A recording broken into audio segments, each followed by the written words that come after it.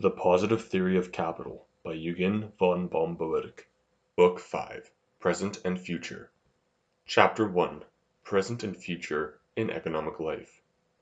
Present goods are, as a rule, worth more than future goods of like kind and number. This proposition is the kernel and center of the interest theory which I have to present. All the lines of explanation by which I hope to elucidate the phenomena of interest run through this fact, and round it, both essentially and superficially, is grouped the whole of the theoretical work we have to do. The first part of our explanation will try to prove the truth of the proposition. The second will then show that, out of the fact, spring naturally and necessarily all the manifold forms which the phenomena of interest take. In the present book we have to take up the first part, and I shall try to go into it with that minuteness which is due to the cardinal importance of such a proposition. To this end we shall, first of all, make a general survey of the relations between present and future in human economy, a subject obviously of the highest importance, but one which, strangely enough, has up till now attracted but scanty scientific attention. In the present we live and move, but our future is not a matter of indifference to us, and our desires are, with reason, directed towards a well-being not limited by the present. It is only as the logical carrying out of this general principle that we set before us, in our economical arrangements, the larger object of providing for our future as well as for our present well-being. As a fact, the future has a great place in our economical provision, a greater indeed than people usually think.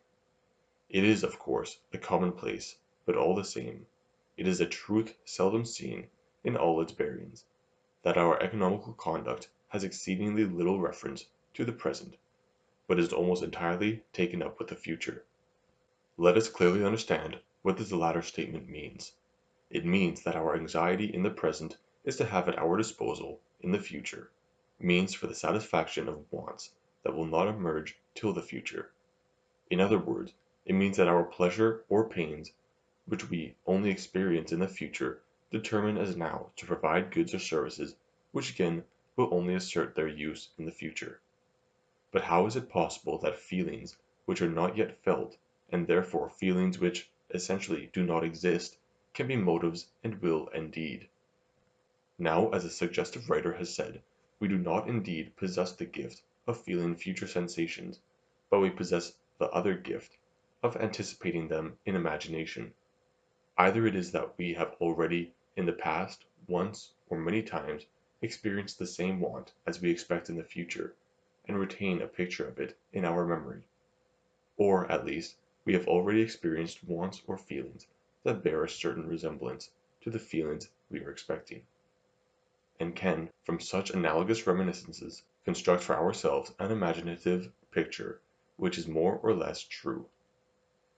On such pictures of memory and imagination we base our economical calculations and our economical decisions.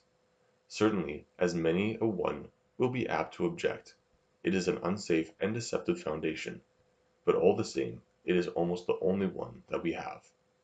It is the rarest possible thing for us to base a valuation of goods or an economical decision on a pain that we are feeling at the very moment.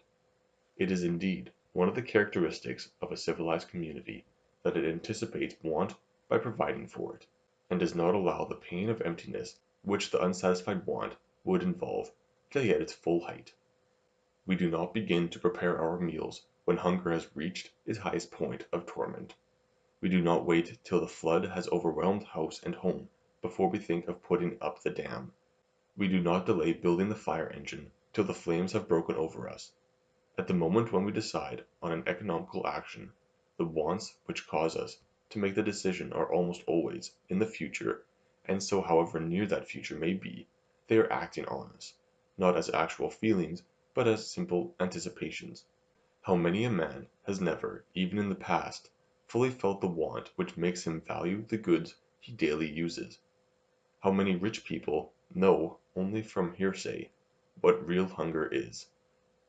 Hence it is obvious that however deceitful and unsafe this gift of anticipation may be, and however far astray it may lead us in individual cases, we still have every cause to be heartily thankful that we have it. Otherwise, neither actual feeling the future wants, nor yet forewarned of them by anticipation, we could not, of course, provide for them in advance.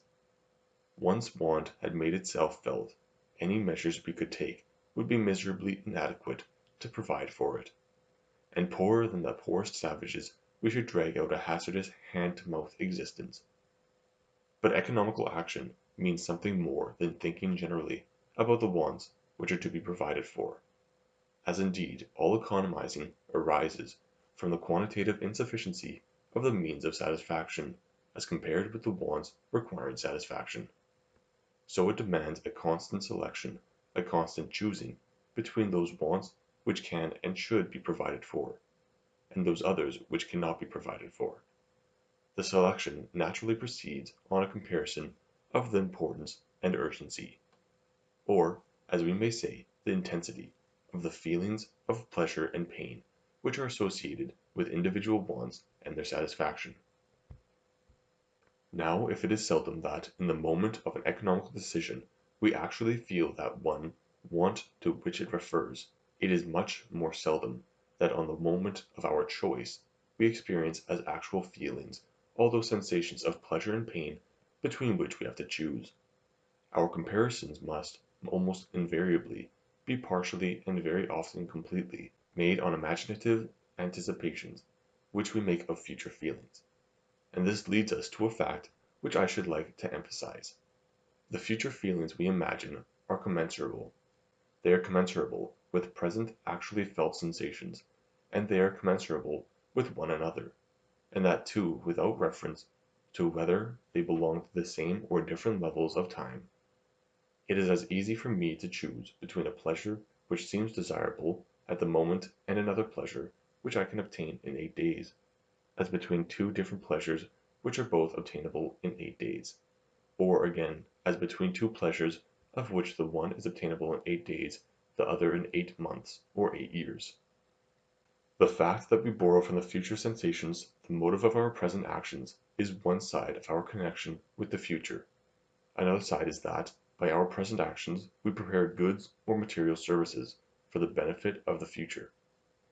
If we analyze the totality of goods which constitutes our wealth, we shall find that by far the greater part has the character of want.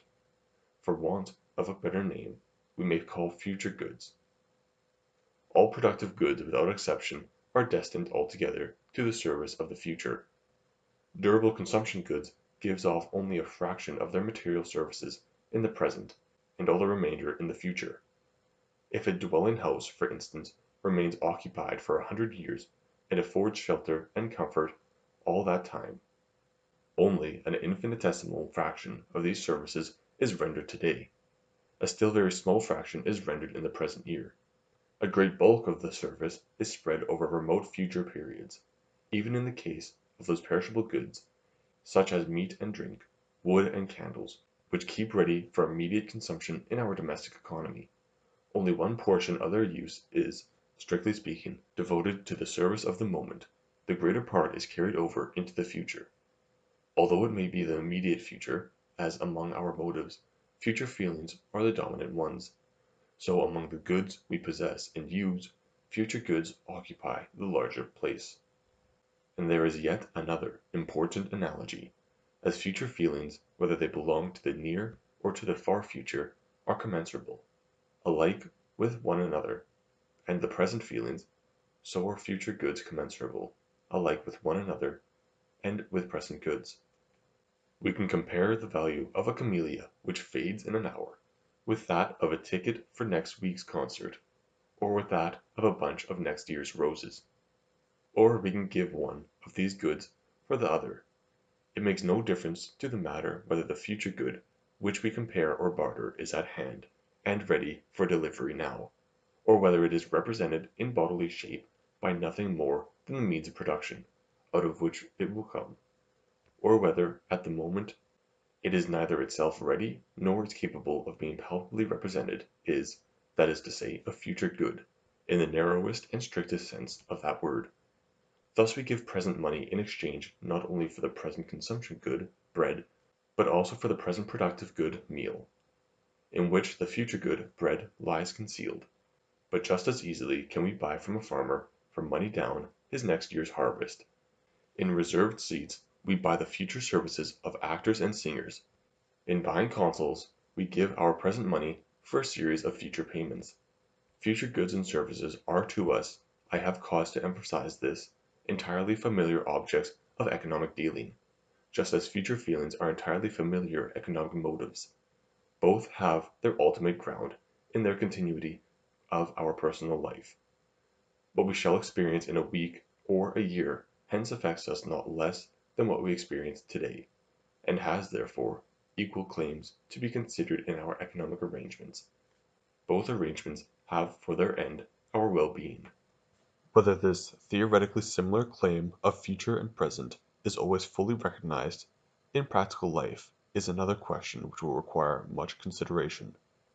Provision for the future makes no inconsiderable demands on our intellectual strength, makes some demands even on our moral strength, and these demands are not equally met by men at all stages of civilization. The present always gets its rights, it enforces itself upon us through our senses. To cry for food when hunger occurs even to a baby. But the future we must anticipate and picture. Indeed, to have any effect in the future we must form a double series of anticipations. We must be able to form a mental picture of what will be the state of our wants, needs, feelings, at any particular point of time. And we must be able to form another set of anticipations as to the fate of those measures which we take at the moment with a view to the future. Our knowledge of causal processes must enable us beforehand to form an adequate picture of the forms which goods will take, of the quantity of them, and of the time when they come to maturity as a result of those productive or commercial activities which we are now commencing. To make this double work of anticipating a comparatively remote future clear and true to fact, it is not possible to the infant, and not much more possible to the child and savage. Civilization, of course, teaches us this difficult art gradually, but even among the most advanced peoples the art is still very far from being perfect, and the practical economic provision for the future is correspondingly inadequate. But be the degree of anticipation and provision for the future what it may, whatever it exists in the most general way, and that is even among the most barbarous tribes, future goods and services are as much actual objects of economical dealing as present goods. We strive to get them, we produce them, we value them, we buy and sell them. I say we value them, and this is a point that must be looked more closely into. On what principles do we estimate the value of future goods? The answer is, on the same principles as we estimate the value of goods in general, that is according to the marginal utility which they bring us in the circumstances of want and provision for want. But here, naturally, we have not to deal with the relations of want and provision that obtain at the moment, but with the want and provision of that future period when the goods in question will be at our disposal. To the inhabitants of a besieged town, threatened with starvation, grain that was promised for delivery a year after the raising of the siege would certainly not be valued and paid according to the standard of the moment's need, while on the contrary a brewer who, in January, concludes a purchase for 100 cubic feet of ice to be delivered in July of the coming summer, will just as certainly not measure the value of the ice according to the oversupply that obtains at that moment when the bargain is concluded, but according to the scarcity which is likely to come with the summer. Very frequently, however, there enters into the valuation of goods an element which causes us to value them a little or even a great deal under their future marginal utility, but which, as I shall show presently, has no connection with the phenomenon of interest. This is the element of uncertainty. To us nothing future is absolutely certain. However closely we may have bound present and future together in economical connection, and however much reason we may have to expect the future to bring certain goods into existence, or put them at our disposal, still the actual fulfillment of our expectations is never, in the strict sense of the word, certain. It is always more or less probable. Of course, the probability is often so great that practically it amounts to certainty, as for instance the expectation that payment will follow an acceptance by the Rothschilds. In such cases, we do neglect the infinitely small amount that is wanting of full certainty, and deduct nothing from the valuation we put upon the acceptance on the ground of uncertainty. But frequently the probability falls considerably short of full certainty. The farmer, for instance, may have done everything in his power to obtain a harvest by plowing, manuring, sowing, and so on, but the harvest may be destroyed wholly or in part by hail, frost, flooding, or insect ravages. Sometimes indeed the probability sinks to the level of a very faint possibility, as for example when a man holds one of 100 tickets in a lottery where there is only a single prize. Cases like these cause a certain amount of hesitation to economic men. Are they to value uncertain future sums of goods exactly if they were certain? Impossible. For then every lottery ticket that carried the chance of winning £100 would be valued at £100, and every claim, even the most doubtful, at its full nominal amount, a course which, obviously, would land the men who tried to do business on these lines in the bankruptcy court in the shortest possible time. Or are the uncertain future sums of goods not to have any value put upon them? Is no importance whatever to be attached to them with respect to our well-being? As impossible and as ruinous, for then no man would give the smallest price for a chance in the lottery, or even for 999 chances out of 1,000. No one would dare to make the slightest sacrifice to sow when harvest was uncertain. From this dilemma there is only one escape. We must ascribe to uncertain future sums of goods an importance as regards our well-being, but at the same time we must take account of the uncertainty of their acquisition according to the degree of that uncertainty. But practically this cannot be done otherwise than by transferring the gradation from where the gradation exists, but cannot be expressed, that is, from the degree of probability, to where the gradation is not, but where alone it can be expressed, that is, the degree of the expected utility, thus equalizing a greater but less probable utility to a less but more probable utility, and this again to a still less but absolutely certain utility. In a word, we reduce all possibilities of utility to certainty, and restore the balance by deducting from this utility or value the amount we must add to the probability of the expected utility to raise it to certainty. Thus we reckon a claim on the Rothschilds at its full nominal value, disregarding for the moment the discount as belonging to an entirely different sphere of phenomena, while one lottery ticket of 1,000, where the chance is a prize of £100, we value perhaps at 2s, one of 100 at 20s, and one of 10 perhaps at £10. Strictly looked at, this kind of valuation, except with the certainty of the anticipated future utility is practically assured, is always incorrect. For, to recur to our illustration, the ticket will either draw the prize, or it will draw a blank. In the former case it will have been, as the events show, worth £100, in the latter worth nothing at all. In no case will it have been worth 2s or 20s or £10. But however false this method of valuation is, in the individual case, it comes at least approximately right, according to the law of averages, over a great many cases, and in the absence of any better method of valuation, which is denied us by the dullness of our imaginative forethought, it is well justified as a practical makeshift. I repeat that the element of uncertainty, which is a cause of a lesser value being put upon particular classes of the future goods, has no causal connection with the phenomenon of interest. The lesser valuation which is its effect is a special one, and extends to one class of future goods only, and there it bears the character of a deduction as premium for risk. With the exception of this peculiarity, the valuation of present and future goods is made on identical principles, but to conclude from this that the amount of value of present and future goods must be identical would be too hasty. On the contrary, since present goods are available at a different time from future ones, and therefore come under different actual circumstances, and are intended for the services of a different set of wants. It is to be argued, from all we know about value, that the value of such goods must as a rule be different.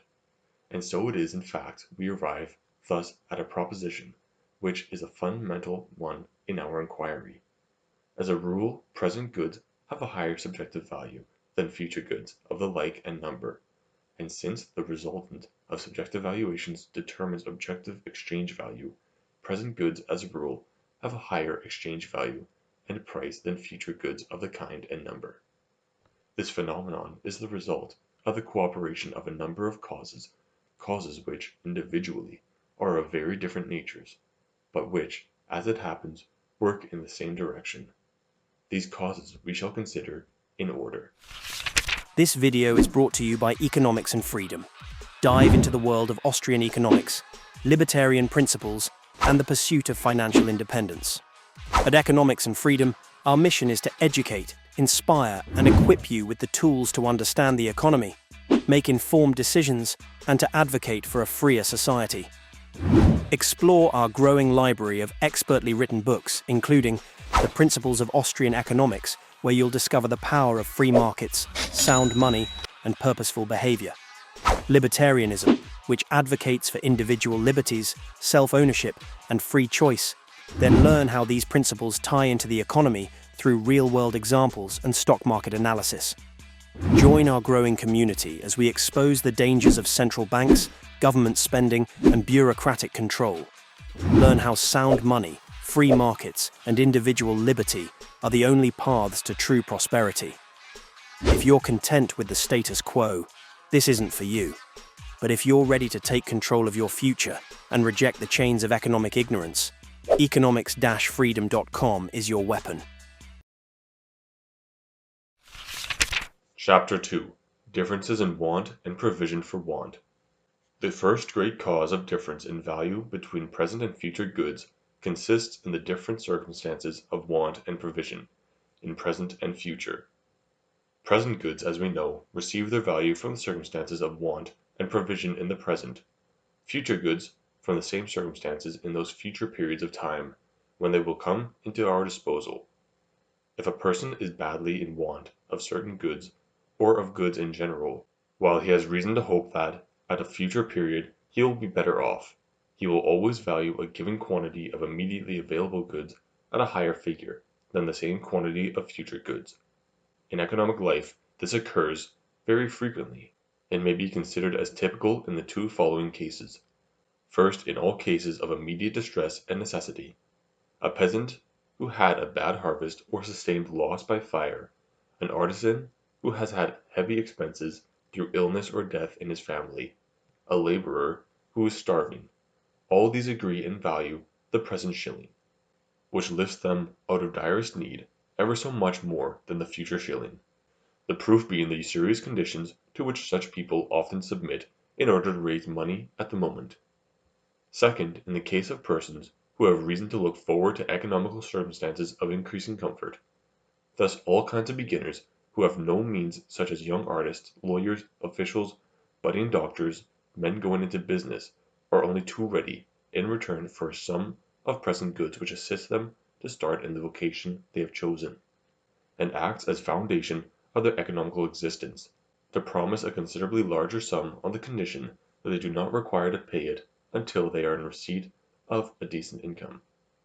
Of course the contrary also occurs, not unfrequently in economic life. There are persons who are comparatively well off at the moment, and who are likely to be worse off in the future. To this category belongs, among others, that very considerable number of people whose income is obtained, mostly or altogether, by personal exertions, and will presumably fall away at a later period of life when they become unfit for work. A merchant clerk, for instance, who is in his 50th year, and has an income of £100, cannot expect to have anything better 10 years later than perhaps a small retirement allowance of £30, or an annuity which he may secure by purchase at an assurance office. It is evident that to such people the marginal utility that depends on a shilling spent now is smaller than the depending on a shilling available in the more badly secured future. It would seem that in such cases a present shilling should be less valued than a future one, and so it would be if present goods were necessarily spent in the present, but that is not the case. Most goods, and among them particularly money, which represents all kinds of goods indifferently, are durable and can, therefore, be reserved for the service of the future. The case then between present and future goods stands thus: the only possible uses of future goods are, naturally, future, while present goods have the same possibility of future use, and have besides, according to choice, either the present uses or the future ones which may turn up in the time that intervenes between the present moment and the future point of time with which the comparison is being made. Here then are two possibilities: either it is the case that those uses of the present and near future, which are generally taken into consideration as regards the good in question, are less important than the future uses, and in this case the present good will be reserved for these future uses, will derive its value from them, and will be just equal in value to a future good similarly available. Or in the case that one of the earlier uses is more important, and then the present good gets its value from this use, and has, therefore, the advantage over the future good, which can only obtain its value from a less important future employment. But usually one never knows that some unforeseen occurrence in the near future may not give rise to some urgent want. At any rate, such a thing is possible, and it gives a chance of profitable employment to a good already on hand, such as naturally a good that will only come into our possession in the future has not got, a chance which, as we have seen, is calculated in the amount of the value and assessed according to practical although incorrect methods as an increment graduated according to its probability. To put in figures, with £100 which will come into my hands at the end of 5 years, I can only aim at a marginal utility determined by the situation of things in the year 1896. We shall put this utility down at 1,000 ideal units. With £100 at my disposal now, I can at the least realize the same marginal utility of 1,000 units, but if an urgent want arising in the meantime gives me an opportunity to obtain a marginal utility of 1,200, I may, possibly, realize it. Say now that the probability of such an opportunity occurring equals 1/10. I shall estimate the value of the present £100 at 1,000 units certain, and beyond that, a 1/10 of the possible surplus of 200. That is, in all, at 1,020 units. Present goods are, therefore, in the worst case equal in value to future goods, and as a rule they have the advantage over them in being employed as a reserve. The only exception occurs in those comparatively rare cases where it is difficult or impracticable to keep the present goods till the time the worst provision comes. This happens, for instance, in the case of goods subject to rapid deterioration or decay, such as ice, fruit, and the like. Any fruit merchant in harvest time will put a considerably higher value on a bushel of grapes to be delivered in April than on a bushel of grapes in his store at the time. Or say that a rich man is anticipating a long period of arrest, during which his living will be conformed to the hard fare of prison regime. How willingly would he give the price of 100 present luxurious meals, if he could ensure 10 such meals during his captivity? We may, then, draw up the balance sheet which shows the influence of the different circumstances of want and its provision in present and future as follows: a great many persons who are not so well provided for in the present as they expect to be in the future, set a considerably higher value on present goods than on future. A great many persons who are better provided for in the present than they expect to be in the future, but who have the chance of preserving present goods for the service of the future and, moreover, of using them as a reserve fund for anything that may turn up in the meantime, value present goods either at the same figure as future or a little higher. It is only a fractional minority of cases where communication between present and future is hindered or threatened by peculiar circumstances that present goods have, for their owners, a lower subjective use value than future. This being the state of things, even if there was nothing else cooperating with this difference of want and provision in present and future, the resultant of the subjective valuations, which determines the objective exchange value, would obviously be such that present goods must maintain a proportionate advantage, a proportionate agio, over future. But besides this, there are other cooperating circumstances which work even more distinctly in the same direction. Chapter 3. Underestimate of the Future. It is one of the most pregnant facts of experience that we attach a less importance to future pleasures and pains simply because they are future, and in the measure that they are future. Thus it is that, to goods which are destined to meet the wants of the future, we ascribe a value which is really less than the true intensity of their future marginal utility. We systematically underestimate future wants and the goods which are to satisfy them. Of the fact itself there can be no doubt, but of course, in particular nations, at various stages of life, in different individuals, the phenomenon makes its appearance in very varying degrees. We find it most frankly expressed in children and savages. With them the slightest enjoyment, if only it can be seized at the moment, outweighs the greatest and most lasting advantage. How many an Indian tribe, with careless greed, has sold the land of its fathers, the source of its maintenance, of the pale faces, for a couple of casks of fire-water. Unfortunately, very much the same may be seen in our own highly civilized countries. The working man who drinks on Sunday the week's wage he gets on Saturday, and starves along with his wife and children the next 6 days, is not far removed from the Indian. But to a smaller extent and more refined form, the same phenomenon is, I venture to assert, not quite known to any of us, however prudent or cultured or highly principled. Which of us has not been surprised to find that, under the pressure of momentary appetite, he was not able to refuse some favorite dish or cigar which the doctor had forbidden, knowing perfectly that he was doing an injury to his health, which calm consideration would tell him was much more considerable than the pleasure of that trifling indulgence? Or which of us has not to avoid a little momentary embarrassment or annoyance, plunged headlong into a much greater? Who is there that has never postponed some troublesome but unavoidable call, or business, or work which had to be done within a certain time, till the days was past when it could be done with little trouble, and has had to do it in more difficult circumstances, in haste and hurry, with over-exertion and ill humor, to the displeasure of those who were injured or wounded by the delay? Anyone who knows himself and keeps his eyes open to what is going on around him will find this fact of the future underestimate of future pleasures and pains exhibited under 1,000 forms in the midst of our civilized society. Of the fact then there is no doubt, why it should be more difficult to say. The entire psychological relations, indeed, through which future feelings in general act on our judgments and our actions are still very obscure, and it will be understood that the same obscurity covers the reasons why future feelings act with greater weakness on our judgments and actions are still very obscure, and it will be understood that the same obscurity covers the reasons why future feelings act with greater weakness on our judgments and actions than present feelings.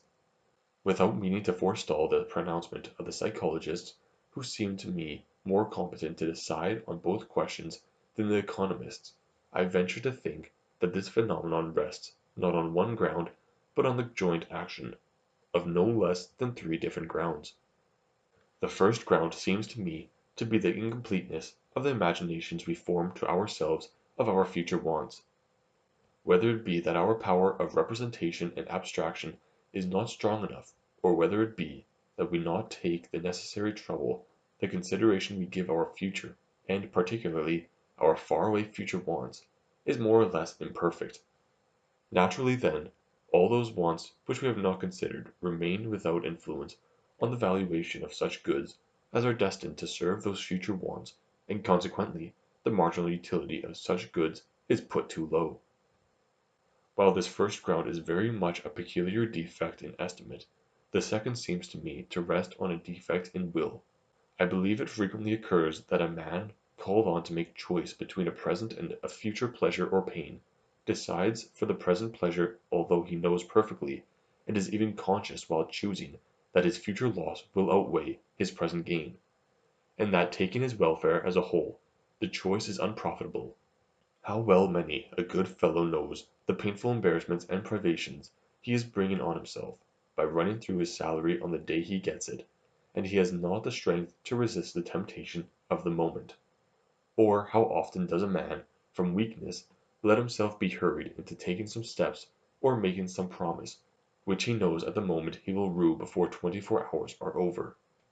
The cause of such defects in conduct, I say, appears to me in distinction from the former case to rest, not on want of knowledge, but on defect of will. I should not be surprised, however, if the psychologists were to explain this case also as only a variation of the former. It may be that the weaker feeling of the moment prevails over the stronger feeling of the future only because the latter, while present in consciousness in a general way, is not lively enough and strong enough to take possession of the mind. For our purpose, however, it is a matter of no consequence. Finally, as third ground, I am inclined to name the consideration of the shortness and uncertainty of life. In the case of future goods, their objective acquisition may be practically certain, and yet it is possible that we may not live to acquire them. This makes their utility a matter of uncertainty for us, and causes us in perfect analogy with the case of objectively uncertain goods to make a deduction from their value corresponding to the degree of uncertainty. A utility of 100 as to which there is 50% of probability that we shall not live to see it. We certainly do not value so highly as a present utility of 100. Probably we value it as we do a present utility of 50. And I am convinced that any of us who was promised today a check for 10,000 on his 100th birthday would be glad to exchange this large but somewhat uncertain gift for a very small sum in present money. To determine correctly the practical influence of this factor, however, we must make a somewhat more accurate calculation, both to the extent to which it prevails and the way in which it works. As regards this, I think, we shall be able to establish what follows. The factor in question is directly active only in a minority of cases. In most cases its action is indirect. It works in the most direct and powerful way in those not very numerous cases where men have the thought of death forced on them by peculiar circumstances. For example, among very old men, people suffering from fatal diseases, those placed in dangerous situations or engaged in very perilous callings, such as people in times of plague or soldiers before an engagement, and so on. To disregard a future so uncertain not seldom finds drastic expression in the mad extravagance which seizes people in such circumstances, a fact in the history of civilization which has often been noted by Adam Smith among others. On the other hand, the thought of the uncertainty of life seems to me to exert no direct influence at all in the vast majority of cases where we are dealing with men in normal circumstances, and dealing at the same time with the valuation of goods belonging to a time not very far in the future, say goods that would come into their possession in a couple of days, or months, or even years. I am convinced that a healthy middle-aged man, to whom a payment of 100 next year was due for certain, would not value a single penny less on the ground that he might not live to see next year. It is only where very long periods of time are concerned that this factor among normally situated men obtains fully and directly. Payments which fall due in 100, 50, or even 20 years lose its value from the consideration of the uncertainty of life as regards all payees. Payments which fall due in 10 years lose in value as regards a great many. And here finally we have the point from which this third motive may rise to universal indirect efficiency, although, at the same time, a very much weakened efficiency. If certain differences of valuation have once become established as regards long intervals of time, they must, through the agency of exchange transactions, to some degree affect shorter intervals. For the mechanism which determines objective value abhors any sudden leap in value. It is not possible, for example, that a payment of 100, which will be made on the 1st of January 1900 certain, should be worth only 80 till 31st December 1889, and should jump up to the full value of 100 at 12 o'clock that night, because the due date is now only 10 years off.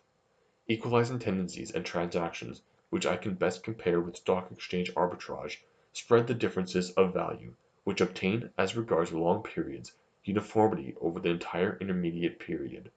Putting all these peculiar circumstances together, I should be inclined to consider the practical efficiency of this factor not altogether trifling. Still, I should not place it very high, especially as it is weakened, to a not inconsiderable extent, by the consideration of closely related errors. In any case, the two motives first mentioned have considerably more to do with the undervaluation of the future utility than the third. All three causes of our underestimate of future utility, errors of valuation through faulty representation of coming needs, defects of will, and consideration of the uncertainty of life, manifest themselves in extremely different degrees in different individuals, and even in the same individual at different times, according to differences of temperament and mood. For the same interval of time they may cause one to make an undervaluation of 100%, another of 50%, a third of 1% or 2%, while they may send fanatics in the matter of foresight and precaution to the opposite extreme of overvaluing future utility. I should like to call special attention further to the fact that the undervaluation which results from these causes is not at all graduated harmoniously in the subjective valuation of the individuals, according to the length of the time that intervenes.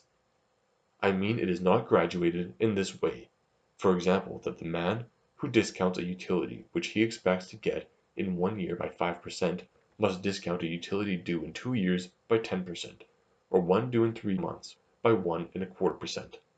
On the contrary, the original subjective undervaluations are, in the highest degree, unequal and irregular, in particular so far as the undervaluation is caused by defects of will.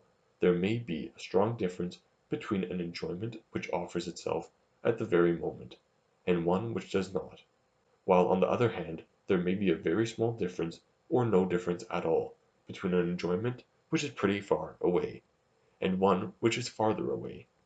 Uniformity is practically introduced into the various undervaluations, as we shall see later, only through the mediation of exchange business. At any rate, and this is sufficient for us here, all three causes have one common result, that under their influence we estimate the utility of future goods at a lower figure than expresses their true value. We look at the marginal utility of future goods diminished, as it were, in perspective. Now it is easy to show that this phenomenon must substantially contribute to strengthen the efficiency of the first factor in the undervaluation of future goods, the difference in the provision of goods for present and future.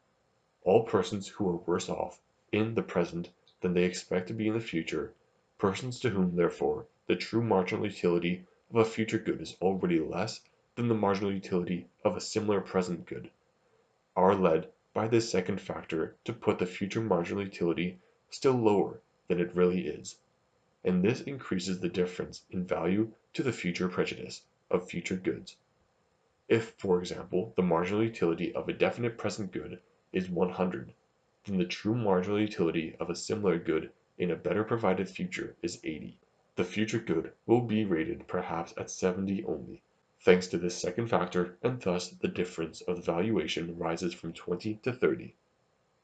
In the same way those persons who may be supposed to be in approximately similar circumstances in present and future, and would, other things being equal, value present and future goods at approximately the same figure, will fall under the category of those who value present goods more highly than future. This second factor then increases both the number and the intensity of the differences in valuation to the prejudice of future goods, and naturally, in the market where present goods are exchanged against future, this must make the resultant exchange value more unfavorable to the latter. The agio on present goods moves upwards. Chapter 4. The technical superiority of present goods. There is still a third reason why present goods are, as a rule, worth more than future.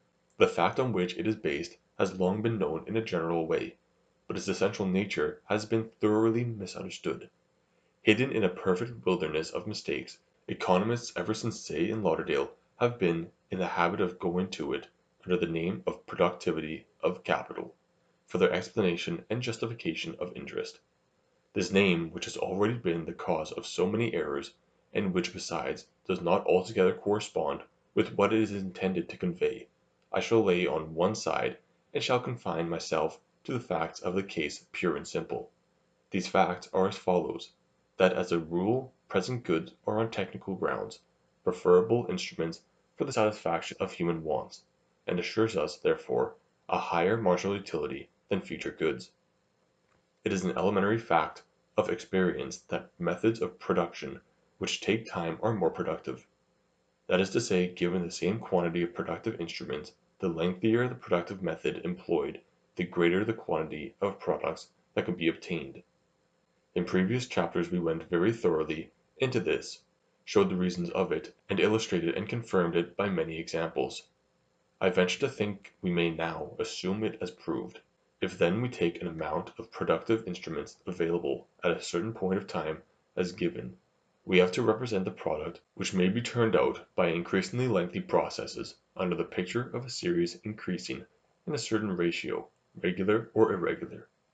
Suppose that in the year 1888 we have command of a definite quantity of productive instruments, say 30 days of labor. We may, in terms of the above proposition, assume something like the following. The month's labor employed in methods that give a return immediately and are, therefore, very unremunerative will yield only 100 units of product. Employed in a 1 year's process it yields 200 units, but of course yields them for the year 1889. Employed in 2 years' process it yields 280 units for the year 1890, and so on in increasing progression, say 350 units for 1891, 400 for 1892, 440 for 1893, 470 for 1894, and 500 for 1895. Compare with this what we may get from a similar quantity of productive instruments, namely a month's labor, under the condition that we do not get possession of the labor till a year later. A month's labor which falls due in the year 1889 evidently yields nothing for the economic year 1888. If any result is to be got from it in the year 1889, it can only be by employing it in the most remunerative, because immediate, production. And that result will be, as above, 100 units. In 1890 it is possible to have a return of 200 units by employing it in a 1 year's method of production. In 1891 to have 280 units by employing it in a 2 years' process, and so on. In exactly the same way, with a month's labor falling due 2 years later, in 1890, nothing can be had to satisfy the wants of the economic years 1888 and 1889, while 100 units may be got for 1890 by a remunerative immediate process, 200 for 1891, 280 for 1892, and so on. If we group together in one table the result obtainable for the satisfaction of our wants from a similar amount of present, next year's, and succeeding years' productive instruments, we get the following scheme. Putting these figures into words, the table shows that whatever economic period we may fix upon, our economic interests for that period are more advanced by a month's labor of 1888 than by a month's labor of 1889, and one of 1889 than by one of 1890, and so on. To meet the wants of 1888, for example, a month's labor expended in the year 1889 or 1890 gives us nothing, while a month's labor expended in 1888 places at our command at least 100 units of product. To meet the wants of 1893, a month of 1890 gives us 350 units, a month of 1889 400 units, a month of 1888 440 units. Whatever period of time we take as our standpoint of comparison, the earlier present amount of productive instruments is seen to be superior, technically, to the equally great later future amount. But it is superior also in the height of its marginal utility and value. Certainly it is, for if in every conceivable department of wants, for the supply of which we may or shall employ it, it puts more means of satisfaction at our disposal, it must have a greater importance for our well-being. Of course I am aware that our greater amount need not always have the greater value. A bushel of corn in a year of famine may be worth more than 2 bushels after a rich harvest. A silver shilling before the discovery of America was worth more than 5 shillings are now, but for one and the same person at one and the same point of time, the greater amount has always the greater value. Whatever may be the absolute value of the bushel or the shilling, this much is certain, that for me 2 shillings or 2 bushels which I have today are worth more than 1 shilling or 1 bushel which I have today. And in our comparison of the value of a present and a future amount of productive instruments, the case is exactly similar. Possibly the 470 units of product which may be made from a month's labor in 1889 for the year 1895 are worth less than the 350 units which may and be got from the same for the year 1892. And the latter, notwithstanding their numbers, may be the most valuable product which can be made out of a month of 1889 in general. In any case the 400 units which a man can gain by a month's labor of the year 1888 for the year 1892 are still more valuable, and therefore the superiority of the earlier present amount of productive instruments, here and everywhere, however the illustration may be varied, remains confirmed.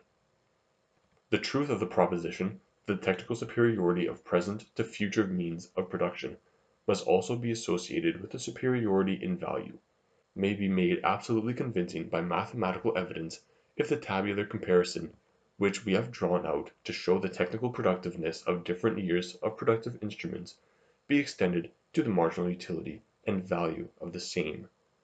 And since we have to deal here with a proposition which will form the chief pillar in my interest theory, I prefer to err on the side of making it too plain rather than risk not making it plain enough, and I shall spare no pains to prove it in the most complete way. In other respects, too, the trouble it costs to us will not be altogether lost. As we proceed, we shall get an occasional glimpse into certain relations, which are seldom or never taken thought of, and yet none the less have some importance towards giving us a complete and thorough grasp of the whole. The marginal utility and value of means of production depend, as we know, on the anticipated marginal utility and value of their product. But the means of production of which we have been speaking, the month's labor, may be invested in a production that yields an immediate return, or in 1, 2, 3, or 10 years period of production, and according as it is so invested, we may obtain the very different product of 100, 200, 280, 350 units, and so on. Which of these products is to be our standard? The foregoing chapters have already given us the answer. In the case of goods which may be employed in different ways, yielding different marginal utilities, it is the highest marginal utility that is the standard. Therefore, in our present case, it is that product which produces the greatest amount of value. But this need not coincide with the largest product, the product which contains the greatest number of units. On the contrary, it seldom or never coincides with that.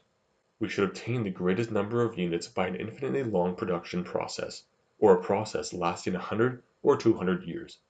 But goods which come into possession in the lifetime of our grandchildren or great-grandchildren have in our valuation of today little or no value.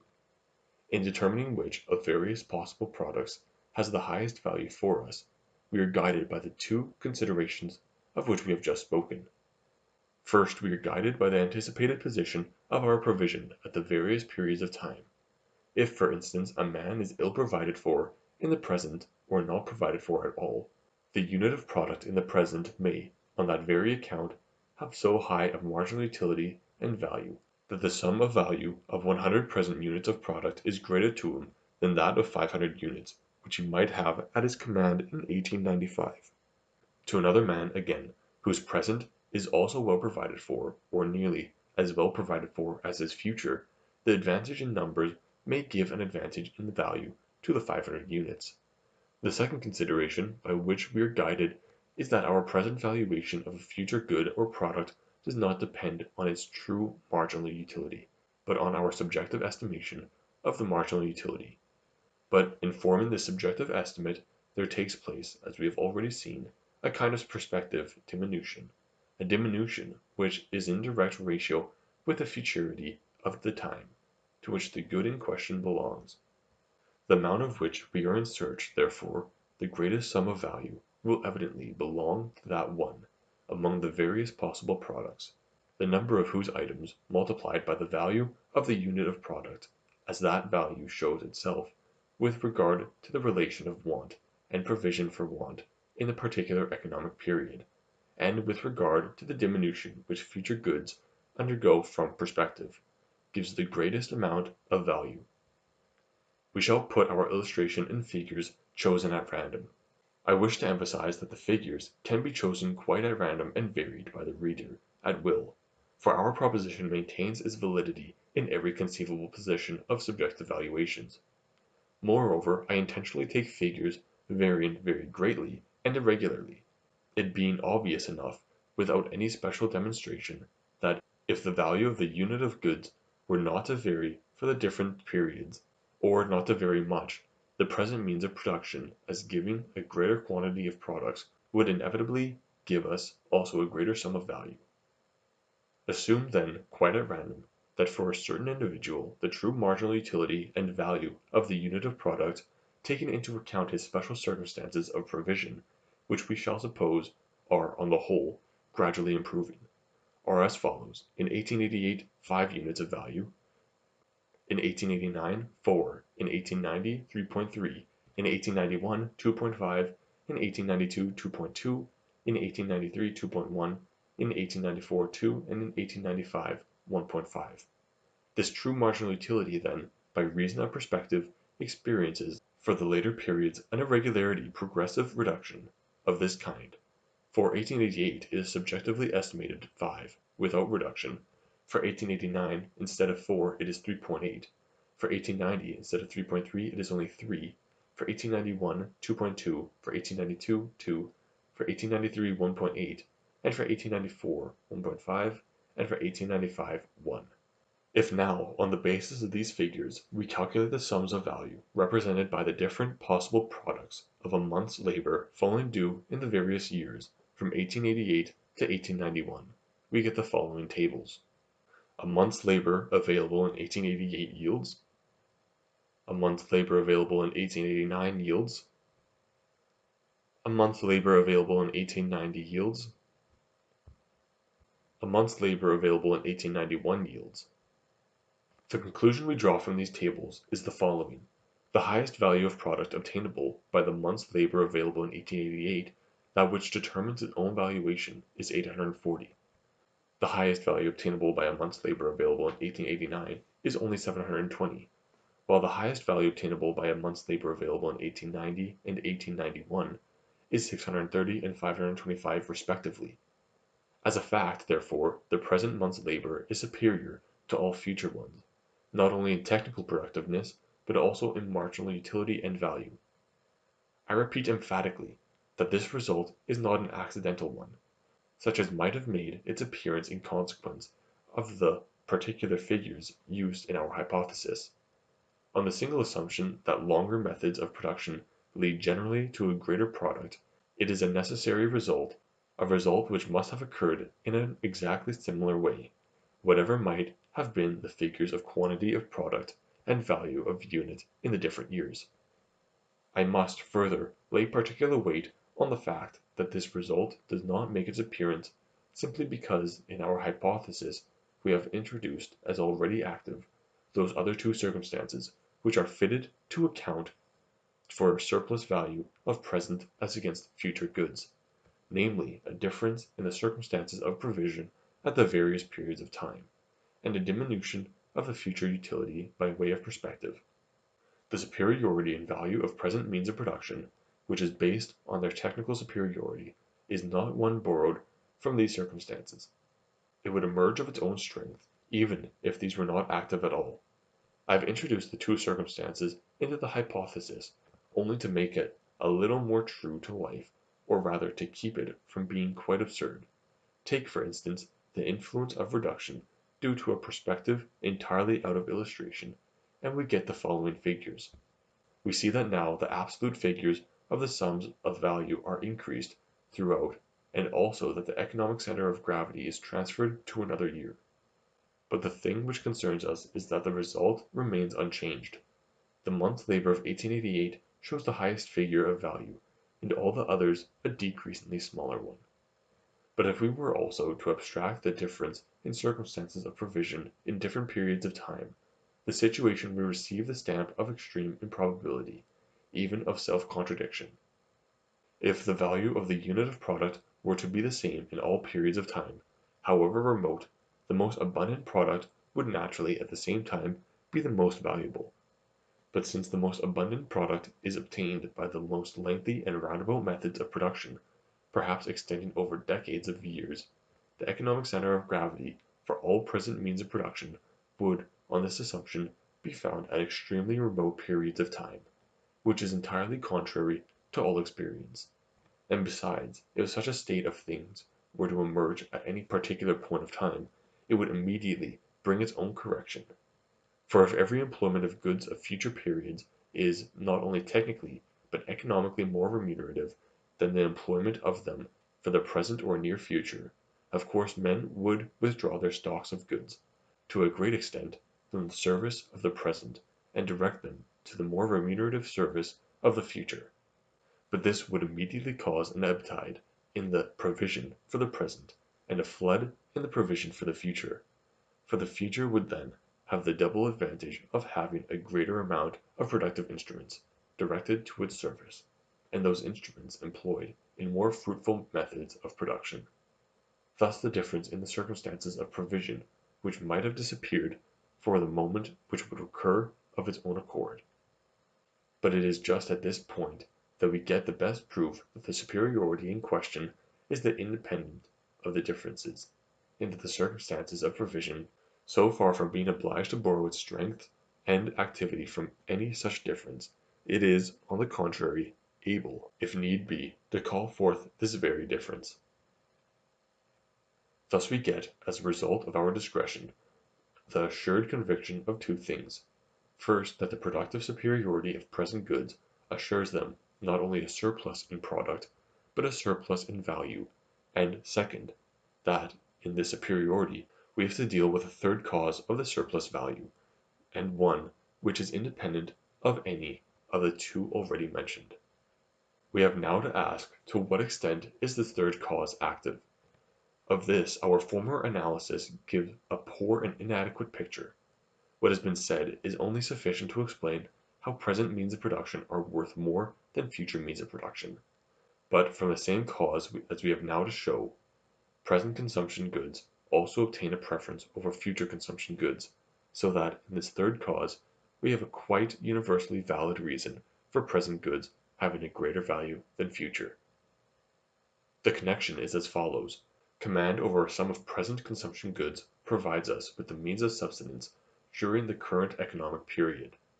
This leaves the means of production which we may have at our disposal during this period, labor, uses of land, capital, free for the technically more productive service of the future, and gives us the more abundant product attainable by them in longer methods of production.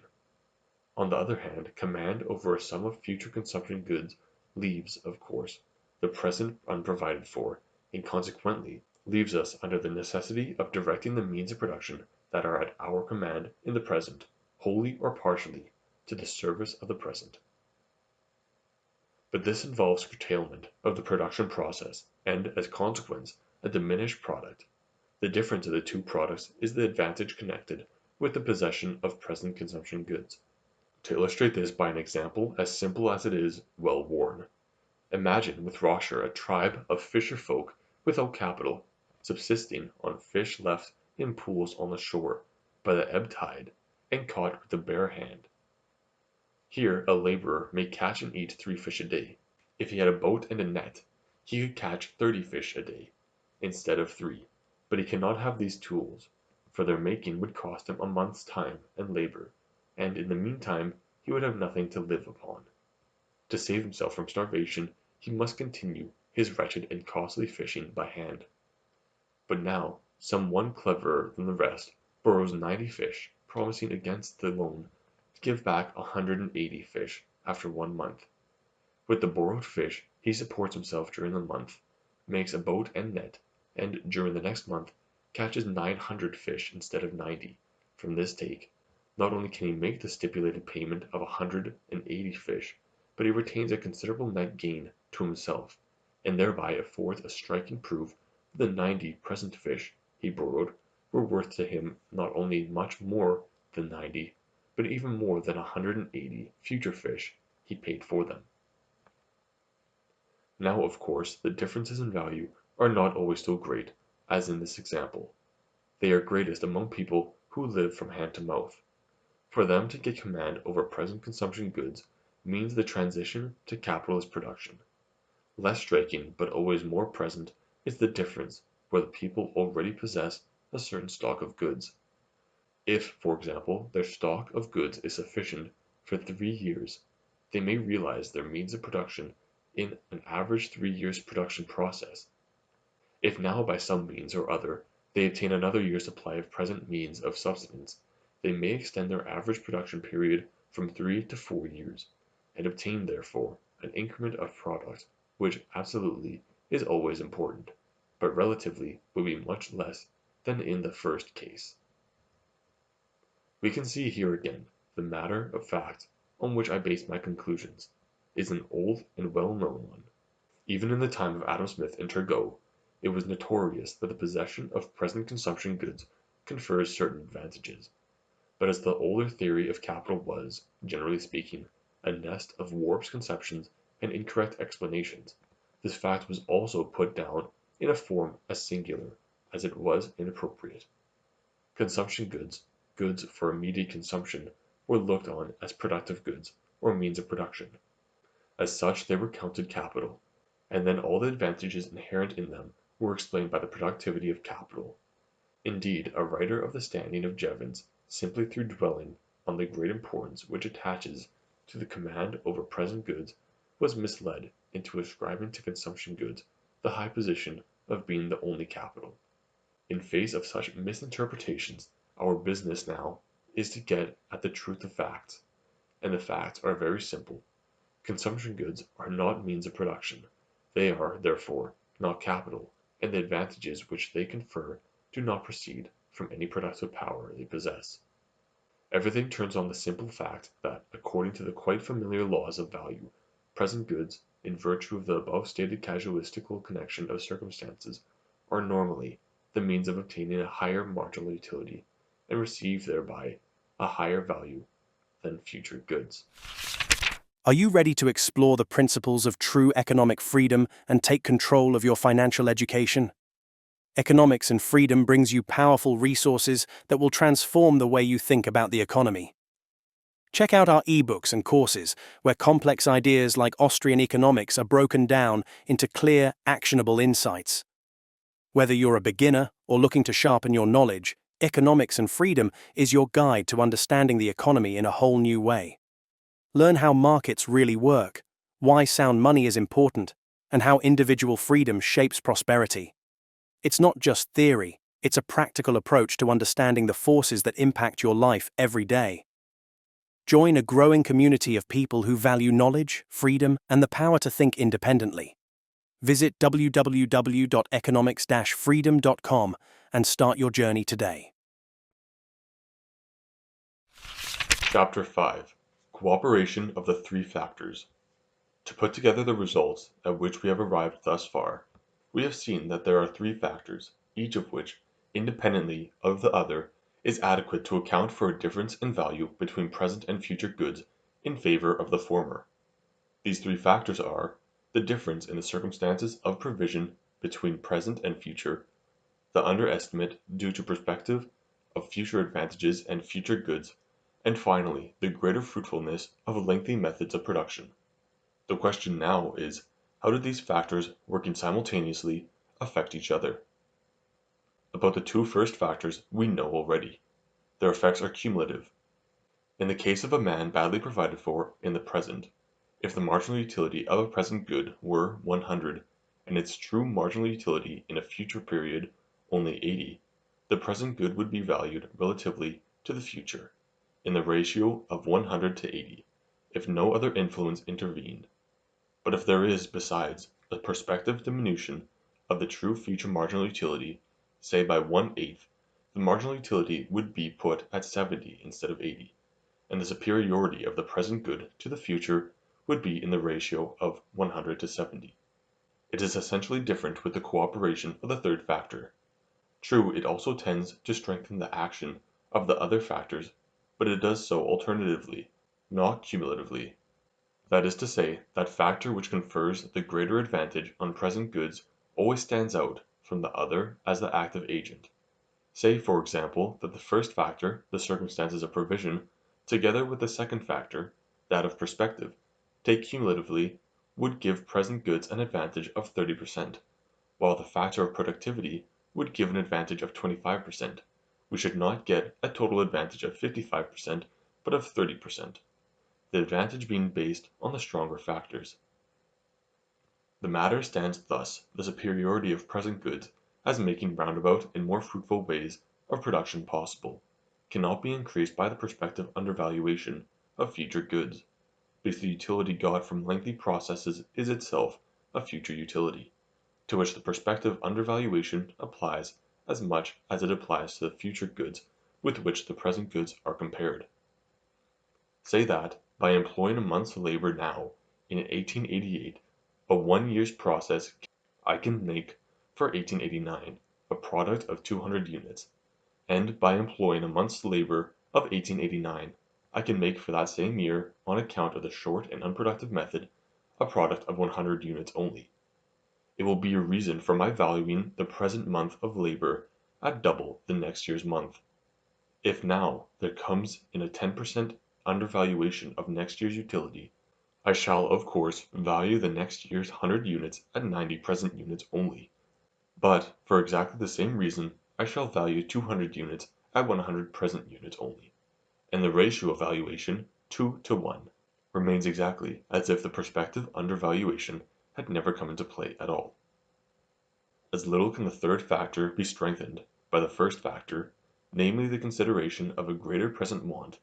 For evidently employing a good to a great future productive utility, and employing it to satisfy an immediate pressing want, are mutually exclusive employments, and it is clear that a good which can only be employed in the one way or the other, cannot obtain a cumulative advantage from the two together. But these two factors do work into each other's hands in the following way. Present goods may be used to meet present wants, or they may be invested in production for the future. These are two possible employments to which each individual may put his present goods. According to principles with which we are familiar, the stock of goods will be guided into these employments in such a way that the most important chances of using the goods are utilized first, the next important second, and so on down the scale. Here, however, it is to be noted that the employments in producing for future, as standing over against the employments in the satisfaction of immediate wants, must submit to the prospective diminution with which we are familiar.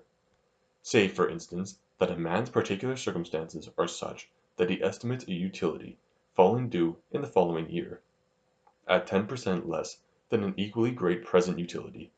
Then a future utility of 110 becomes equal to a present utility of 100, and on that account, when there comes to be a choice between employments, the future utility of 110 may be postponed to a present utility of 102.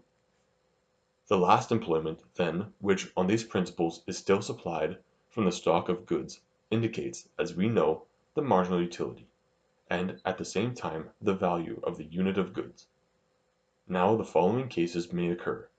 First, the individual may be badly off in the present. In that case the pressing wants of the moment will by themselves absorb the small stock of present goods, and on the ground of this bad provision in the present, these goods will obtain a high value and preference over future goods. The needy man prefers present goods because he must consume them in the present. The opportunities of employing the goods for productive purposes in the future remain in this case, since the poverty-stricken present naturally cannot afford any goods for purposes beyond itself, out of court as economically impossible, and of course without any influence on the value or preferable value of present goods.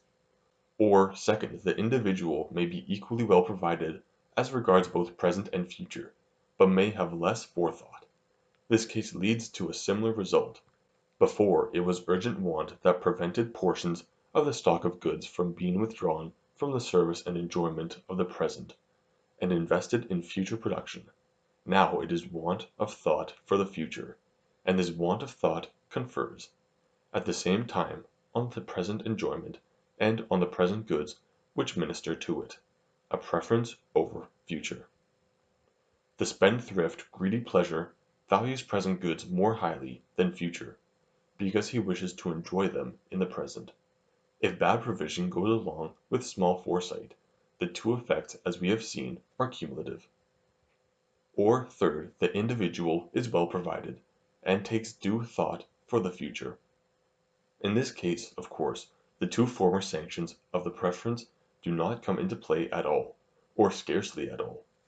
In this case, beyond the satisfying of the immediate wants, the other course is economically open, of investing a portion of his present goods in production for the future, thereby their economic center of gravity, their marginal utility, and the formation of their value are shifted to a sphere in which present goods enjoy a preference in value under the third sanction, that of their greater productiveness.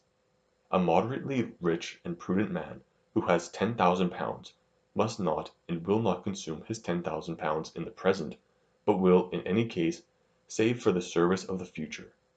But if any one were to make him the proposal to exchange his £10,000 of present money for £10,000 of future money, he would be fully justified in declining the transaction, as with the £10,000 now he can provide more effectually and richly for the future than with £10,000 at a future period. But finally, there is still a fourth case conceivable. An individual may be so badly off in the present, or have so little thought for the future, that on those two accounts he values present goods more highly than future. At the same time, however, he is tempted by business which promises him so good a return in the future that he stints himself still further in his present provision, and engages in the business. Here, after the analogy of the case worked out, the available sums of goods are directed, successively, into the most important employments of the two spheres, taken together, and the competition of these future employments has for result that the satisfaction of present wants is broken off at a higher point, or level, than it would otherwise be. This must, in the end, raise the value of present goods, and indirectly increase their superiority over future. Thus the various sanctions come alternatively into play. Where the first two are active, the third is suspended, but where the first two are not active, or not sufficiently active, there comes in the action of the third. One can easily understand how very directly this circumstance is calculated to give the phenomenon of the higher valuations of present goods an almost universal validity. The needy and the careless value present goods more highly because they urgently require them in the present, or only think about the present. The well-off and the saving value them because they can accomplish more with them in the future, and thus in the long run every one, whatever his economical position, and whatever his economical temperament, has some ground for valuing present goods more highly than future.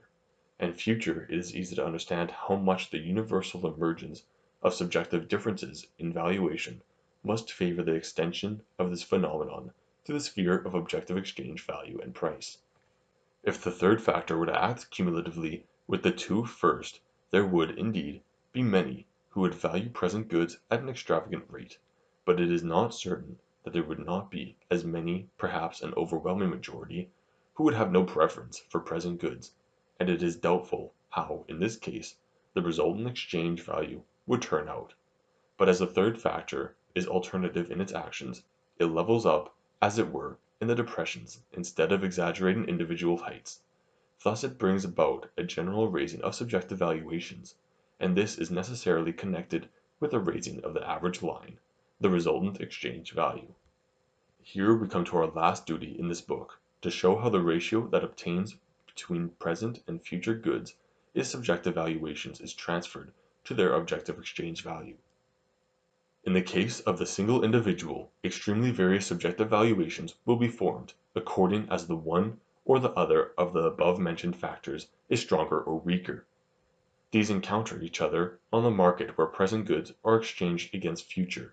There are many such markets, and they take many different forms. In the next book we shall more exactly examine their constitution. In the meantime we must be content to examine the method in which prices are formed in the most general and typical outlines. Indeed, the formation of price here takes the same course as it does elsewhere. The divergence of the subjective valuations which encounter each other on the market makes possible, economically, the exchange of property between the two parties. Those who, on any subjective grounds, put a relatively high value on present goods appear as buyers of present against future commodities, those who put a relatively low value as sellers, and the market price will be settled between the subjective valuations of the last competitors who actually exchange and the first competitors who are shut out, or, as we have put it, between the valuations of the two marginal pairs. We may represent the position of the market by the following scheme. In the circumstances of the market which this scheme represents, A7 and B7 form the upper marginal pair, B8 and A8 the lower. The market price for 100 present units of goods will be fixed between 106 and 107, say at 106.5, next year's units, and this determines an agio of 6.5% in favor of present goods. Once a market price of this kind for present goods has been established, it exerts a reflex leveling influence on the subjective valuations, which were originally so strongly divergent. Even those who, from personal circumstances, would value future goods only a little under or perhaps at equal terms with present goods, now value present goods according to the higher exchange value which the position of the market lends to them. This is the reason, and the only reason, why in practical life scarcely anyone would be willing to exchange present goods against an exactly equal sum of future ones. There are plenty of people whose circumstances of want and provision for want are such a kind that the subjective use value of present and future goods to them stands almost equal. But the general position of the market is almost invariably so strongly in favor of present goods that it assures them a preference in exchange value, of which naturally everyone takes advantage. Developed market exchange, however, brings with it a leveling effect from another side. That is to say, it brings the amount of agio in favor of present goods, as against future goods which fall due at variously remote points of time, into one normal ratio, with the length of the elapsing time. It might easily be the case that the causes which tend to the undervaluation of future goods might chance to be quite disproportionately effective on goods belonging to different periods of time. Indeed, in the very nature of several of those causes, for instance the consideration of the shortness of human life, they would scarcely obtain at all as against goods of the near future, while as against goods of remote periods they would obtain strongly and irregularly. In itself, therefore, it might be quite possible that while 100 present units of goods, as against 100 units of next year's goods obtained in the market, an agio of 5 units only, as against goods of the next year they might obtain an agio of more than twice that, say 20, and as against the third year's goods, perhaps an agio of 40. But such disproportionate prices for goods of different periods of remoteness could not hold long. By a kind of time arbitrage they would very soon be brought into an equal ratio.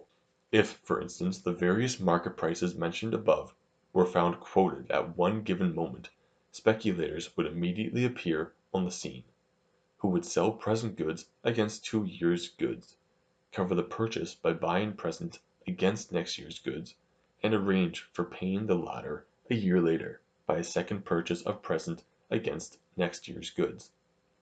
The business would work out thus. In 1888 the speculator buys 1,000 present units for 1,050 units of the year 1889, and sells them at the same time for 1,200 of the year 1890. In 1889 he has to deliver 1,050 units, and he gets them by buying, again with an agio of 5%, the then present 1889 goods for the then next year's 1890 goods.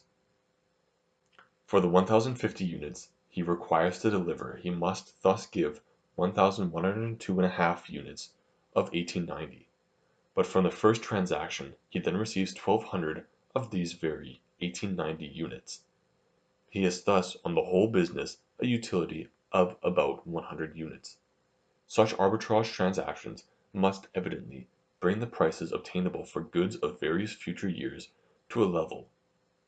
The speculative demand for the much undervalued 2 years' goods must raise their price. The supply of next year's goods must depress their price till such time as the agio is brought directly into proportion with the length of time. When this happens, say for example that the agio has become equalized at 5% per year, it may hold on at that rate undisturbed, for then it is equally remunerative to exchange present goods against next year's goods for 3 years successively, or to exchange present goods directly against 3 years' goods, and the arbitrage we have just sketched has no further occasion to interfere in the formation of price. Thus we may accept the following as positive result of the present book: the relation between want and provision for want in present and future, the undervaluation of future pleasures and pains, and the technical advantage residing in present goods have the effect that, to the overwhelming majority of men, the subjective use value of present goods is higher than that of similar future goods. From this relation of subjective valuations there follows, in the market generally, a higher objective exchange value and market price for present goods, and this, reflecting back on present goods, gives them a higher subjective exchange value, even among those whose personal circumstances happen to be such that the goods would not naturally have any preference in subjective use value. Finally, the leveling tendencies of the market bring the reduced value of future goods into a regular proportion to their remoteness in time. In the economic community, then, we find universally that future goods have a less value, both subjective and objective, corresponding to the degree of the remoteness in time. Are you ready to explore the principles of true economic freedom and take control of your financial education? Economics and Freedom brings you powerful resources that will transform the way you think about the economy. Check out our ebooks and courses, where complex ideas like Austrian economics are broken down into clear, actionable insights. Whether you're a beginner or looking to sharpen your knowledge, Economics and Freedom is your guide to understanding the economy in a whole new way.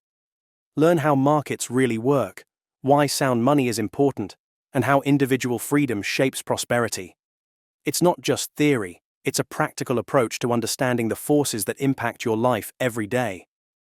Join a growing community of people who value knowledge, freedom, and the power to think independently. Visit www.economics-freedom.com and start your journey today.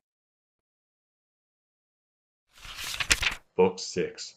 The Source of Interest. Chapter 1. The Loan and Loan Interest. In the previous book I tried to show and account for the natural difference that exists between the value of present and the value of future goods. I have now to show that this difference of value is the source and origin of all interest on capital. But as the exchange of present commodities for future commodities takes various forms, the phenomenal forms of interest are as various, and our inquiry must necessarily deal with them all. In the following chapters, therefore, I intend to take up, in succession, all the principal forms of interest, and I shall endeavor to show that notwithstanding all differences in shape and appearance, the active cause in them all is one and the same, namely the difference in value between present and future goods. By far the simplest case of this difference in value is presented in the loan. A loan is nothing else than a real and true exchange of present goods for future goods. Indeed, it is the simplest conceivable phenomenal form, and, to some extent, the ideal and type of such an exchange. The lender A gives to the borrower B a sum of present goods, say present pounds sterling. B gets full and free possession of the goods to deal with, as he likes, and as equivalent, B gives into A's full and free possession a sum of entirely similar but future goods, say next year's pounds sterling. Here, then, is a mutual transfer of property in two sums of goods, of which one is given as recompense or payment for the other. Between them there is perfect homogeneity, but for the fact that the one belongs to the present, the other to the future. I cannot imagine how an exchange in general, and an exchange between present and future goods in particular, could be expressed more simply and clearly. Now in the last chapter we proved that the resultant of the subjective valuations, which determines the market price of present and future goods, is as a rule in favor of present goods. The borrower, therefore, will as a rule purchase the money which he receives now by a larger sum of money which he gives later. He must thus pay an agio, or premium, and this agio is interest. Interest then comes in the most direct way from the difference in value between present and future goods. This is the extremely simple explanation of a transaction which for hundreds of years was made the subject of interpretations very involved, very far-fetched and very untrue. Since the days of Molinus and Salmasius, the loan has been conceived of as a transaction analogous to the hire, as a transfer to the temporary use of fungible goods. This method of interpretation seems simple and natural enough. It has, too, the advantage and support of being in harmony with popular ideas and popular speech. We do not say I sell you or exchange you £100, but I lend you £100.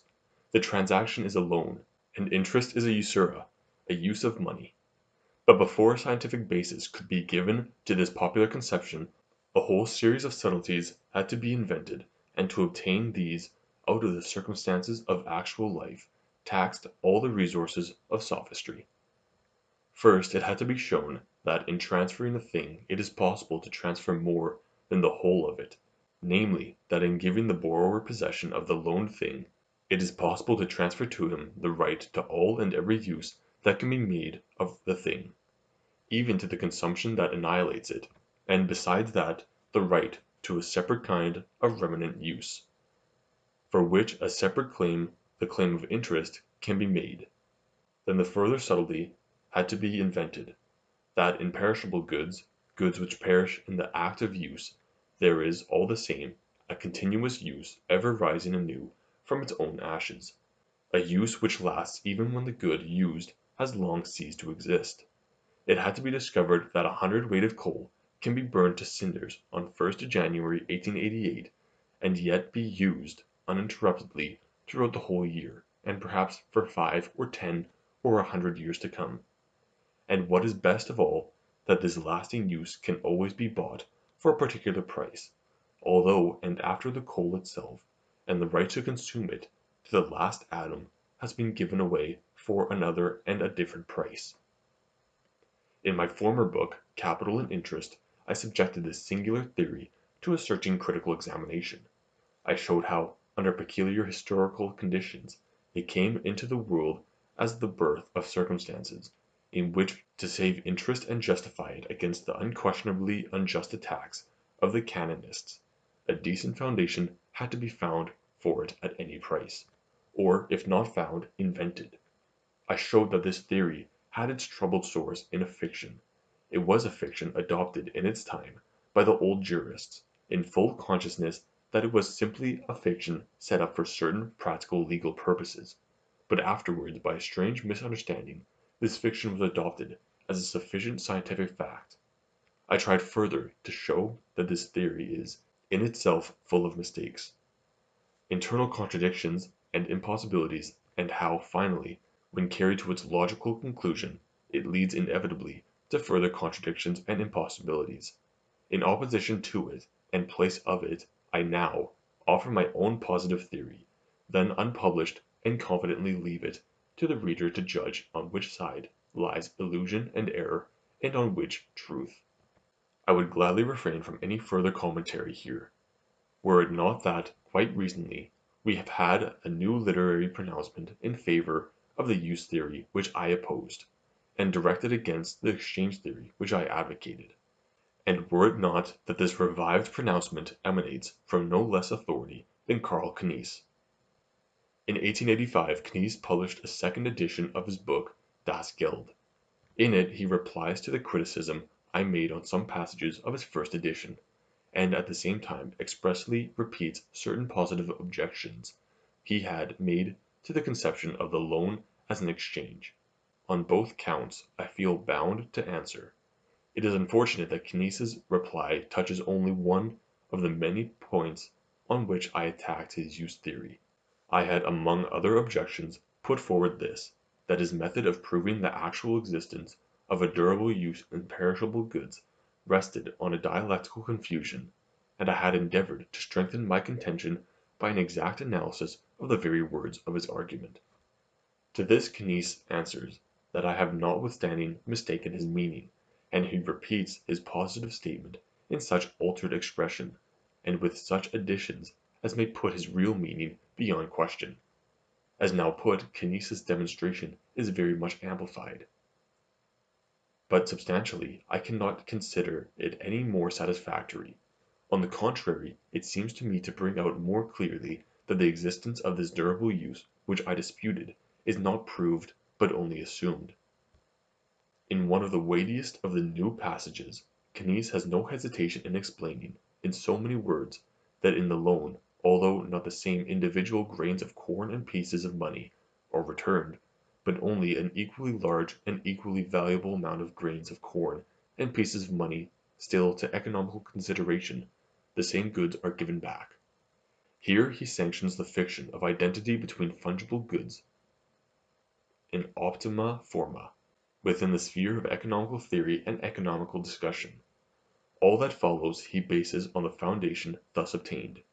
He finds the essence of hire and lease in the fact that here the hirer, leaseholder, etc., gets the land, house, or the like transferred to him to use for his own purposes for such and such a continuous period, at the expiry of which he has to give back the good in question. In the loan, perishable goods are likewise transferred, to be employed by the borrower for such and such a continuous but limited period of time. Consequently, hire and loan are essentially analogous transactions, which was the point to be proved. To this I would simply answer that the second premise is not truth but poetry. The sober, prosaic truth is that in the loan perishable goods are not transferred to the borrower for a continuous but limited period of time. They are transferred definitely and forever. They are never given back. What is given back, in fact, other goods. What now becomes of the inferred analogy? I am not blind to the use of analogies, and even to the demonstrative force which analogies may have under certain circumstances. I have myself often used them in the course of this book to drive home an argument. But an analogy is a weapon which requires careful handling. Comparisons, as everyone knows, are always imperfect. If the compared things have one side in common, they have always another in which they differ. The legal person, for instance, may very well be compared with the physical person in questions relating to property, while in questions relating to the family it would scarcely be safe. If then we draw some conclusion from the similarity of two things, our conclusion must keep within the sphere in which the similarity actually exists. From similar circumstances in one sphere, we could not draw a conclusion that the circumstances are similar in another sphere, to which the similarity does not extend.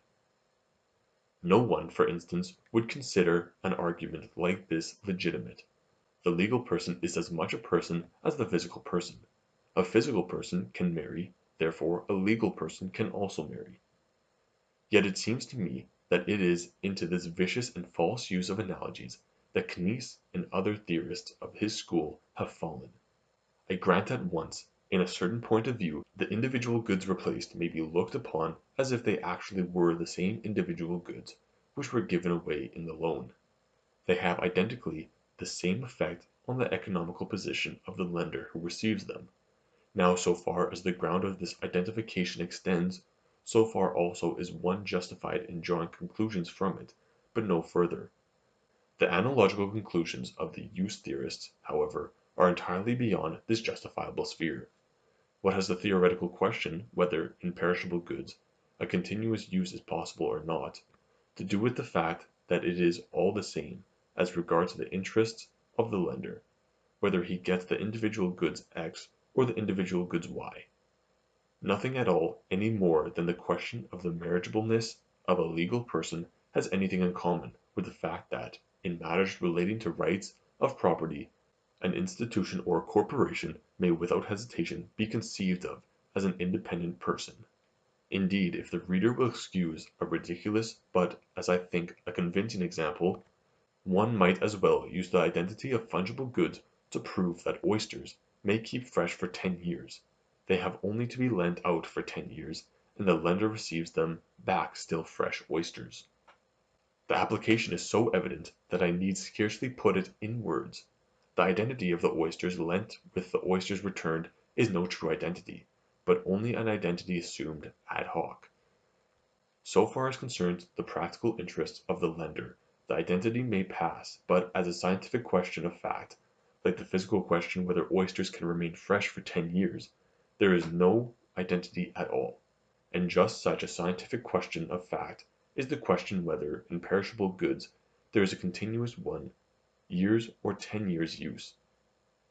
It is a question that must find its answer in considering the nature of the perishable good and the nature of the use.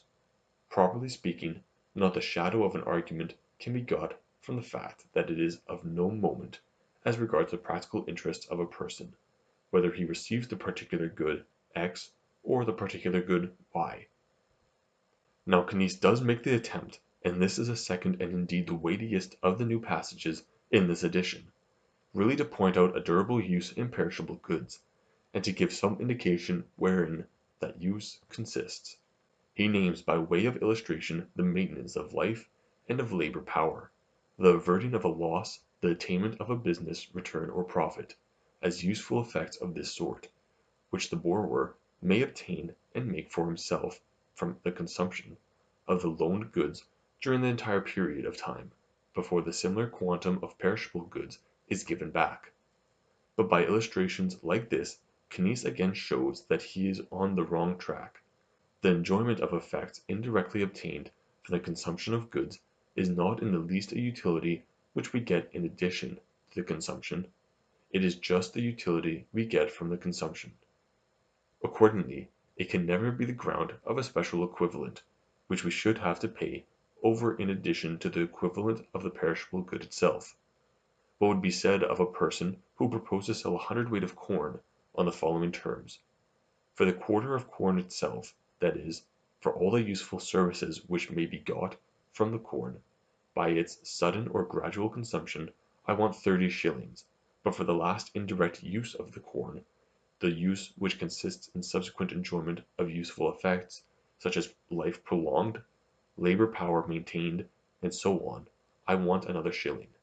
Now if, as probably no one will deny, in selling grain, it is not possible to conceive the subsequent enjoyment as the ground of special equivalent, if the subsequent enjoyment is obviously included in the purchase price of the good transferred into the buyer's possession, it is inconceivable that, all at once, in the case of the loan, whereto the quarter of corn passes into the full possession of the borrower, and justifies him in drawing all the uses he can from it, every indirect use is to be separately paid for.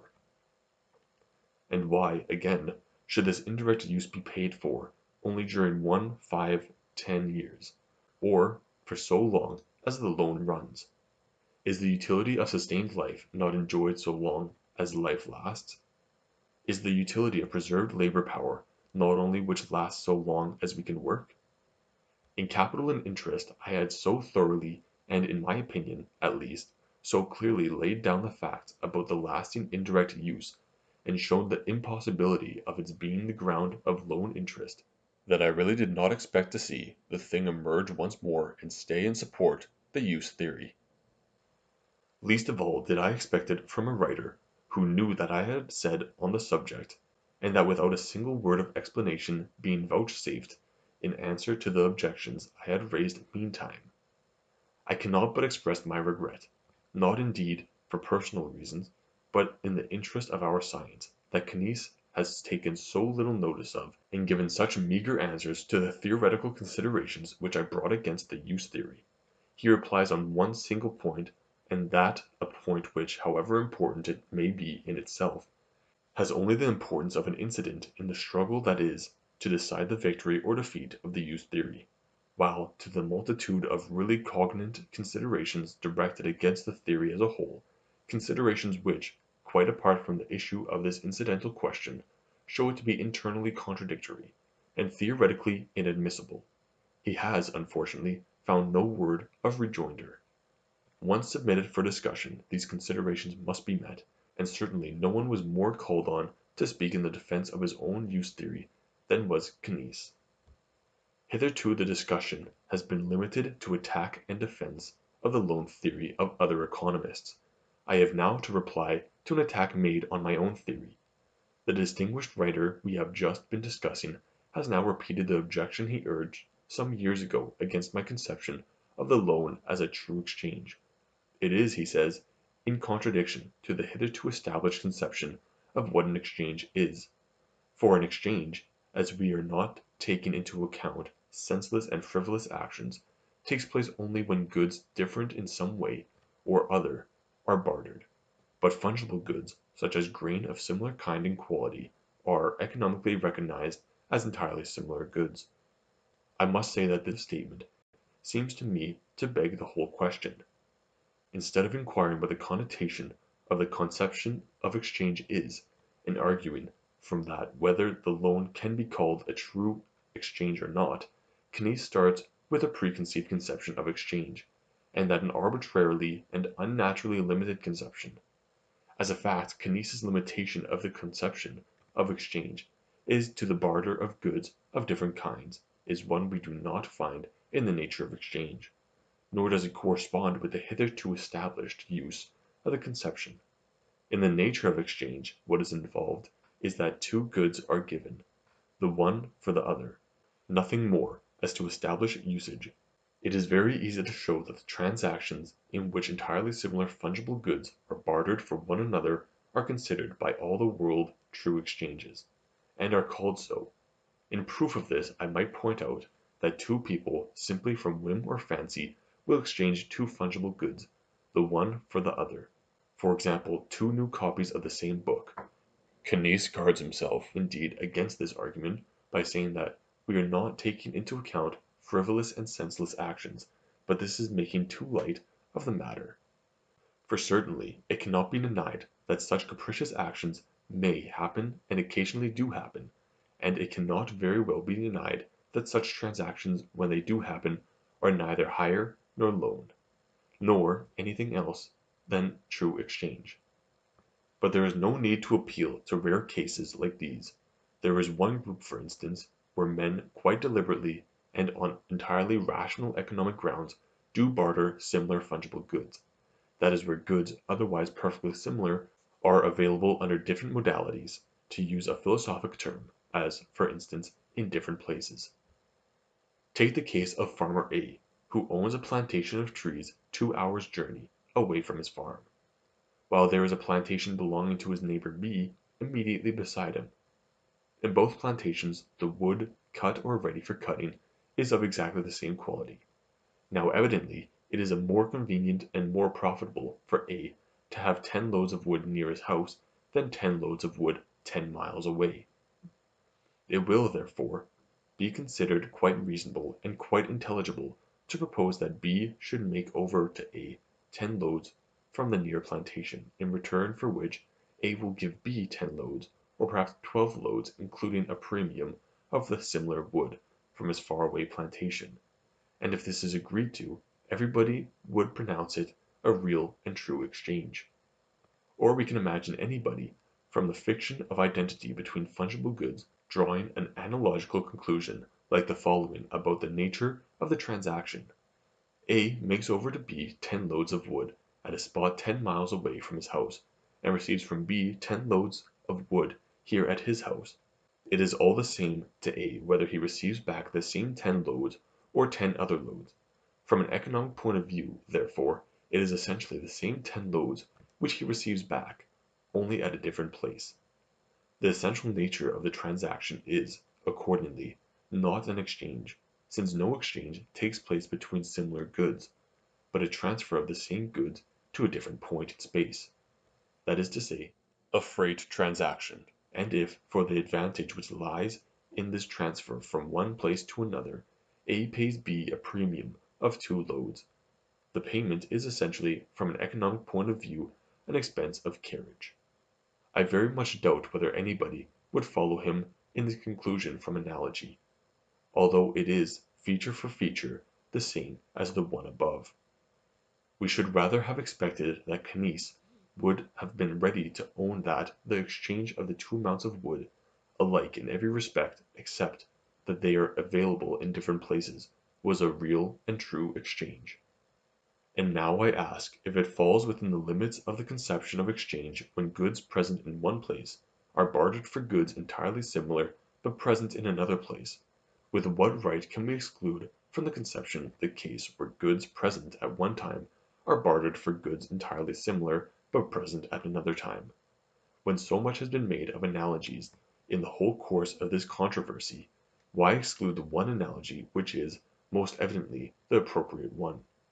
If the difference of the place at which goods are available is a sound economic reason for exchanging fungible goods that are in other respects entirely similar, and if the advantage and convenience of the present place may justify the claim and allowance of a premium, just as much may the difference of the time at which similar goods are available be a sound reason for their exchange, and a guarantee that there will be a premium on the more valuable present goods. This premium, and nothing else, is interest. A great tree does not fall at one blow, and I cannot expect that a loan theory, which has dominated human intellects for centuries, should fall at the first attack. But I venture to hope that I have at least awakened a general feeling that it is necessary to submit the principles of that theory to critical revision. There is one task which the next economist who proposes to maintain the Hermann Knies loan theory will not, I imagine, venture to omit, namely once and for all to point out positively the existence of that enduring use of perishable goods, distinct from their consumption, for which interest is supposed to be paid, and to say clearly and distinctly wherein that use peculiarly consists. Up till now its defenders have acted in a somewhat curious way. They have pointed out by more or less questionable analogies that in the loan a temporary use is transferred, and concluded from this that there must be such a use, the consequence being that, with the exception of this last unfortunate attempt of kinesis, the nature of the use, its contents and so on, were left entirely in the background. I consider that our science has the right to demand the opposite and the natural method of demonstration. Let it first be shown that there is such a use, and wherein it consists. If that can be done, we shall willingly believe that it is transferred in the loan. If that cannot be done, and I doubt very much if it can, then I shall have the greater confidence in pointing to my solution of the question. To the latter at any rate, I have no fear that the stigma of sophistry and unnaturalness can be attached. Passing from this polemical digression, which I considered only due, as well to the importance of the subject under dispute, as to the scientific standing of my esteemed opponent, let us return to the main subject. According to our conception, interest is a complementary part of the price payable for a sum of present goods in future goods. It is the part equivalent of the principal lent. In itself there would be nothing to prevent this part equivalent being paid along with the bulk of the price. In other words, interest and principal might be put together in one single payment at the end of the whole loan transaction. Reasons of practical convenience have, however, made it the general rule that in loans made for any considerable length of time, the premium should be paid separately, and in rates graduated according to time, monthly, half-yearly, yearly, etc. With the essential nature of interest, this method of payment has nothing to do. It may, indeed, be expressly provided otherwise by the loan contract. But quite possibly it is the case that this custom, which practically has prevailed from time immemorial of separating the payment of interest from the payment of principal, has assisted, perhaps, even directly caused, the popular opinion that the principal sum paid back is, by itself the equivalent of the sum originally given, and that interest is a thing by itself, an equivalent for another and separate something. Now and then a loan may be granted without interest, but the reason of this is seldom or never that the market price of present goods as against future goods is so favorable to the latter that in the general loan market they can purchase an equal amount of present goods without premium. Almost invariably these are cases where the lender dispenses with the payment of premium on some special personal grounds, such as friendship, charity, humanity, class obligation, and so on. It has been usual to conceive of the loan without interest as a gift of the temporary use of the thing lent. Our theory, of course, demands another conception. We put this kind of loan simply among cases where a man, from some personal motive, parts with his commodity under the market price. We say it is the same thing as where a manufacturer gives personal friends at the cost price, say of 4s. the article, which he can sell anywhere at the general market price of 5s. Lastly, it very seldom occurs, and then never as regards present and future goods in general, but only as regards one particular kind of good, that the relations of supply and demand are such that future goods obtain a higher price than present goods of the same kind, and that a premium in present goods must be paid for future goods. It will only happen in cases where presumably the relations of supply and demand in the future will be essentially more unfavorable than in the present, and where at the same time, for personal or technical reasons, it is not possible to preserve the present ample stocks till that future point of time when they are assured of the higher value. Suppose the case of a brewer whose ice cellars are too small for his requirements. If in January he puts in as much ice as the cellar will hold, and has still 200 carts of ice over, he may be very willing to exchange these for 100 carts of ice deliverable in August. But the possibility of such a case seems to me to afford a not insignificant proof of my loan theory, for I should like to ask how would the use theorists explain this, as a transfer of use like the loan, only that the use has a negative value, and that the borrower, instead of paying a premium, demands a premium. Or perhaps as a storage transaction, the difference between the quantity given and that being considered a fee for a safe deposit. I think both interpretations are so clearly artificial and fictitious that very few people would seriously entertain them. Probably the use theorists would be quite willing to admit that this as a case of real exchange, but so far as they did so, they would be untrue to their own contention, according to which exchange is only possible between goods of different kinds, and not between fungible goods of the same kind. Our theory, on the other hand, explains everything naturally, and by one formula. Without forcing an interpretation, it can recognize that here the position is exactly the same as in the loan.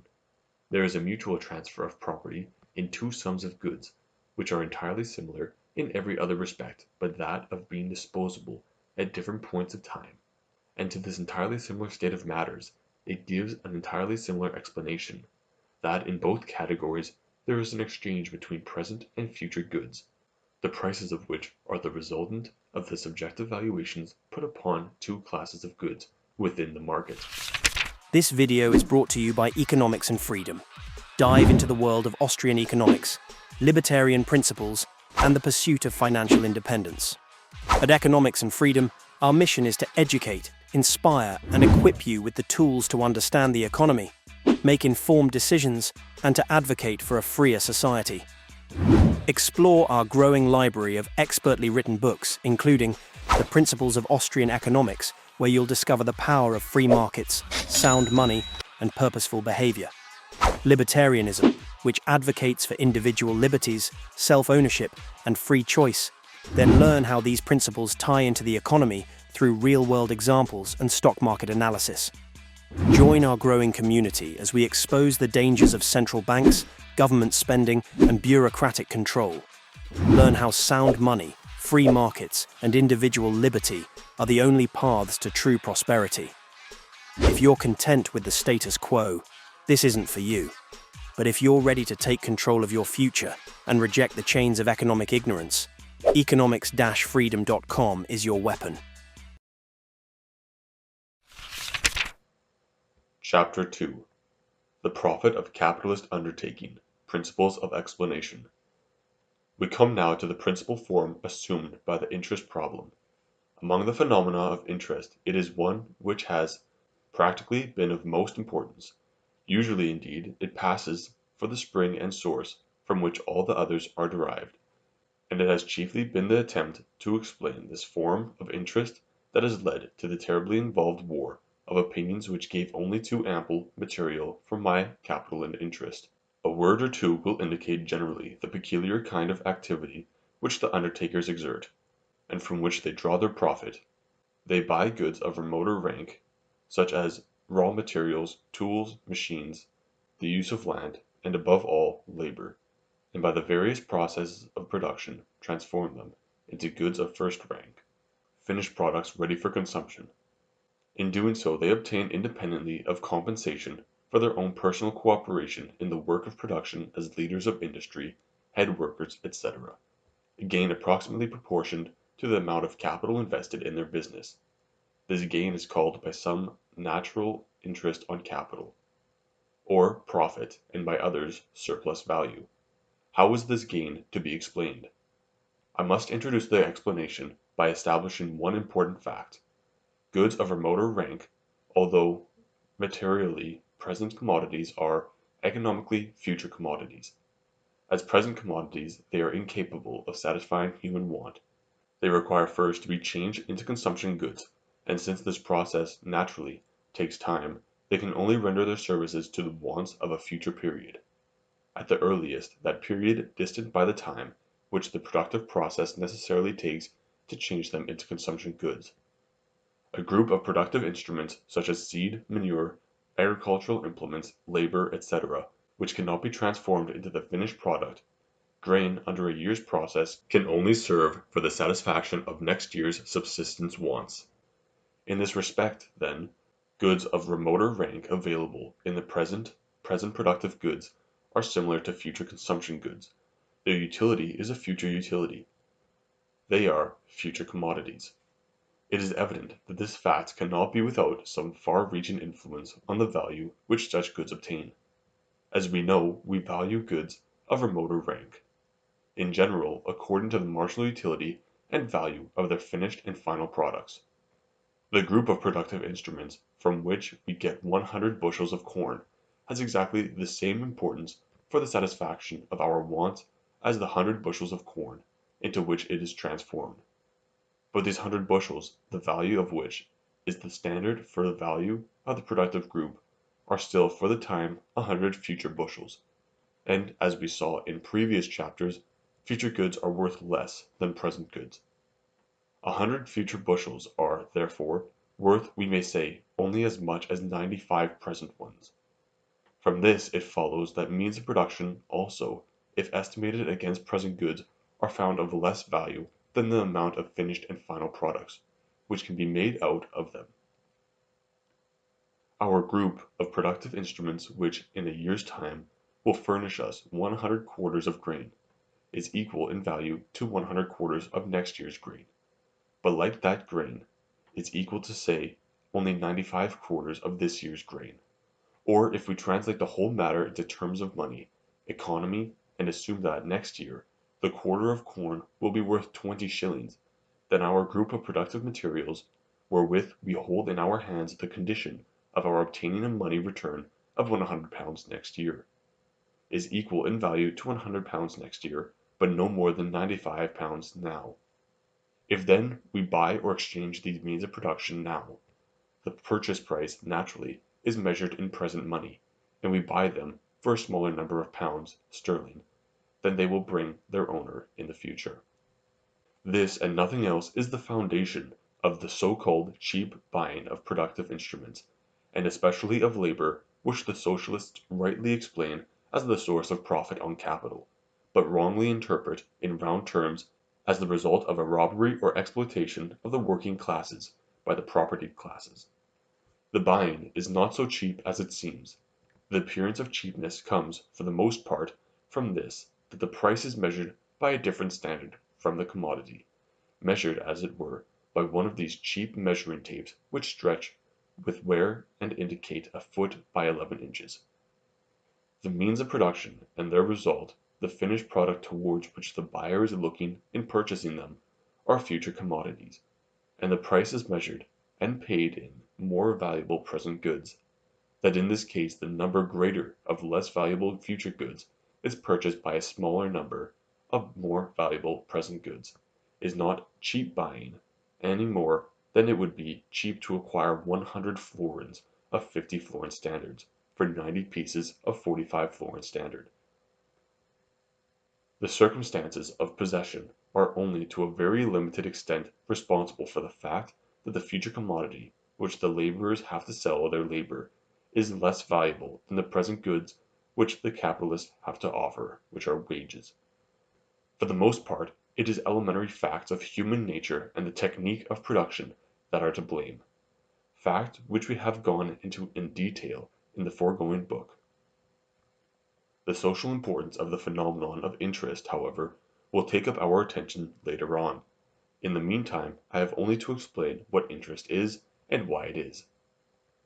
Knowing that the undertaker buys the future commodity, means of production, for a smaller number of pieces of present goods than the number of pieces which will compose their future product, we ask, how does he come by his profit? The answer is very simple. From his cheap purchase, indeed, he does not get any result, for estimated by its present value, the commodity is dear. The profit comes first into existence in his hand. It is during the progress of production that the future commodity ripens gradually into the present commodity and grows at the same time to the full value of the present commodity.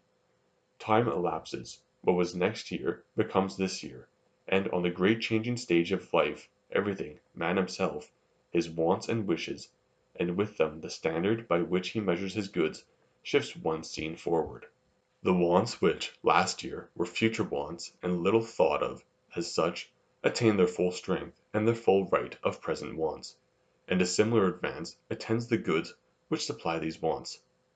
A year ago they were goods of the future and had to be content with the lower value that attached to them as such. Today they are present goods, ripe for consumption, and enjoy the full value of such goods. A year ago it was to their prejudice that they were measured in the then present goods. Today that standard has sunk into the past, and if the men of today measure them again in present goods, they stand equal with them in the first and chiefest rank, and suffer nothing by the comparison. In short, as time passes, it cancels the cause by reason of which the then future commodity suffered a shrinkage of value, and brings it up to the full value of the present good. The increment of value is the profit of capital. This is not to say, of course, that to make present goods out of future goods it is sufficient that time should elapse, and the future become the present. The goods themselves must not remain stationary.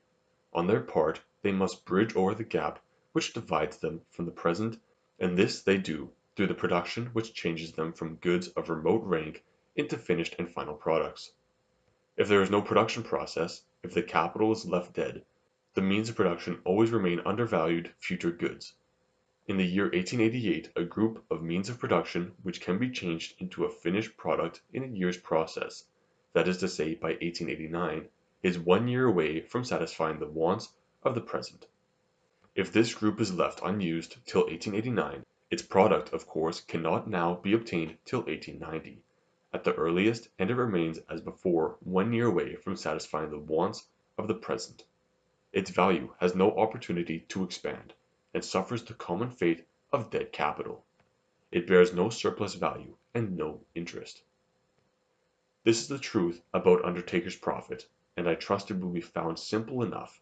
The socialists are fond of calling this profit surplus value. The name is more applicable than they have any idea of. It is literally a profit from the increment of value of the future commodity transmuted, in the hand of the undertakers, into a finished present good. Chapter 3. The Profit of Capitalist Undertaking. Complications. The principle laid down in the last chapter is simple, but in practical life it is, as usual, obscured by a multitude of casuistical details and developments. These do not, indeed, prevent its operation, but they conceal it under various phenomenal forms, such as make recognition of it not always easy. Some of these developments we must take up, and we shall begin with one of the simplest. The contraction of value from which, in our estimation, future goods suffer is, as we know, by no means uniform to all future goods. It is graduated according to the time which intervenes between the present and the date at which the goods are ready for use. £100, for instance, which will be available in a year's time, will be valued at perhaps something like £95 in present money, £100 available in a couple of years at £90, £100 available in 3 years, hence at £85, and so on. To this graduated contraction of value corresponds a steady graduated increase in value of those goods, which are in process of ripening into present goods. A group of instruments which, at the end of a 3 years production process, promises a product of the value of £100, and in virtue of that promise is valued at £85, at the beginning of the process, does not remain stationary at the value of £85 till the moment when the production is completed, and then makes one bound up to its full present value of £100. Its value increases gradually as the time passes, which divides the group from maturity, and the production process nears its completion. This circumstance is of great practical importance. Under the division of labor, scarcely any kind of production is carried through from beginning to end in the hands of one person. The separate stages of production become branches of production visibly independent, and conducted by separate undertakers. As the value thus increases by stages, a corresponding gain accrues as profit on capital, not only to the last undertaker, the one in whose hand the good becomes an actual present commodity, but to each of the undertakers, even to the one who has brought the product only a single step nearer maturity. A very common application arises from the fact that productive goods contribute various portions of their useful content to the making of various final products, which products arrive at maturity at various points of time. This is the case with all durable productive goods. A plow, for instance, which lasts 20 years, will contribute a 20th part of its life work and use to the ingathering of 20 different harvests. Corresponding with this twofold property, that of means of production, and at the same time durable goods. Such goods, both in the formation and in the increase of their value, manifest a peculiar combination of phenomena. They unite the phenomena already known to us as characteristic of productive goods, with certain other special phenomena which accompany all durable goods, even those that are not devoted to productive purposes. We have, however, to deal particularly with this latter class of phenomena in a later chapter, and accordingly we must postpone the full explanation of this complication until then. Another complication arises from the fact that almost all productive instruments admit of various kinds of employment, and that these employments turn out their finished products at different points of time. The same fuel, for instance, may be employed in cooking a meal, or in keeping up a smithy fire, where the tools are made for boring a coal seam. In the first case only a few hours elapse till the finished product is turned out. In the latter it may be years, perhaps decades of years. This is true in particular of that most important productive good, unskilled labor. Various portions of it are always being employed simultaneously for productive purposes that come to maturity in the most varying periods of time. Some laborers must always get finishing work, which pays its wages almost on the moment. Others must be employed in the intermediate stages. Others again at the beginning of the total work of production, yet none of them has it written on his forehead whether his work is spent for the present or for the coming year, or for the remote future. At first sight it might appear that this complication must sensibly prejudice what we have laid down as to the formation and the increase of value. Here is a good which will be used, perhaps as a present good, perhaps as a future good. Suppose that it is valued as a future good and therefore suffers a proportionate diminution of value. It seems as if this diminution were unjustifiable, if, after all, the good is used as a present good. But again suppose it is valued without deduction as a present good and is, after all, employed as a future good. There is no room for increase of value, but obviously again it is least of all possible to estimate different proportions of the same commodity at different values. But one portion as a present good without deduction, another as a future good with deduction. Of 10 loads of fuel of exactly the same kind and quality, one load is worth just as much as the other, as well to the householder as in the timber market. The apparent difficulty, however, entirely disappears if we apply the universal law of value carefully to the special circumstances of the case. The value of a good is determined by its marginal utility. This marginal utility is the least important use or employment that is provided for out of the available stock of goods. Suppose the stock contains 500 pieces of a kind which we shall call A. These goods possess the threefold capability of serving 1. Immediate as consumption goods, 2. As means of production in a 5 years process, or 3. As means of production in another branch of employment, in 10 years process. If they are used for immediate consumption, the capabilities are as follows. 100 pieces can be used with a useful result which we shall represent by the figure 6. Another 100 with a result which we shall call 5, and a third 100 with a result which we shall call 4. But if the goods are employed in a 5 years production process, there will be a product, call it X, of which the first 100 can be remunerative at 9, the second at 8, and the third at 7 per piece. But these products will not be available before 5 years. In today's estimate, therefore, their value, like the value of all future goods, suffers a reduction. The amount of this reduction depends upon the amount of the agio, which emerges in favor of present goods as a resultant of the many intersecting subjective valuations in the market. If this agio, for instance, amount to 5%, the value of the products available in 5 years, as compared with present goods, suffers a reduction of a little over a fifth part. In the valuation of today, therefore, the prospect of obtaining of 5 years from one of the pieces employed as a means of production, a product which will then have a value of 9, is equal to a use realizable at the moment of 7.05.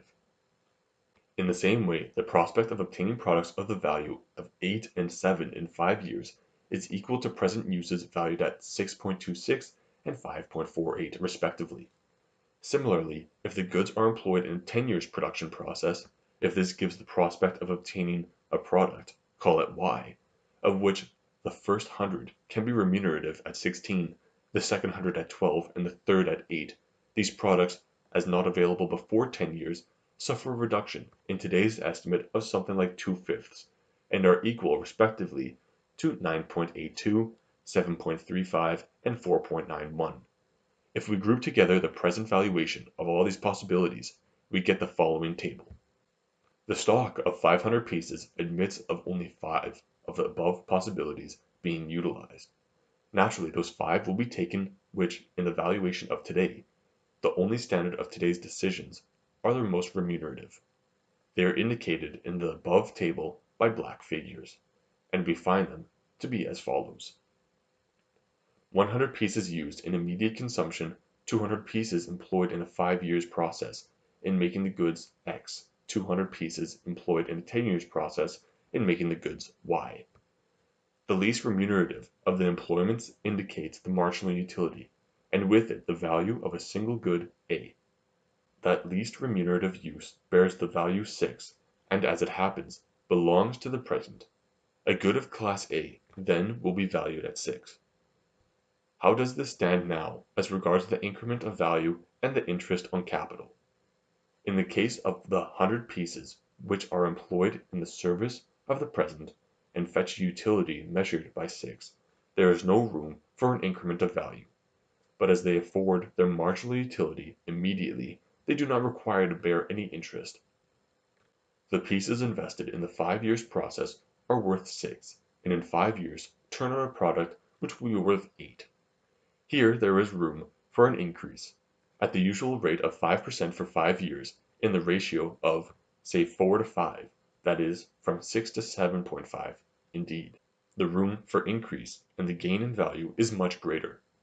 Beyond normal interest, which is secured when the product obtains the value of 7.5, there is a further profit of 0.5 per piece as premium for finding and utilizing the most favorable opportunities of employment in the present conjuncture, in other words, as undertaker's profit. But usually this premium will not long continue. According to principles with which we are familiar, its existence attracts competition, and competition depresses price. How far will it depress it? Not lower than 7.5, for 7.5, obtainable in 5 years, is equal in present valuation to 6 of present money, which is just the value of the productive good itself. Anything less than this price of 7.5, consequently, would not be thought a sufficient equivalent for the sacrifice of a good valued at 6, and in this unremunerative branch, production would be suspended until the limitation of supply again raised the price of the product to 7.5 of future money, as equal to 6 of present money. This being a state of things favorable to permanence, although the productive and therefore future good has received its value from 6 from a marginal utility, which belongs to the sphere of the present, and so suffers no deduction on account of its future nature, there remains quite sufficient room for a rise to the higher value of the future product. It is the same with the value and increase of value of those pieces invested in the 10 years process. At the moment, valued at the common marginal utility, they are worth 6. Their product, which becomes attainable in 10 years, will be worth 12.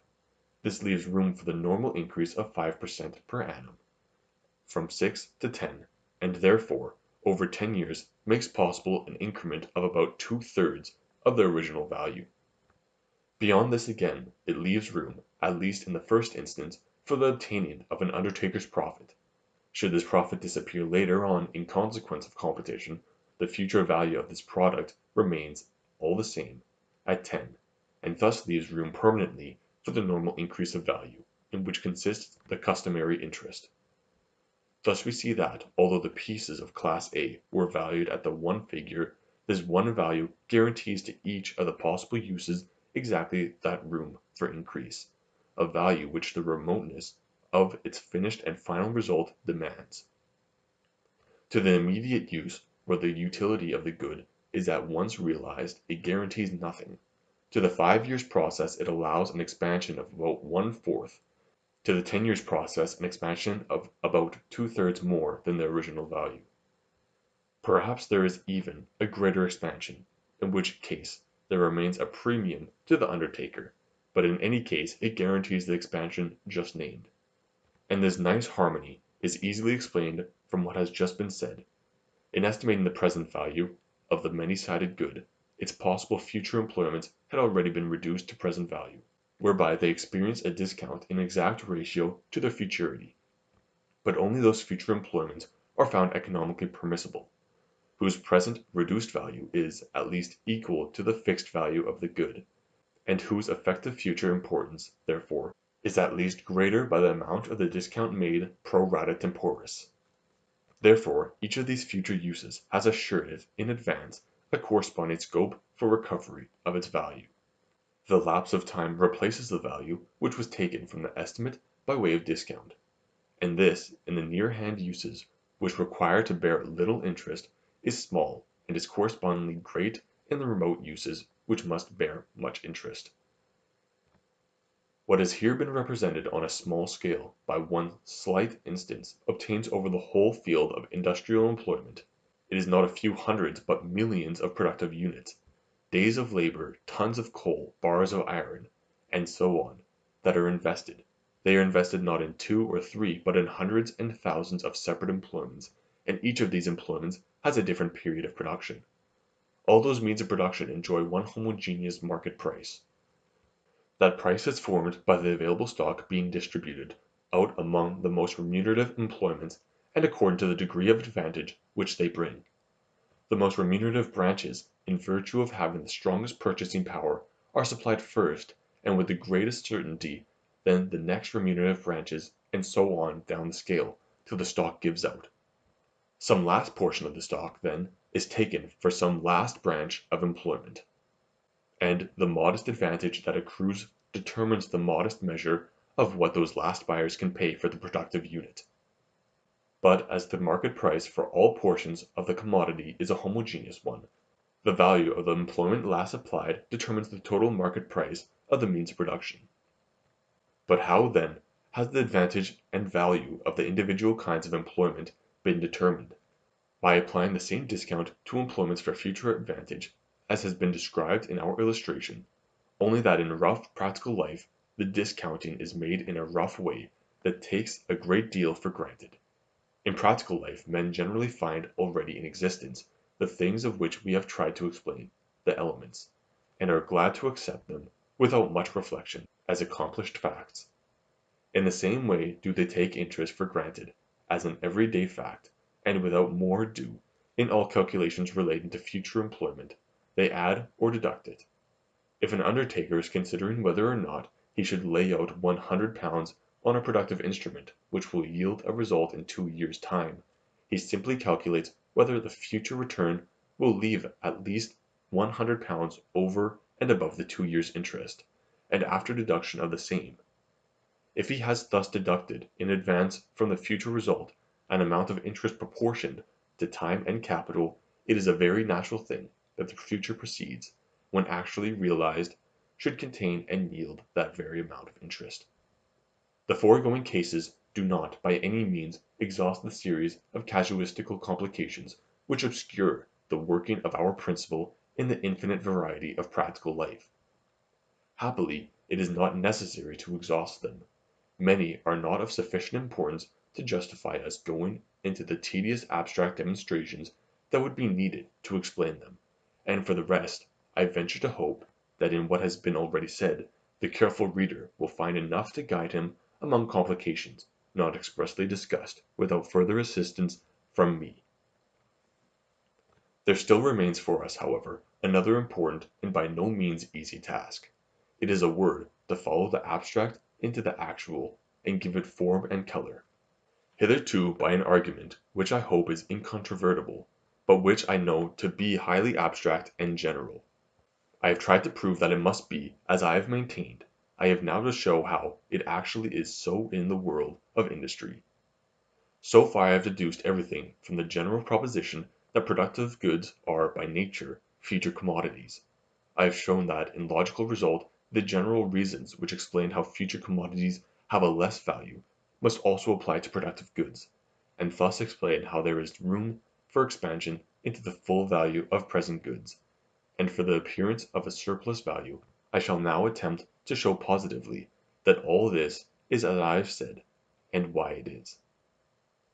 To this end I shall give a description of the markets, where in economic life means of production or productive instruments are exchanged against present goods, and shall try to show that in these markets the same motives to which we ascribe in general are the power of calling forth a difference of value between present and future goods, do really emerge and emerge indeed in such combinations and with such strength that as the result of the formation of price there must always appear a disagio to the prejudice of the means of production. In doing so I hope not only to bring forward an adequate proof of the correctness of my general deductions, but also to obtain a number of new and important lights on the subject generally. Chapter 4. The Profit of Capitalist Undertaking, the Labor Market. The exchange of means of production against the final and finished present goods, practically against money, is made in three kinds of market: the labor market, the market for uses of land, and the market for intermediate products, such as raw materials, tools, machines, factories, etc. Inasmuch as labor and uses of land are the original means of production, from the cooperation of which all finished products come into existence, the formation of their price is peculiarly the one which decides the existence of profit on capital. And the markets for intermediate products we have only the continuance of a process which has received its own peculiar impulse in the other two markets. And of these two markets, again, the labor market is by far the more important. I shall then first take up the circumstances of this market, and I shall endeavor to show and explain how the market price of the productive good labor must always be less than the value and price of the finished product of labor. Let us assume that in the methods of production current in economical society at the moment, the making of a product ready for consumption requires a period of time extending in all over 2 years.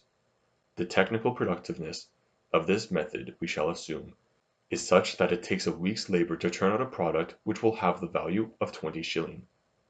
The same product may be turned out by shorter methods, but the result will be disproportionately unfavorable. If a 3 months process is adopted, the technical result falls to 1/2. If the worker has no capital, and his process is, accordingly, one that yields its return immediately, the productiveness falls to 1/4, that is, respectively, to 10 shillings and 5 shillings. The price which can be paid for the commodity labor in these circumstances is the question now under discussion on the labor market between the laborer and the employers of labor. The price is fixed in methods with which we are familiar, as resultant of the subjective valuations of both parties. How is it now with these valuations? In the circumstances of modern industry, the wage workers scarcely ever possess sufficient means to utilize their own labor in methods of production extending over years. They have, therefore, to face the alternative of selling their labor, or employing it of their own account in such short and unproductive processes as the scanty means at their disposal permit.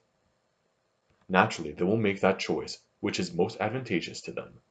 Those workers who are well enough off to embark on their own account on a production process lasting at least 3 months and yielding a return of 10 shilling per week will be willing to sell their labor at any price over 10 shilling. At any price under 10 shilling, they will rather work on their own account.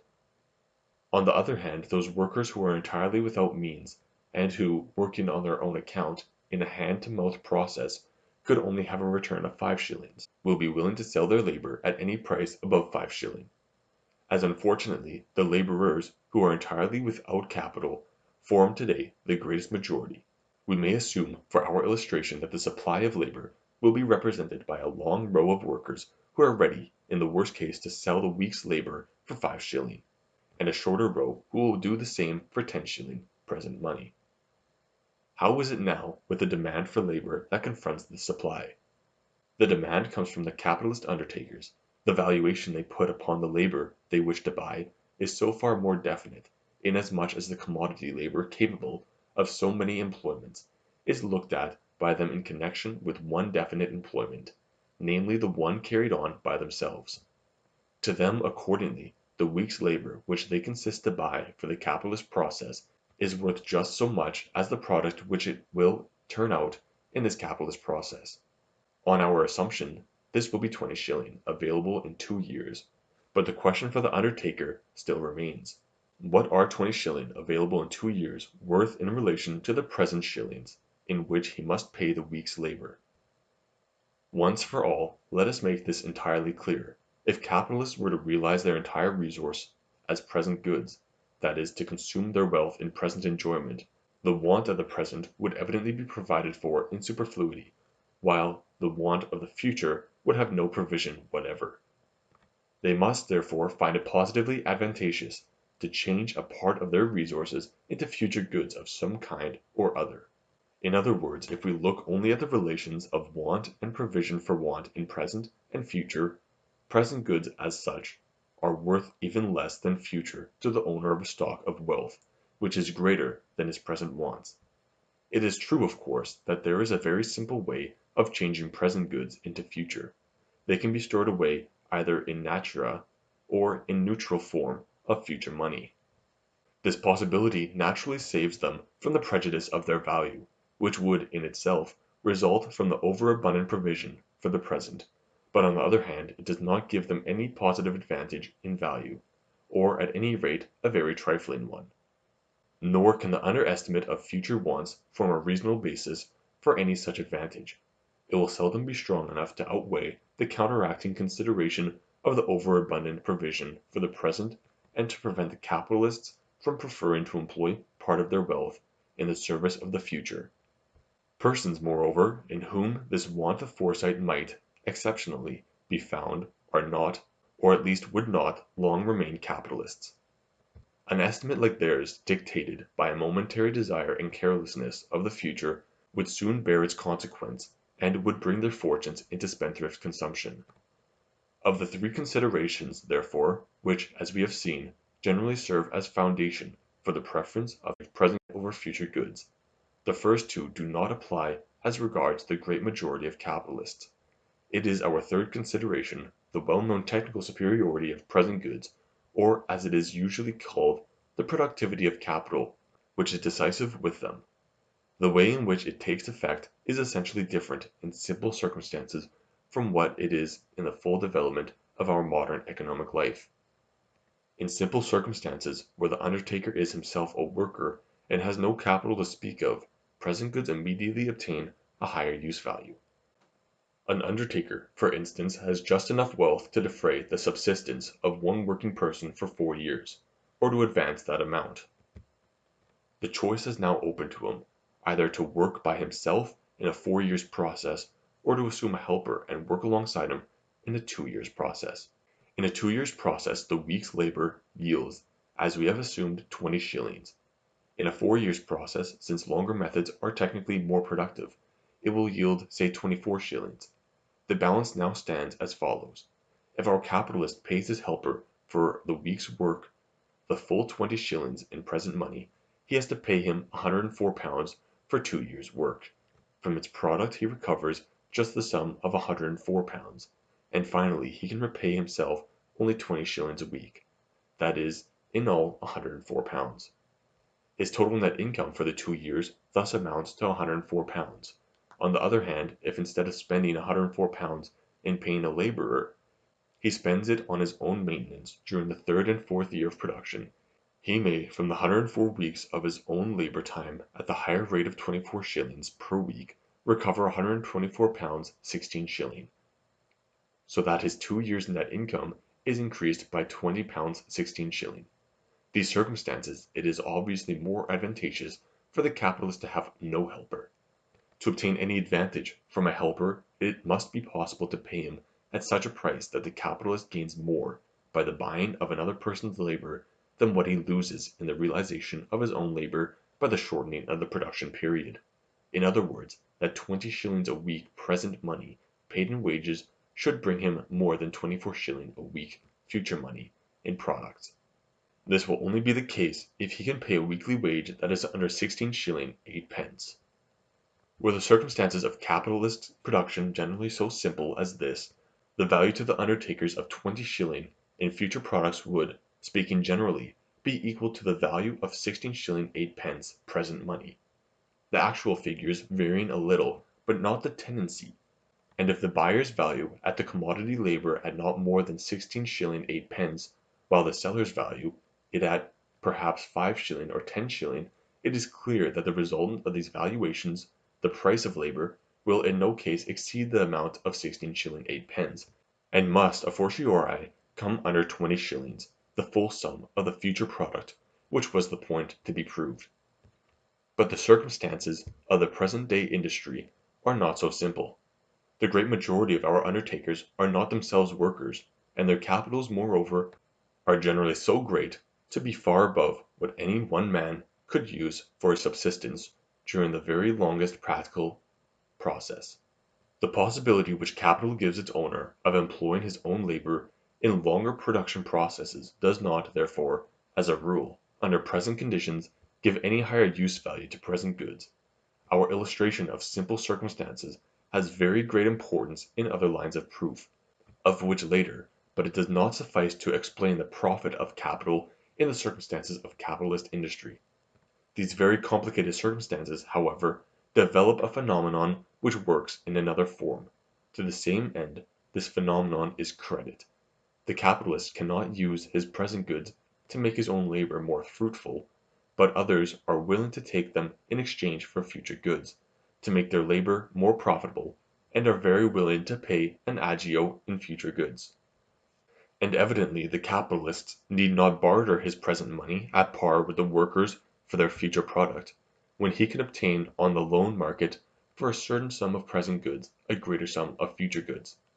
One is tempted to apply this fact to the explanation of profit as it were owing to the chances offered on the market for loans that the capitalist's present goods had in all cases a higher subjective exchange value than future goods. But this is not my idea of explanation. We have no right either to represent loan interest as fait accompli, and explain natural profit on capital from it, or conversely to represent the latter as fait accompli and explain loan interest thereby. The fact is that the loan market and the labor market are two markets on which one and the same commodity is mutually offered and demanded, which is present goods.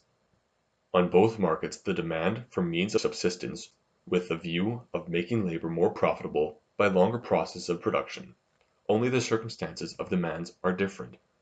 For the present goods which he receives, the wage worker gives wholly and entirely the indefinite future product which his labor may create. The borrower in productive credit, consumptive credit, is much less important, but manifests its effect in the long run, in exactly the same direction, gives in exchange for present goods a definite quantity of future products, and if the actual product differs from this quantity, may gain or lose by it. Thus wage workers and borrowers form two branches of the same demand. They mutually support its effect, and jointly help to form the resultant price. Only in outside appearance are they two distinct markets. In reality they overlap each other, and the market price of present goods is their joint result. To get to the root of the matter, therefore, Before considering isolated and partial markets, we must take a comprehensive survey of that total market for advances of subsistence which, in every economic community, is built upon numerous communicating partial markets. Are you ready to explore the principles of true economic freedom and take control of your financial education? Economics and Freedom brings you powerful resources that will transform the way you think about the economy. Check out our ebooks and courses, where complex ideas like Austrian economics are broken down into clear, actionable insights.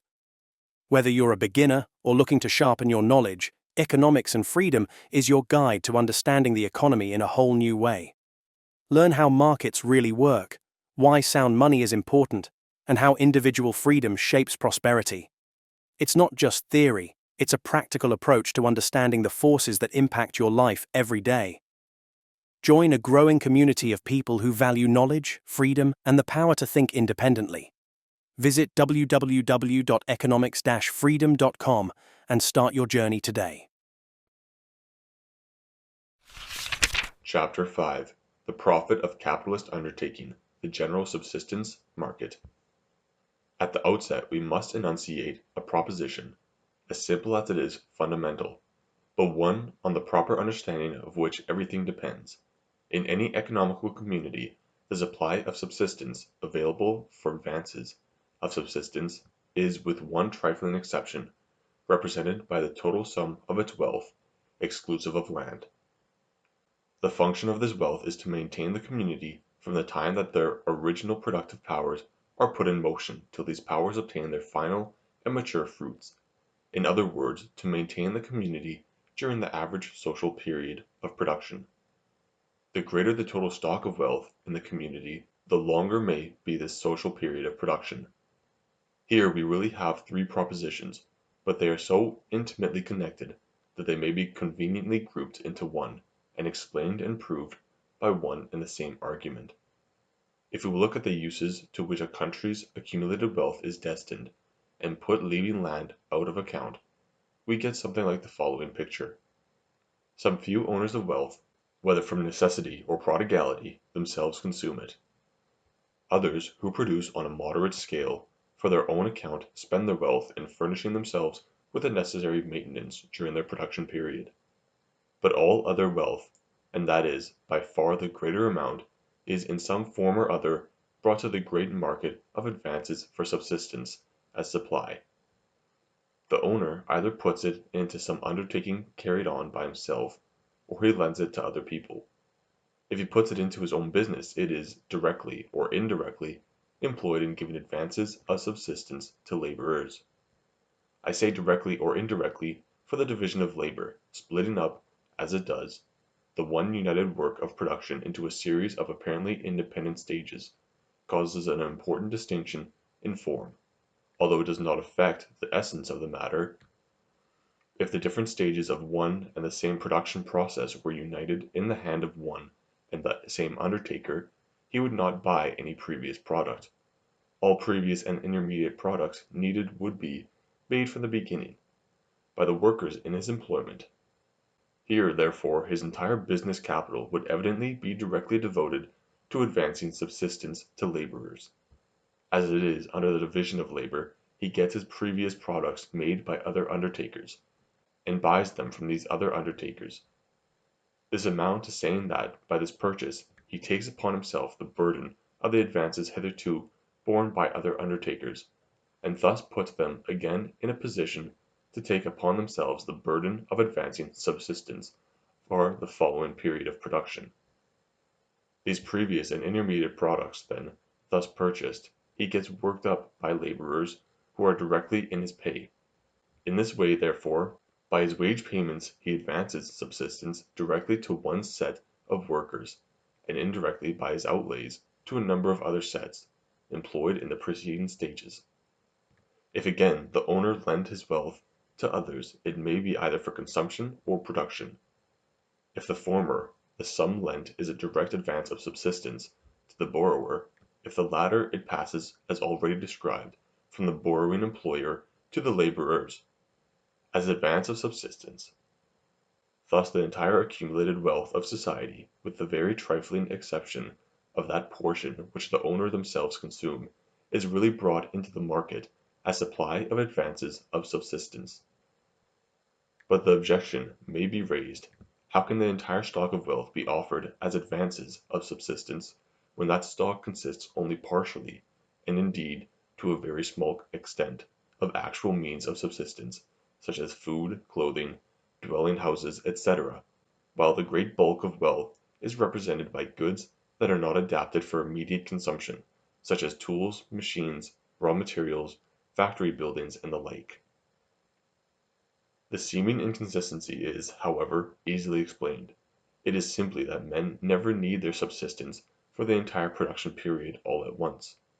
If in any community 10 millions of men invest their original productive powers, labor, and uses of land in an average production period, or 2 years, it is quite unnecessary, indeed undesirable, that at any one moment the means of subsisting the 10 millions for the whole 2 years should be accumulated in finished form.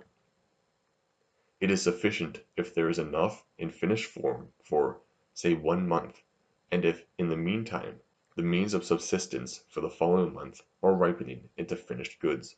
In other words, all that is needed is that previous labor should have provided so many goods, partly ready for consumption, partly intermediate forms of products ripening successively into consumption goods, as will cover the subsistence needs of 2 years, and thereby make it possible for the workers to invest their current labor in methods of production that will turn out the finished product in 2 years. Here we come to the second part of our threefold proposition. The entire wealth of economical community serves as subsistence fund or advances fund, and from this society draws its subsistence during the period of production customary to the community. All goods which appear today as the stock or parent wealth of society, so far as they are not already consumption goods, will in the more or less near future, after a certain addition of finishing labor, ripen into consumption goods, and will consequently cover, for a more or less lengthy time to come, the people's demand for consumption. Of course this must not be understood as if there were some sharp line of division separating the period which is covered by the wealth already on hand from that later period which is not yet covered, and for which consequently provision must be made through the current productive powers. What I mean is that the stock of wealth projects itself in the future as provision for the consumption of the future, as it were by stages, and not all at once. It does in two respects: in respect of the number of classes of goods for which provision is made, and in respect of the degree of maturity at which the work of production stands in the present. As regards the first, it is to be noted that for technical reasons in many classes of goods, such as various goods, provision is limited to the near future, perhaps to a couple of months, while simultaneously in other classes of goods provision may be made for a couple of years. In others again, where permanence is aimed at, or goods must be got ready long in advance, such as in dwelling houses, mining products, machinery, and the like, the means of provision must be prepared perhaps 20 or 50 or even 100 years before. Thus then it is the nature of things that goods required in the future must now be ready or almost ready. For goods needed later it is enough if, at that moment, they have gone through, perhaps, half of the production process, while for goods still required later it may be enough if their production should have just begun. If a commodity, for instance, requires 5 years to make, then in the year 1888 the goods of this class destined to be used in the year 1889 must be ready, perhaps to the extent of 4/5; those to be used in 1890 to the extent of 3/5; those to be used in 1891 to the extent of 2/5; while as regards goods destined for the service of the year 1892, it is enough if, at the moment, they have gone through the first fifth of the total production process. Thus it comes that the stock of wealth existing at the moment makes provision for the future in a doubly decreasing ratio. In proportion as the time of consumption is remote there are fewer classes, and the goods in these classes are less advanced or mature. To get an adequate representation of the circumstances of provision, then we should have to suppose that the stock of wealth existing on the 1st of January, 1888 contains 9/10 of the goods required during 1888, and those goods are, on the average, 9/10 finished. So that, on the whole, the labor required for the needs of 1888 is already finished and incorporated in the existing wealth to the extent of 81/100ths. That, further, it contains 8/10 of the goods required during the year 1889, 7/10 finished, thus incorporating 56/100ths of the labor required for 1889.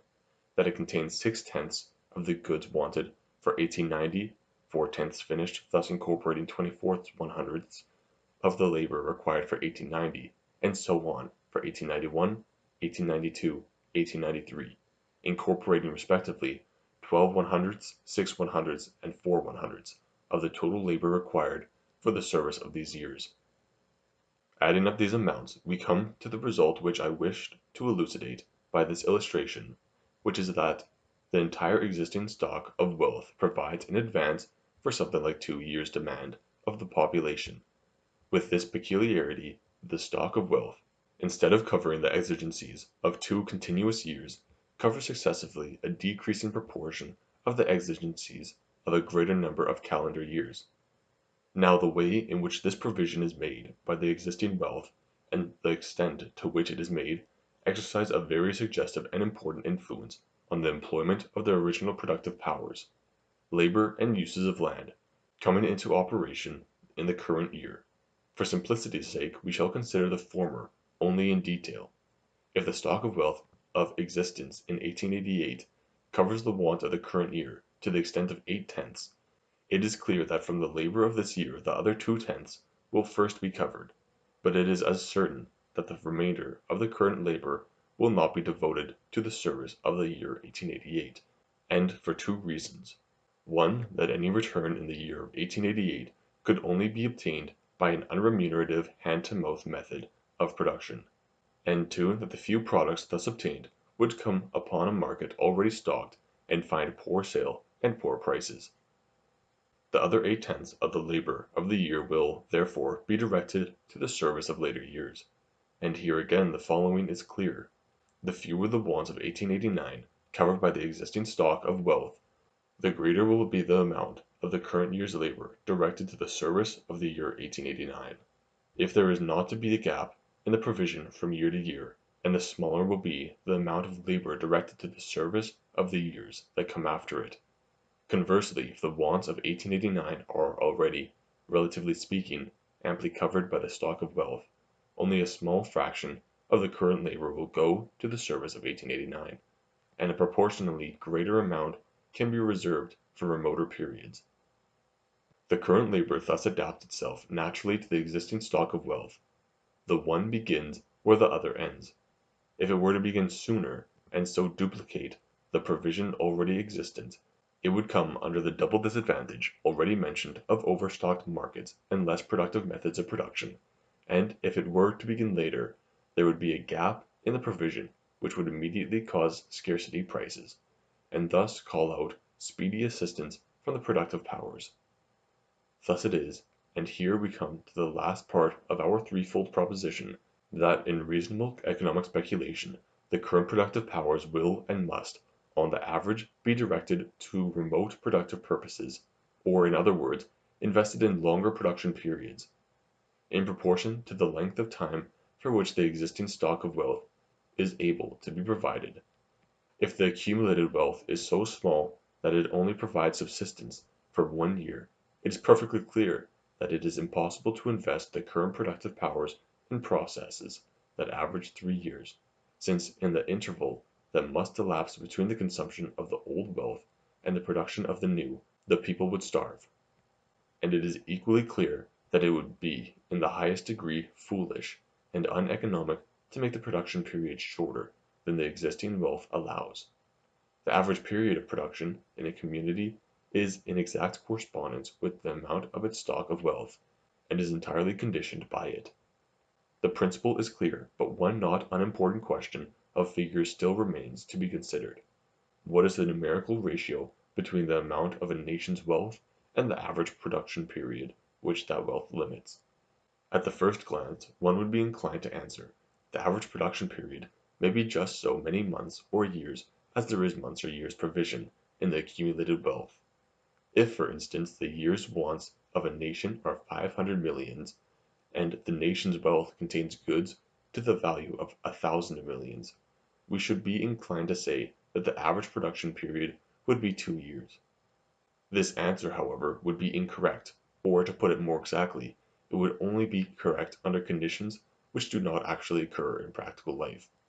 It would only be correct, that is to say, if the work of production was not carried on by stages, if production were so arranged that all the workers cooperating generally in the manufacture of a finished product were employed simultaneously in the same stage. I mean, if all the workers were to begin with the first and preliminary processes simultaneously, were then to pass on simultaneously, as it were, in the line, to the second, third, fourth stage, till in the end they simultaneously turned out the total product, finished and completed, then of course the community's wealth must contain, in the form of finished goods, enough to supply the wants of just as many years as there are years in the production period. Suppose, for instance, that the manufacture of clothing were so arranged that all the workers employed in it prepared the wool in the first year, built the machinery in the second, spun yarn in the third, wove it in the fourth, and made up the cloth in the fifth. The stock of wealth would require to contain finished provision for the entire demand of all the workers during 5 years.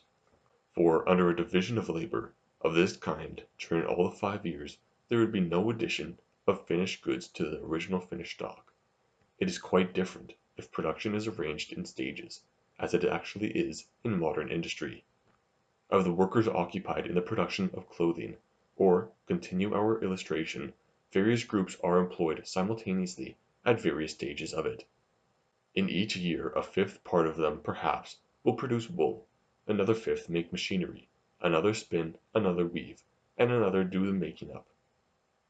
The result is that during the 5 years that elapse between the growing of the wool and the making of the coat, additions are successively made to the fruits of labor which constituted the stock of wealth at the beginning of the period, that is to say, other fruits of labor, the results of labor expended at later periods, are arriving at the stage of finished goods.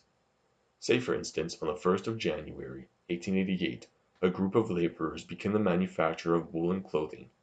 Nothing of the fruits of this labor will be ready before 1st of January, 1893. On the other hand, besides the wholly or partially finished products contained in the inventory of 1st of January, 1888, the following goods will arrive at maturity before the 1st of January, 1893, which the fruits of 1 year's labor of those workers who were busy with the final stage in 1888, of 2 years' labor of those busy with the second last stage in 1888, and with the last stage in 1889 of 3 years' labor of those who in 1888 reached the third last in 1890, the last stage of production, and finally, the fruits of 4 years' labor of those who in 1888 are occupied with the second stage and will reach the final stage in 1891. Now, since these goods, thus successively maturing, would provide for a very considerable proportion of the subsistence needed for the 5 years, 1888 to 92, it is evidently not necessary that the community, before entering on a 5 years' production period, should have a stock of wealth equal to the entire 5 years' needs, or, if there is such a stock, a longer process than 5 years can be entered on. If we look at the same thing from another side, and one perhaps better suited to illustration, it is clear that, where workers are employed in stages, subsistence need be provided 5 years in advance only for those who work on the lowest or earliest stage of production. The workers on the second stage, the fruit of whose labor matures after 4 years, require subsistence advanced them only for 4 years. The workers on the third and fourth stages require subsistence only for 3 and 2 years respectively. The workers on the last stage, those whose products will be finished in a year, require advances only for a year. Striking the average, we may say that to allow the entire body of laborers to embark on a 5 years production process, all that is required is subsistence for 5 plus 4 plus 3 plus 2 plus 1 divided by 5, which equals 3 years, or a little more than half of the period production. What is true of 5 years' process is true for all periods. If we take the trouble of calculating a number of concrete examples, we very easily come to an exact statement of the law relating to it as follows. The stock of wealth must be sufficient for half the production period, plus half the usual stage period. If, for example, the work of production is carried on only by yearly stages, that is to say, if finished products are turned out by the process in question only at intervals of 1 year, then in a 5 years production period, such as we have been discussing, the stock of wealth must last for half the production period, and beyond that for half what we have called the stage period, in all 3 years. If again the stages of production are monthly, so that every month there is an output of finished products, the stock of wealth need only be such as will last 2½ years plus half a month. To put it in general terms, we may say, if the production period embraces X stage periods, and stock of wealth must always be sufficient for X plus 1 divided by 2 stage periods.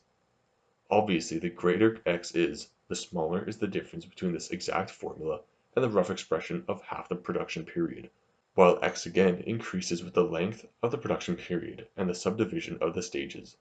In a 2 years process where goods are turned out once a year, the production period embraces 2 stages.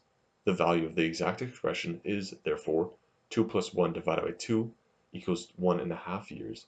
That is, fully 50% higher than the rough expression. If again the process takes 5 years, and the goods come forward by monthly stages, x equals 60, and the exact expression has the value 61 divided by 2 equals 30 half months, which shows very little difference from half the production period of 2½ years. And if the production period be 10 years, and the output be a weekly one, x will have 520, and the expression will have the value of 260½ weeks, which practically coincides with the rough expression of half the production period. Now, since in any organized industrial community, the average process is pretty long, and the subdivision into stages very minute, for not a day passes but finished products are turned out of some workshop or other, it may be assumed without much error that a community may, on the average, engage in production processes which are twice as long as the period for which the accumulated stock of wealth would provide subsistence. Chapter 6. The Profit of Capitalist Undertaking, the General Subsistence Market, continued. It may be thought that in the disquisition of the last chapter we have wandered entirely from our subject, the subsistence market. This, however, is not the case. We are here, indeed, at the very center of the question, for which we are speaking directly of those things which form and regulate the supply and demand on the subsistence market. Who are the people that require to get subsistence advanced them? The answer is everyone who wishes to produce in capitalist methods. How much is required? An amount proportioned to the length of the production process. And in what form is it required? By installments.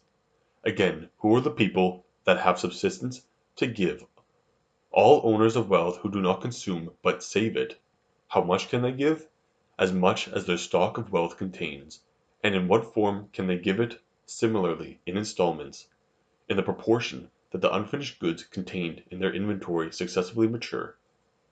This is the true nature of what occurs in our market for means of production and in our market for credit, over which I admit the division of labor and the use of money throw a veil very difficult to penetrate. Now, at what price will finished present goods be exchanged for future goods on the subsistence market? This is the question in which our whole interest peculiarly centers. To answer it we must describe, with more care than hitherto, both the extent and, in particular, the intensity of supply and demand.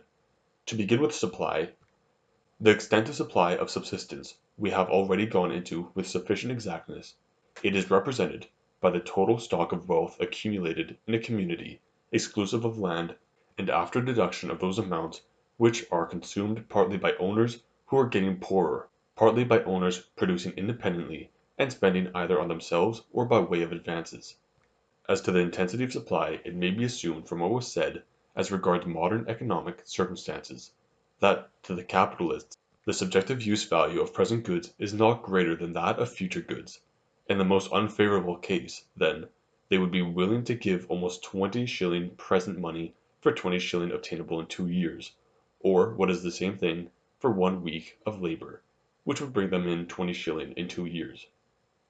Over and against this supply of present goods stands as demand, one, an enormous number of wage earners who cannot employ their labor remuneratively by working on their own account and are, accordingly, as a body, inclined and ready to sell to the future product of their labor for considerably less amount of present goods. Recurring to the figures of our illustration, we may assume that for the future products of 20 shillings value, the product turned out complete as a result of a week's work and valued after 2 years at 20 shilling. One class of the laborers will, in the most unfavorable circumstances, accept a price or wage of 10 shilling, while another class will accept as low a sum of 5 shilling in present money. 2. A number of independent producers, themselves working, who by an advance of present goods are put in a position to prolong their process, and thus increase the productiveness of their personal labor, say from 20 shilling to 24 shilling per week. Since these persons obviously get an advantage from this advance so long as it enables them to obtain anything over 20 shilling a week, they will be prepared, where necessary, to give up a portion of the surplus product of 4 shilling a week, as agio on the present goods to which they owe this surplus product. I purposely here mention only those undertakers who demand productive credit for the assistance of their own labor, and not those who demand for the employment of workers auxiliary to themselves. The demand of these latter forms only a passing stage. They take some part of the supply provided by the owners of wealth of the market, but only to offer it again on a different part market to the auxiliary workers. 3. A small number of persons who, on account of urgent personal wants, seek credit purposes for consumption and are also ready to pay an agio for present goods. Here then we see that in these groups constituting the demand, the circumstances are such that those who demand are willing and are able to pay for the present goods they require, where necessary by a larger sum of future goods, that is to say, by an agio.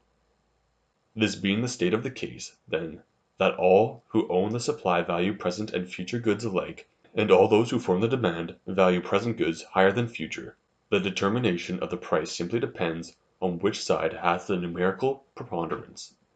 If more present goods are offered than are desired by the united demand, there can be no interest.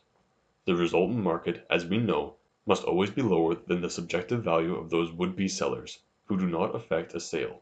Now, if the demand is numerically too weak, and if, in consequence, all the present goods offered cannot find a sale, and if all capitalists, even those who cannot find a sale for their present goods, value 20 shilling present money at something like 20 shilling future money, the market price of 20 present shillings cannot be higher than 20 future shillings, and there can be no agio on present goods. If, on the contrary, more present goods are wanted than are offered, all suitors cannot be supplied. In methods with which we are familiar, the weeding out process of competition now ensues. Those who are able to offer the highest agio for present goods succeed in effecting an exchange, while the others, be they few or many, are shut out, even although they may have been ready to offer some smaller agio. But since the market price must always be higher than the bid by the excluded buyers, and since this latter contains an agio, it is clear that, in the circumstances, the market price must also contain an agio, great or small, for present goods. Now it can be shown, and with this we can come to the goal of our long inquiry, that the supply of present goods must be numerically less than the demand. The supply, even in the richest nation, is limited by the amount of the people's wealth at the moment. The demand, on the other hand, is practically infinite. It continues at least so long as the return to production goes on increasing with the extension of the production process, and that is a limit which, even in the richest nation, lies far beyond the amount of wealth possessed at the moment. Where a people, as in this case of Roscher's poor fisher folk, live from hand to mouth, it goes without saying that they will be eager to acquire the first hardly saved stocks, which allow them to make boats and nets, and their exchanges will be made with an agio against future goods. But among comfortably off and wealthy people, the position is different, not in kind, but in degree.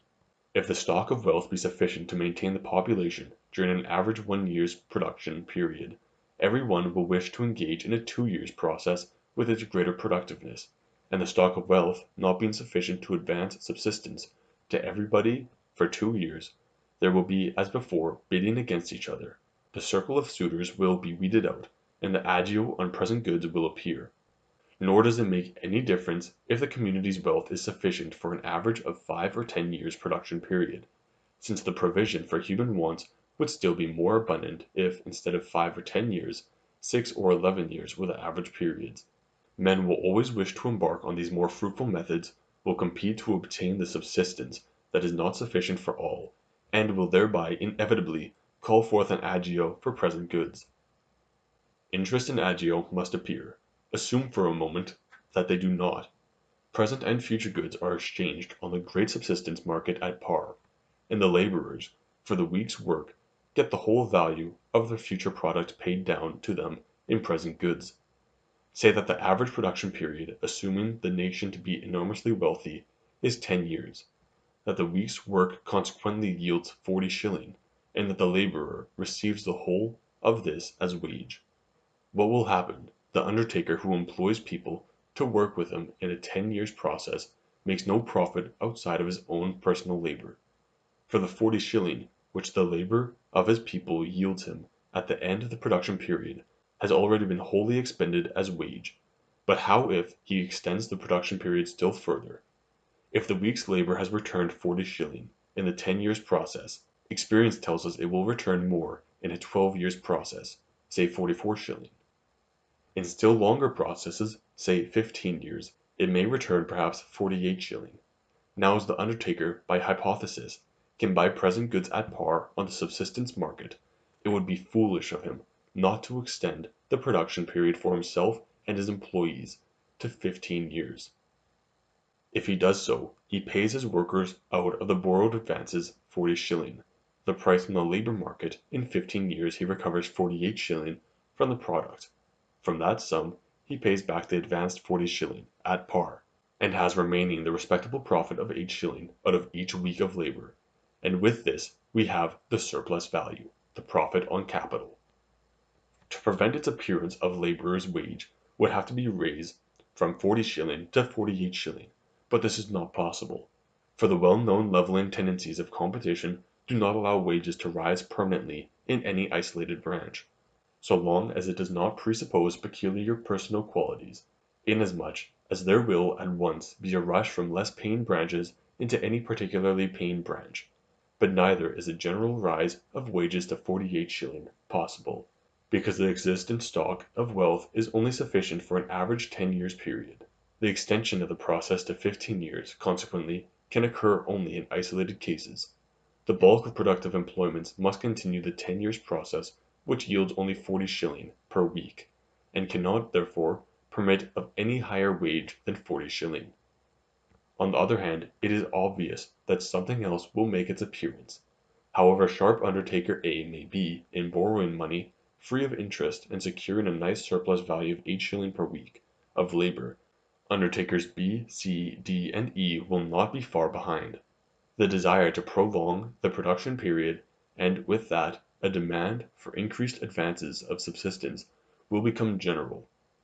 It will not be possible to supply this increased demand from the limited funds of subsistence, and finally the weeding out of competition will be among the classes who constitute the demand.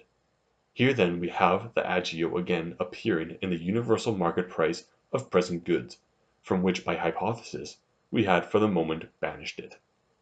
And this result, as regards the normal and really economic provision of society, is no less healthy than it is necessary.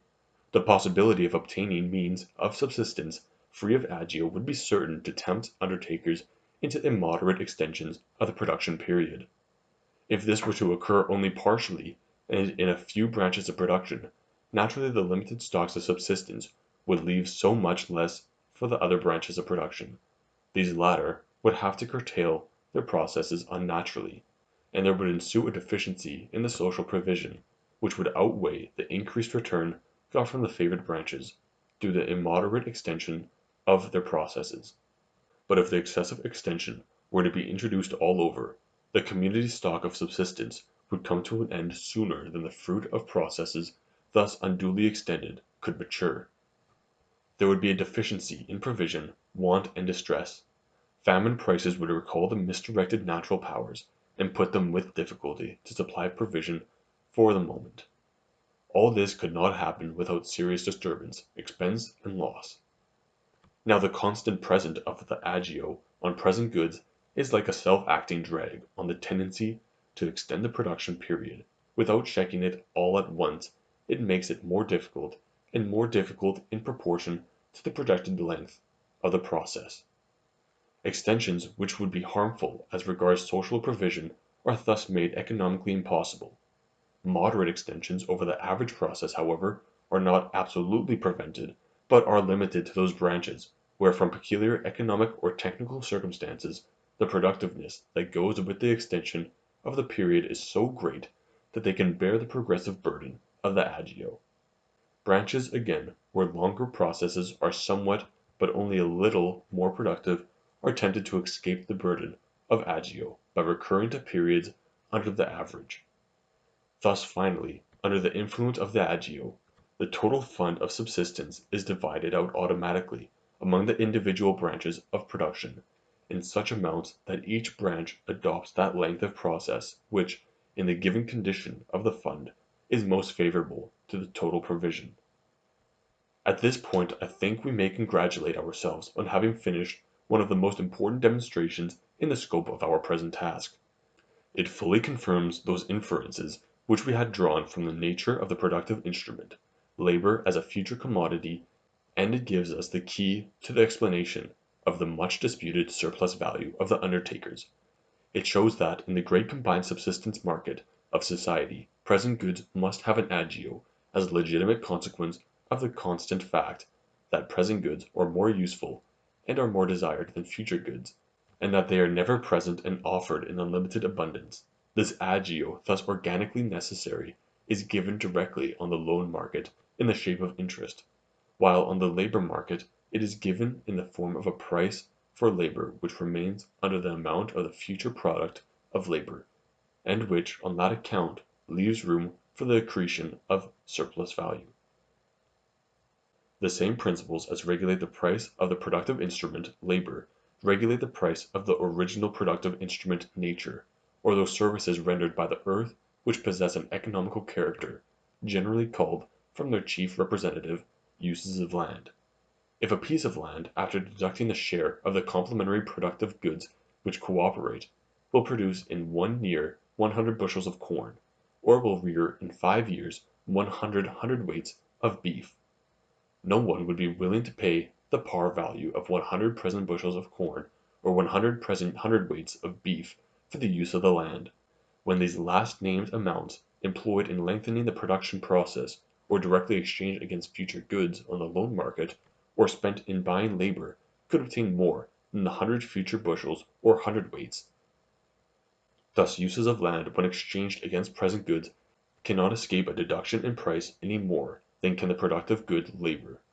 And finally, on the exactly similar grounds, the very same is true of the price of intermediate products. Conquered capital generally, raw materials, tools, and so on, is bought and sold at a price which remains under the amount of the future product resulting from it.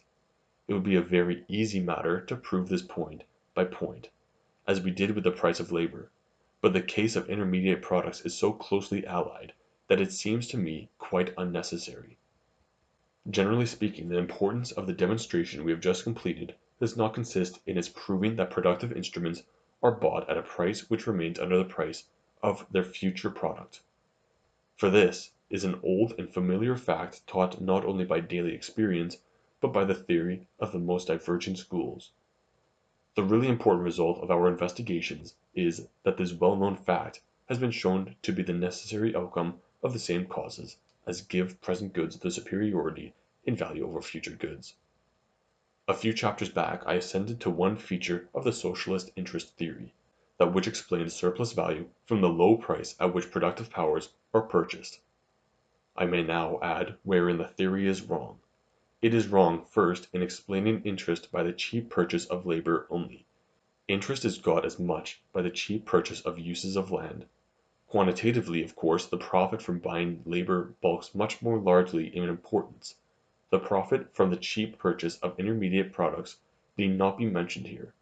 It is explained on the same principles as the profit from the purchase of the original productive powers. Second, as I have already said, the purchase is not so cheap as it seems to be, because the object of purchase is measured in undervalued future goods, while the price is measured in full-valued present goods. And finally, the fact that the price of labor is relatively low is not the naked result of an exploitation in which want forces the laborers to acquiesce. To some extent, although probably to a less extent, the same would probably be the case without any compulsion, if wealth were divided almost equally among all. To prove this, let us recur for a moment to the consideration of those primitive circumstances which I hurried over as not immediately appropriate to modern economy. Suppose a society where all are owners of wealth and all independent producers. Their labor, embodied in, say, 2 years' process, is moderatively productive. Suppose that in this society, which is not a poor one, a certain producer possesses means enough to make it possible for him either to maintain himself for 6 years, or to maintain himself and one worker for 3 years. The product of a year's labor, we shall suppose, is as follows. In a 2 years' production period, 52 pounds at 20 shillings per week; in a 3 years' process, 60 pounds; in a 6 years, 65 pounds. If this man employs his wealth in lengthening the period of his production without employing an assistant, he obtains by his 6 years' labor 6 times 65, which is 390 pounds. If he employs an assistant and works along with him in a 3 years' process, he reaps from his own labor in 6 years 6 times 60, which is 360 pounds. While the same amount is produced by the labor of his employee, how much can he pay this employee in wages? Obviously, it is quite impossible to give him the full 360 pounds, that is 60 pounds per year, in wage, for this would be to inflict positive injury on himself. Working by himself, he would have obtained in 6 years 390 pounds. By employing another, he only gets to keep 360 pounds. To avoid loss, he must, therefore, keep back of the product of the employee at least 30 pounds, and thus he will be able to pay himself at most 330 or 55 pounds per year. If he does so, the whole advantage of the business is obviously still on the side of the laborer. The undertaker gains nothing, but the laborer gains inasmuch as he now earns 55 pounds instead of the 52, which is all he could have earned as an independent undertaker with a 2 years' process. In these circumstances the idea of exploitation is out of the question. So is the idea of a forced agreement, and still the wage, although stretched in favor of the laborer to the extremest limit of the economically possible, remains under the full amount of his future product. Surely this is a clear enough proof that there is some other reason for the cheap buying of labor than compulsion and exploitation. Chapter 7. Interest from durable goods. Material goods are of use to mankind through the action of natural powers that reside in them, or, as I have expressed it in another place, through the rendering of their material services. On the nature and importance of these material services I have said enough in my former work, and I shall repeat only a few considerations which seem necessary to connect what was said then with the subject now before us. Many goods are so constituted technically as to be capable of rendering one single service, and in that service to exhaust the whole of their useful content. These are what we call perishable goods. In them the good or the service coincide. Many other goods, again, are able to render several successive services. We call these durable goods. Tools, dwellings, clothes, and land are instances of such. Here the single service forms of a smaller economical unit clearly distinguished from the good itself, and is capable of obtaining a certain economical independence. To afford a single and limited act of satisfaction, a single service may be detached from the useful content of the good. Various services of the same good may be independently and differently disposed of. Single services or groups of services may be independently transferred, gifted, or sold to different people, as we see every day in the familiar legal contracts of lease and hire. Such services may obtain an independent price, and as this of course presupposes an independent value, It is the value of these material services that now claims our attention. This value cannot be subject to any other laws than those which regulate the value of goods in general. A service obtains value exactly as a good does, that is, by the satisfaction of some want being dependent upon it, and the amount of its value is measured by the importance of the dependent want, that is, by the amount of the marginal utility which may be obtained from a service of such kind and such extent. Thus there is, naturally, an intimate relation between the value possessed by the material good itself and the value possessed by its services. The nature of this relation scarcely requires explanation. A material good obviously has the same value as the sum of all of its services, and a good is capable of rendering 10 services, and if the satisfaction of a certain want depends on each of these services, it is obvious that what depends on the possession of the good is the receiving of these satisfactions, and indeed of all the 10 satisfactions from which their services get their value. Naturally, the case of perishable goods is the simplest. Here the value of the single service coincides purely and simply with the value of the good itself. The value of a service rendered me by a cartridge is identical with the value of the cartridge. The case of durable goods is more complicated. We have always to think of the value of a durable good as a compound amount, as made up of the importance of more or less numerous wants to which it ministers by its successive services, or to put it another way, as made up of the individual values of the services on which those satisfactions depend. If a farmer is calculating the use value of a threshing machine with a view to buying it, he will take into account the time the machine will last and the work it is capable of doing, and it will calculate from that how many services it will render, and how much each service will be worth to him. In this, however, there may be another complication. If the services of the durable good be exhausted in a short space of time, the individual services, provided they are of the same quality, which for simplicity's sake we assume are, as a rule, equal in value, and the value of the material itself is obtained by multiplying the value of one service by the number of services of which the good is capable. But in the case of many durable goods, such as ships, machinery, furniture, land, the services rendered extend over long periods, and the result is that the later services cannot be rendered, or at least cannot be rendered in a normal economic way, before a long time has expired. As consequence, the value of the more distant material services suffers the same fate as the value of future goods. A material service which technically is exactly the same as a service of this year, but which cannot be rendered before next year, is worth a little less than this year's service.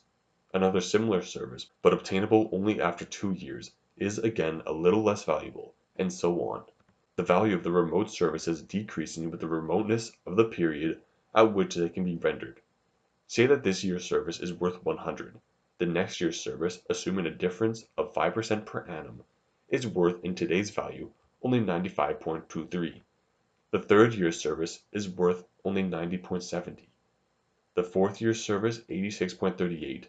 The fifth, sixth, seventh year services respectively worth 82.27, 78.35, 74.62 of present money. The value of the durable good in this case is not found by multiplying the value of the current service by the total number of services, but is represented by a sum of services decreasing in value. If the current year's use of a machine is worth 100, and the machine is capable of doing work of equal quality for 5 years more, the machine is not worth 6 times 100, which is 600, but 100 plus 95.23 plus 90.70 plus 86.38 plus 82.27 plus 78.35, which is 532.93. Now what happens during the working life of this machine? In the first year of its use the owner realizes the current service with its value of 100. Naturally the service thus consumed or rendered comes off the value of the machine, which we may call the bearer of the use, and the good suffers a loss of value. But this loss of value cannot be quite so great as the value of the service rendered and deducted. It is partly compensated by the increased value of the services that still remain embodied in the machine. That particular service which at the beginning of the year of use figured as next year's and had a value of only 95.23 in present money, figures by the end of the year as this year's use. It has advanced 1 year nearer maturity and grown into the full present value of 100. Similarly, the former third year's service has now become next year's, and its value has grown from 90.70 to 95.23. The fourth, fifth, and sixth year's service has passed into the rank and value of the third, fourth, and fifth year's services. Behind each of these latter services, there remains another service ready to take its place and entirely supply it. It is only the sixth year's service, that is not replaced by any succeeding one, and thus we find that the loss of value which the durable good suffers during the year's use turns out exactly equal to the initial value of the most remote service inherent in the good. This value, of course, is less than the value of the present service, the service known as the current return, and thus it happens again that to the owner of the durable good something of the current return always remains over as net profit or net interest, after deducting the loss of value which the good suffers during its year of use, that loss of value familiarly known as wear and tear. This something amounts exactly to the customary percentage of the total value, the capital value, of the parent good, the bearer of the utility, a coincidence which it is the easiest thing in the world to explain. For this something is got from the increasing value of the total services of the goods, as these services come nearer to the present. Now, naturally, each service increases in value as it comes nearer the time of its realization, in the same ratio as it was underestimated formerly by reason of its remoteness. That is to say, it increases in value by the usual market percentage on its individual value. But since, as we saw, the sum of the individual values of all the services inherent in a good constitutes the value of that good, the increment of value of all the services added together must be exactly equal to the usual market percentage on the total value of the good. To put all this into figures, at the beginning of the first year of its use the good, as bearer of 6 annual services, was worth in the present value 100 plus 95.23 plus 90.70 plus 86.38 plus 82.27 plus 78.35, that is 532.93. At the end of the first year, as now capable of 5 annual services of the present value of 100 plus 95.23 plus 90.70 plus 86.88 plus 82.27, it is worth 454.58. The loss in value is therefore 78.35, which is exactly the same as the former most remote service was.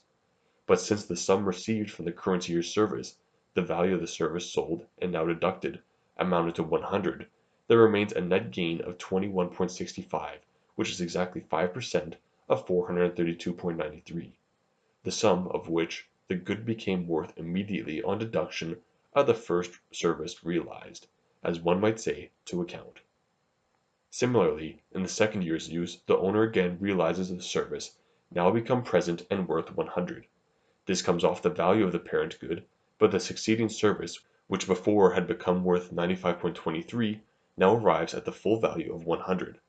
That succeeding it becomes worth 95.23, and so on. Only the last service, that originally worth 82.27, finds nothing to replace it. At the end of the second year's use, then, the good, as capable of 4 remaining annual services of the individual values of 100 plus 95.23 plus 90.70 plus 86.38, is worth 372.31, as against the value of 454.58, which it had at the beginning of the year. It has suffered a loss of value of 82.27, which is equal to the value of what was the last service, and as against the receipt of 100 it returns 17.53 net, the interest on the somewhat reduced capital that remains.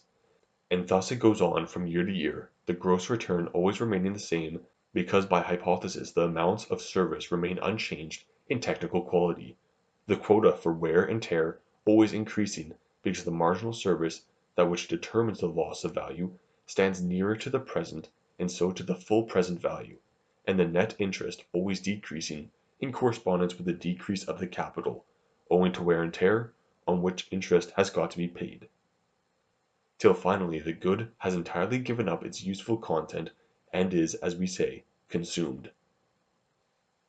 Put in general terms, then, we get the following very simple explanation of the phenomenon of interest on durable goods. The owner of a durable good can always realize the full higher value of the then present utility, and this represents the gross return of the good, its gross interest. He loses, on the other hand, on account of the steady advance of the more remote services towards the present, only the smaller value of the last service then inherent in the good. This smaller value determines the amount of the wear and tear, and thus there is always a difference between gross interest and the amount of wear and tear, which difference forms his net profit or net interest. The cause, then, to which net interest owes its existence is nothing else than an increase of value of the future services. Services which were previously of less value, but during the period of the good's use have pressed forward into or towards the present. Thus our theory traces back the profit which durable goods yield their owner to the selfsame causes, as explained interest on loans and undertaker's profit on production. I think I am justified in claiming this as the peculiar merit of the theory, and at the same time as a strong proof of its correctness, for it was just this interest on durable goods that formed the stone of stumbling to all earlier interest theories, and stood as it were a standing contradiction of them. Supposing that the other kinds of interest could be explained by the productivity of capital, obviously this was no explanation of the interest yielded by a durable consumption good which produced nothing, such as a dwelling house, household furniture, a hired piano, the books of a lending library. Or, if undertaker's profit was traced, with more or less appearance of justification, to an exploitation of the laborers, the question remained, what laborers are exploited by the owner of a house? Suppose he has paid away the whole £2,000, the worth of his house, in wages to the laborers who built it, so that in the origin of the house there is not a particle of profit from exploitation.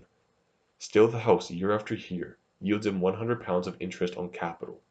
Where shall we find the worker from whom the £100 could have been taken either by fraud or force? The use theory appears at first sight at least better able to account for this form of interest, since it borrows its special foundation directly from the phenomenon of durable use of non-perishable goods. But neither does it get beyond the mere semblance of an explanation. It gets entangled in subtleties of a wider and a narrower use of a gross and a net utility, terms, by the way, which may be quite proper as convenient expressions to indicate certain phenomena, but represent anything but clear and definite conceptions, and leaves entirely unexplained the nature of the relations existing between the value of the net and the value of the gross use, between the value of the parent good and the amount of its wear and tear, whether net interest is high because the value of the capital is high, or whether the capital value is high because the net interest is high, whether the amount of gross interest is cause or effect of the value of the other two amounts. On these questions we should seek in vain in the writings of Hermann, Knies, or Schaffel, for anything approaching to clearness of inquiry and for anything like a real explanation. To all these questions our theory gives one concise answer. The value of material services, gross use, forms the first link in the causal chain. The value of the bearer of the use, the parent good, is the sum of the individual values of its material services. Wear and tear is a result of the diminution of the services which still reside in the good, and is on account of the progression in time of the later services, neither equal to the value of the material service detached during the year of use, nor yet corresponding to the degree of physical wear and tear, which, if the good lasts 6 years, would amount yearly to 1/6 on the whole useful content, but is equal only to the value of that service which is the last, the most remote, at the time of calculation. And it is this same progression in time which causes the increase in value of the later services and from which comes a net gain, the interest on capital.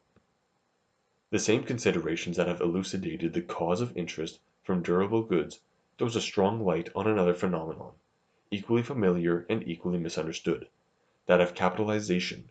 It is a well-known circumstance that, to such goods as yield us a more or less permanent return, we ascribe a certain capital value, in consideration of this return. We estimate them as equal to a money capital which, at the ruling rate of interest in the particular country, would yield a similar amount of return for the same period. Thus a house which returns £500 a year we value at £10,000 if the usual rate of interest is 5%, or £12,500 if the rate is 4%. Or we value a machine which, for 6 years, throws off annually a gross amount of £100 and certain net decrease in amounts at something over £500. Why do we attach just this value to them? The common explanation is because these goods yield a certain net return, we must hold them equal in value to a sum of money which yields just the same net return. This, however, is incorrect, or rather, it is not an explanation at all, but a reasoning in a circle. The existence of a net return is not the primary fact which can be given as cause of the parent good having a definite value, but conversely, a definite value must already be put on the good if the net return as such is to appear. If in our example the machine, which in 6 years returns in all £600, has been valued at £600, its whole return evidently would have been absorbed by the wear and tear, and there would have been nothing left over as a net return. It is simply because it was valued at less, at something only a little over £500, that there remains a net interest after deducting the quota for wear and tear, and it is exactly as I shall show farther on in another connection, as regards the return and capital value of houses, lands, etc. The only correct conception, and the only conception which really gives an explanation of the phenomenon, is the one now stated. The true primary fact is the lower value of future goods and future services. Next we have the parent good as capable of containing future services, estimated at a less amount than the total value which services successively given off will represent as they are given off.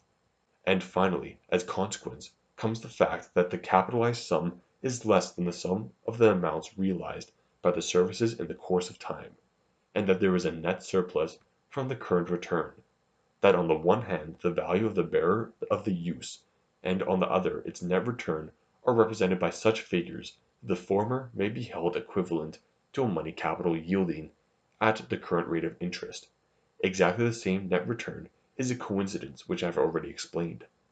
And in virtue of this coincidence it is finally as intelligible as it is justifiable that in practical economic life, which finds and adopts, as facts ready to its hand, the things which we try to explain, the net return of goods should be taken as foundation for acts of valuation. It is an abbreviated method which, practically, is quite appropriate, although it turns the relation of cause and effect exactly the other way. Are you ready to explore the principles of true economic freedom and take control of your financial education? Economics and Freedom brings you powerful resources that will transform the way you think about the economy.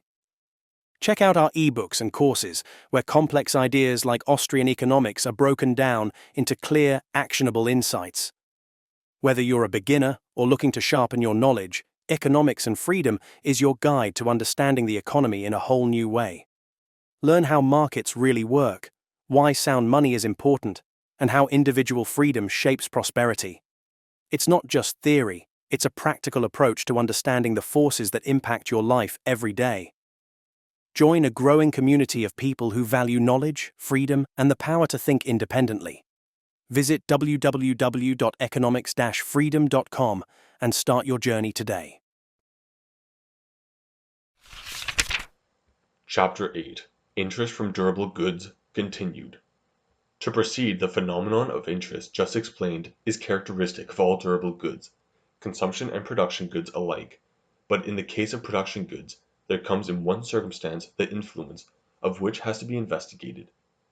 In goods which are to serve as instruments of production, not only are the future services remote from the present, but both present and future services are remote from that economical goal which is first to be reached through production.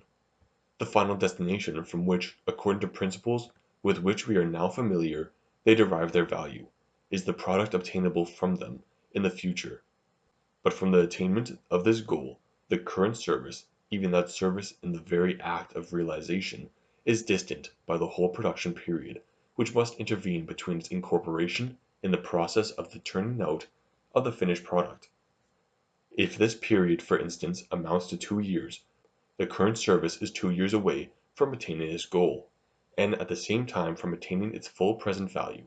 The next year's service is 3 years away, the next again 4 years, and so on, while in the case of durable consumption goods, every service attains its full present value, in the year or in the moment it is rendered. Now this has a twofold result. First, the services of productive goods undergo a greater reduction as compared with their full final value, and second, the growth of their value lasts longer on that account. After they are produced and set to work, they bear interest during the whole period of the production process on which they enter, only in practice this interest is ascribed, not to the durable good that forms an integral part of the outlay, from which indeed it is now separated, but to the business or circulating capital into which it is transferred at the moment of its separation. To illustrate this, a durable consumption good which lasts 6 years, and yields at the end of each year a use of 100, is worth, as we have seen, 95.23 plus 90.70 plus 86.38 plus 82.27 plus 78.35 plus 74.62, which equals 507.55.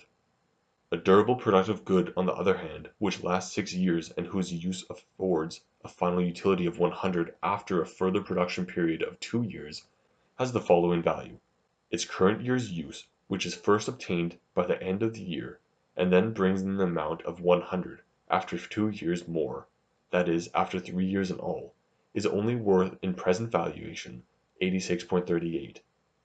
Its next year's use, which will bring in 100 in 4 years, is today worth 82.27.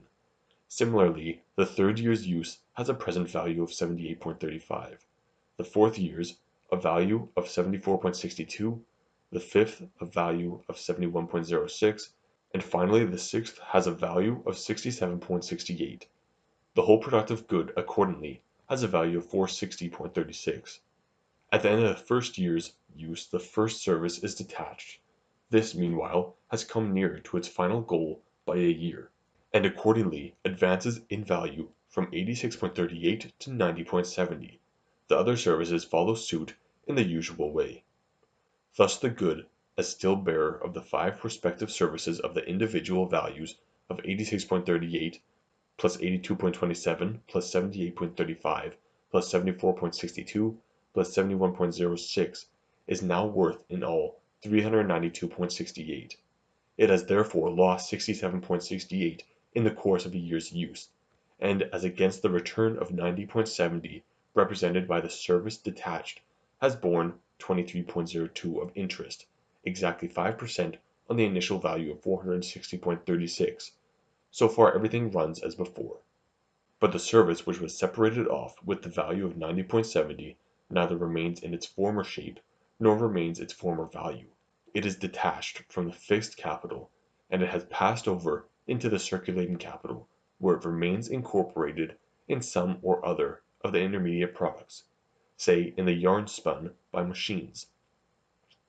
In this new shape it is the object of the further production process, and is by it brought step by step nearer to full maturity, and so to its future value of 100. This it attains in the following, the second year of use. At the end of the second year's use again the service, which is now the current one, is detached from the parent good with a value of 90.70. The parent good, now valued at 321.62, has lost 71.06, and, as against the return of 90.70, has borne 19.64 as interest.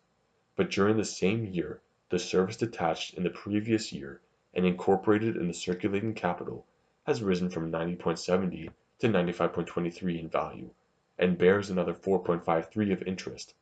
And again, in the same way, at the end of the third year of use, a service of the then value of 90.70 is detached, by which the parent good loses 74.62 in value, and interest gains 16.08.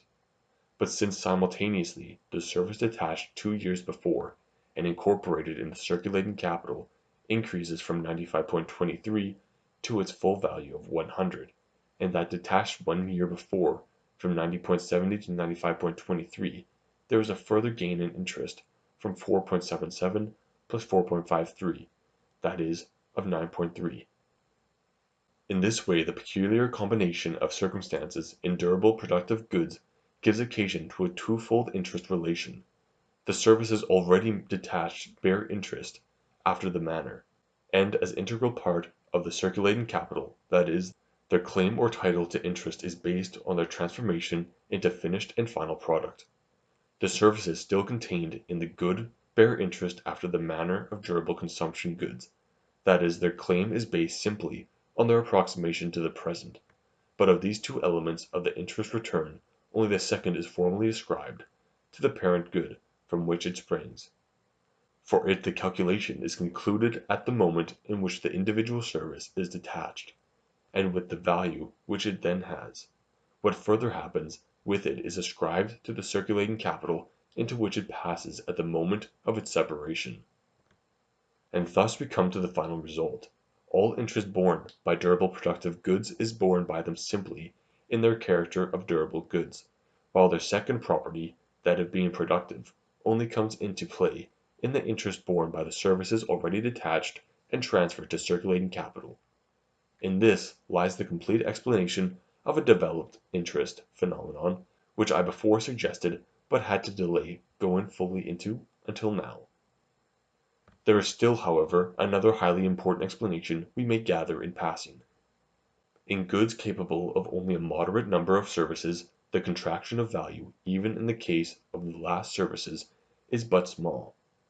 The result of this, on the one hand, that the value of the parent good is only a little behind the gradually developing value of its collective services.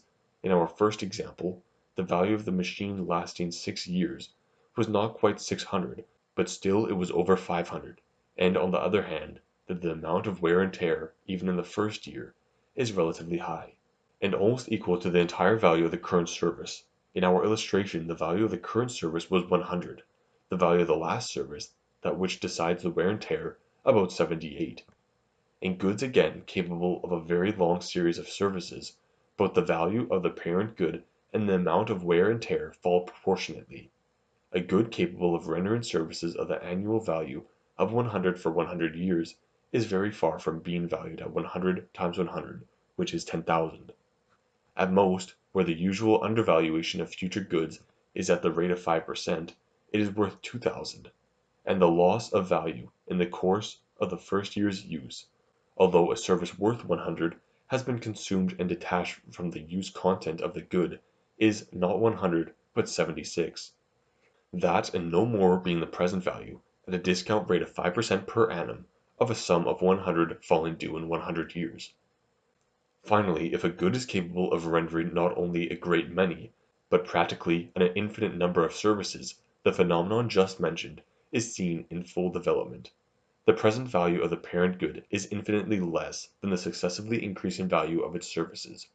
A piece of land, for instance, which bears 100 pounds each year for an infinite series of years, is worth not 100 times infinity, not 100,000 pounds, not even 10,000 pounds, but only some 2,000 pounds.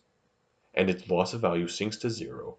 The piece of land whose annual current service is worth 100 pounds yields the whole 100 pound net. The law remains just as before, but the very remote services of the second, third, 10th century have so exceedingly small a value in the present that they can add almost nothing to the present value of the land. And the last service, the one which should decide the amount of depreciation as infinitely far away, has no present value at all. This is the ultimate reason why rent of land appears as a net income, and here first is the solution of the problem of rent traced to its real issue. The old rent theory gave only a preliminary and partial answer, and strangely enough had not the slightest suspicion that its tentative solutions had never come near the heart of the problem. All preceding attempts, from Ricardo downwards, exhausted themselves in more or less successfully pointing out that the annual uses of land have an economic value, or yield an economic return, and why they do so. But the yield of such services is in itself, first of all, a gross return. That the owner gets a net return, a net income, has nothing to do with the fruitfulness, situation, kind of ground, or any such thing, but simply with the lower value put upon future goods, and the determination of the present value of the land in conformity with that. Suppose that a quarry, after deduction of all other recognized costs, produced for 100 years what we may call net annual return of £100, and suppose that future services were not less valued than present. The value of the quarry would be the full amount 100 times 100. The quarry owner would draw an annual income of £100, but not a shilling of that would be rent in the present sense of that term. That is to say, a net income, the whole of it would be a protracted consumption of the parent wealth of £10,000. And the case of all other lands is different from that of the quarry, not in kind but only in degree. If a field is considered capable of producing crop for 1,000 years or 2,000 years, if one should prefer it for literal infinity in human affairs, is out of court.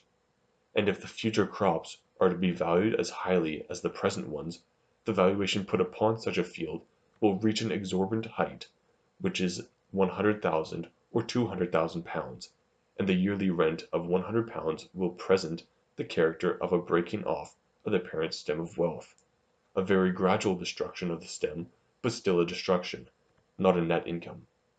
Landowners would be lords of a giant stem or stock of wealth, but they would have no net income. The theoretical explanation of rent from land then coincides ultimately with the explanation of interest obtained from durable concrete capital, and land rent is nothing but a special case of interest obtained from durable goods. That the two explanations do not entirely coincide, and that on the contrary the current rent theories are substantially so very different from the interest theories, is only traceable to the fact that in the course of the explanation of rent, an intercalation had to be made which did not require to be made in the case of interest on durable capital, and that at the same time, from a faulty conception of the rent problem, economists exhausted the whole content of the rent theories in making this special intercalation. In the case of all products of labor, and consequently in all goods that constitute capital, it needs no explanation that they and their material services have economic value. Were it not so, they would be produced. In the case of the services of land, on the other hand, this is not self-evident, and therefore the economist must first exert himself to show why and under what circumstances the use of land receives a value and price. With a correct value theory, a few strokes of a pen will supply this proof, by means of the doctrines of marginal utility and of complementary goods. Wanting the guidance of such a theory, and entangled in the fetters of the labor value theory, economists gave it a shape which was unnecessarily circumstantial and clumsy, and was, at the same time, not very satisfactory in principle. Of Ricardo's rent theory, which in essence has remained the ruling one up till the present day, the theories of his opponents Carey and Rodbertus being quite exploded, it must be said that it contains an abundance of truth put in a formula essentially false. It is a brilliant piece of casuistry, which is out of connection with the central fire of correct principles. It lights up a bit of the road, but leaves the rest in obscurity and error. Hence the peculiar fate of the Ricardian theory. It does not quite satisfy anybody. Even its friends are fain to discover a number of weak points in it, and its most universal propositions are, for the most part, its weakest. But there remains in an indestructible core of truth, which lives on under the most varied metamorphoses, and, even to this day, constitutes the better part of its substance. But how far does the Ricardian or any other rent theory take us, even if it were correct in every point where it is disputable? It takes us no further than we get in the question of interest, when it has been shown that a threshing machine, after deducting all other costs, yields an annual gross interest, and why it does so. Where Ricardo ends his rent theory, there in truth ends the intercalation, which, because of its obviousness, did not require to be made in the case of movable capital. But it is just then that the chief question of the problem suggests itself, why there is a net interest within that gross interest which is yielded by the year's use or service of the threshing machine, or the field, after deduction of the other costs. And to this question, which the rent theory up till now has entirely omitted to put, no answer can be given, either as regards the field or the machine, but to the point to the undervaluation of future goods and future services. Chapter 9. Results. We have traced all kinds of methods of acquiring interest to one identical source, the increase in value of future goods as they ripen into present goods. Thus it is with the profit of the undertakers who transform labor, the future good which they purchase, into products for consumption. Thus it is with landlords, property owners, and owners of durable goods generally, who allow the later services of the goods they possess to gradually mature and pluck them when they have ripened into full value. Thus finally it is with the loan. Even here it is not the case, as one might easily think at first sight, that the enrichment of the capitalist comes from the creditor receiving more articles than he gives. For at first, indeed, the articles concerned here are less in value, but from the fact that the loaned objects at first lower in value, gradually increase in value, and on the moment of fruition enter into their complete higher present value. What then are the capitalists as regards the community? In a word, they are merchants who have present goods to sell. They are the fortunate possessors of a stock of goods which they do not require for the personal needs of the moment. They exchange this stock, therefore, into future goods of some form or another, and allow these to ripen in their hands again into present goods, possessing full value. Many capitalists make this exchange once for all. One who builds a house with his capital, or buys a piece of land, or acquires a bond, or gives a loan at interest for 50 years, exchanges his present goods wholly or in part for goods or services which belong to a remote period of time, and consequently creates, as it were at a blow, the opportunity or condition of a permanent increment of value, and an income called interest, which will last over this long period. Once again, who discounts a 3 months' bill, or enters on a 1 year's production, must frequently repeat the exchange. In 3 months, or in 1 year, the future goods thus acquired become full valued present goods. With these present goods the business begins over again. New bills are bought, new raw material, new labor, these in their turn ripen into present goods, and so on again and again. In the circumstances, then, it is very easily explained why capital bears an everlasting interest. We may dismiss any idea of an inexhaustible productive power in capital assuring it eternal fruitfulness, any idea of eternal use given off year out year in, to the end of time, by a good perhaps long perished. It is because the stock of present goods is always too low that the juncture for their exchange against future goods is always favorable, and it is because time always stretches forward that the prudently purchased future commodity steadily becomes a present commodity, grows accordingly into the full value of the present, and permits its owner again and again to utilize the always favorable conjuncture. I do not see that there is anything objectionable in this.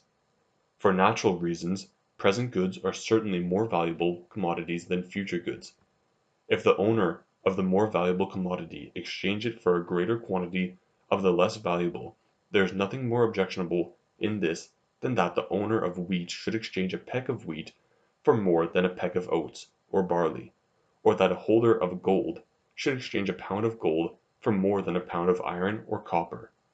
For the owner not to realize the higher value of his commodity would be an act of unselfishness and charity which could not possibly be translated into a general duty, and as a fact would not be so translated in regard to any other commodity.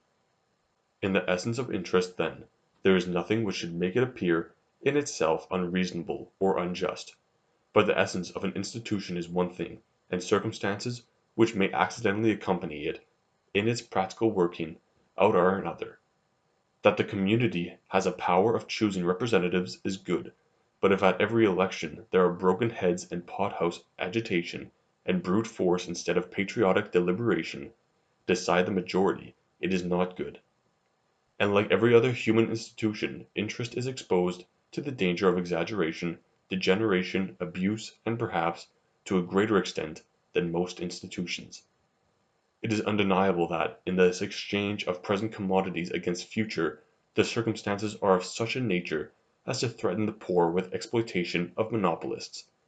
Present goods are absolutely needed by everybody, if people are to live. He who has not got them must try to obtain them at any price.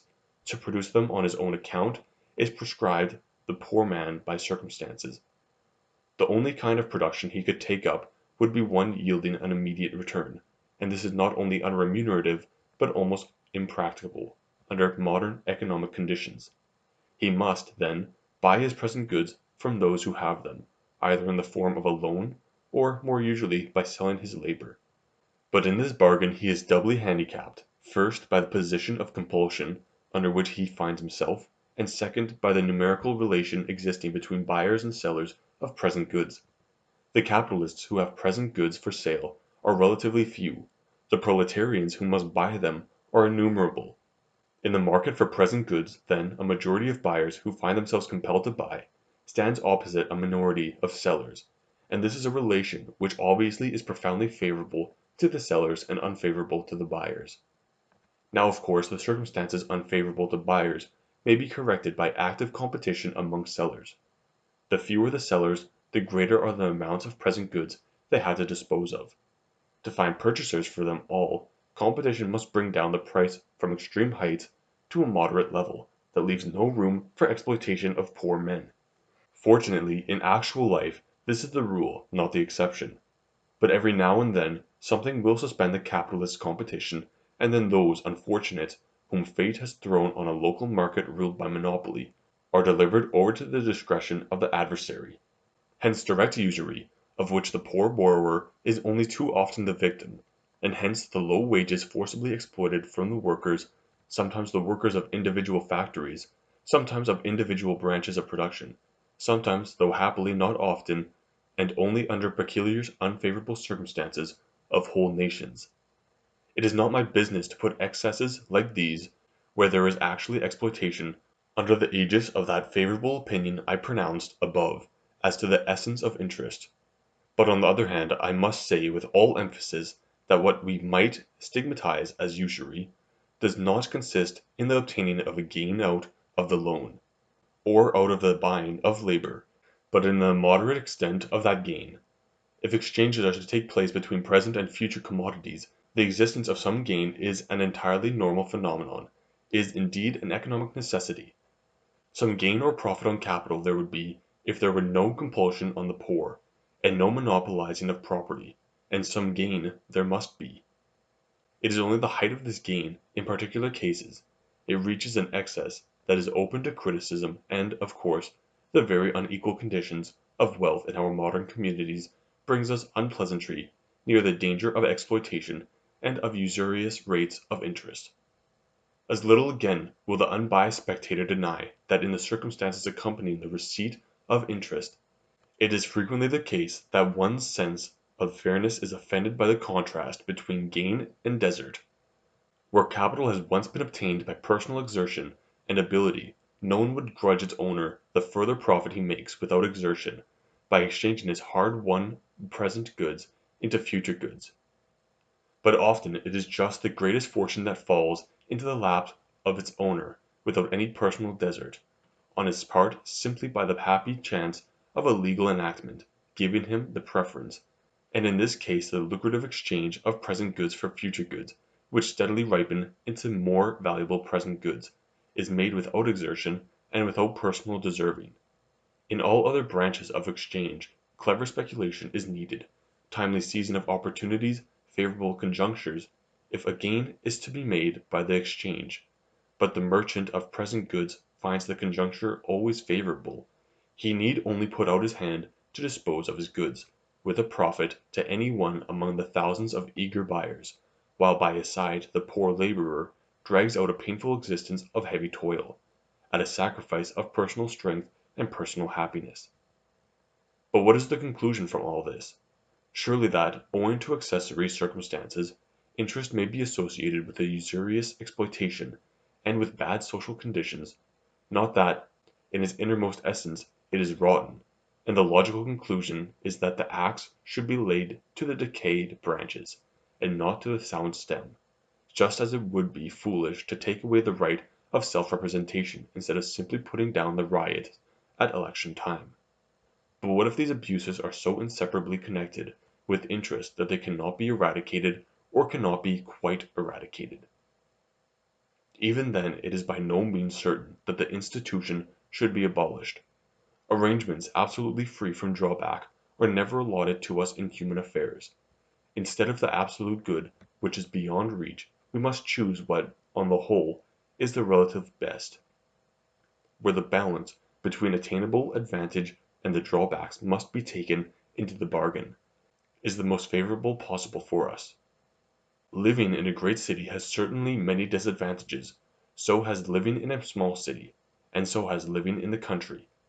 But we must live somewhere, and so we make our choice of the place where, after wise consideration of all the circumstances, the unavoidable evils seem to be the most outweighed by the advantages, and in the same way, before we abolish interest as such, we must first draw out a balance sheet to show whether human well-being is better promoted in a society which permits gain from capital and recognizes it, or in one which permits only income from labor.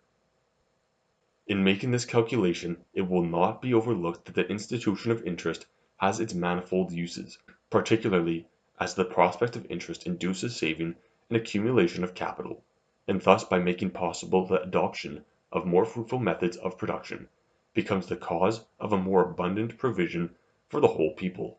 In this connection, the much used and much abused expression "reward of abstinence" is in its proper place. The existence of interest cannot be theoretically explained by it. One cannot hope in using it to say anything about the essential nature of interest. Everyone knows how much interest is simply pocketed, without any abstinence that deserves reward. But just as interest sometimes has its injurious accompaniments, so in its train it brings others, fortunately, that are beneficent and useful.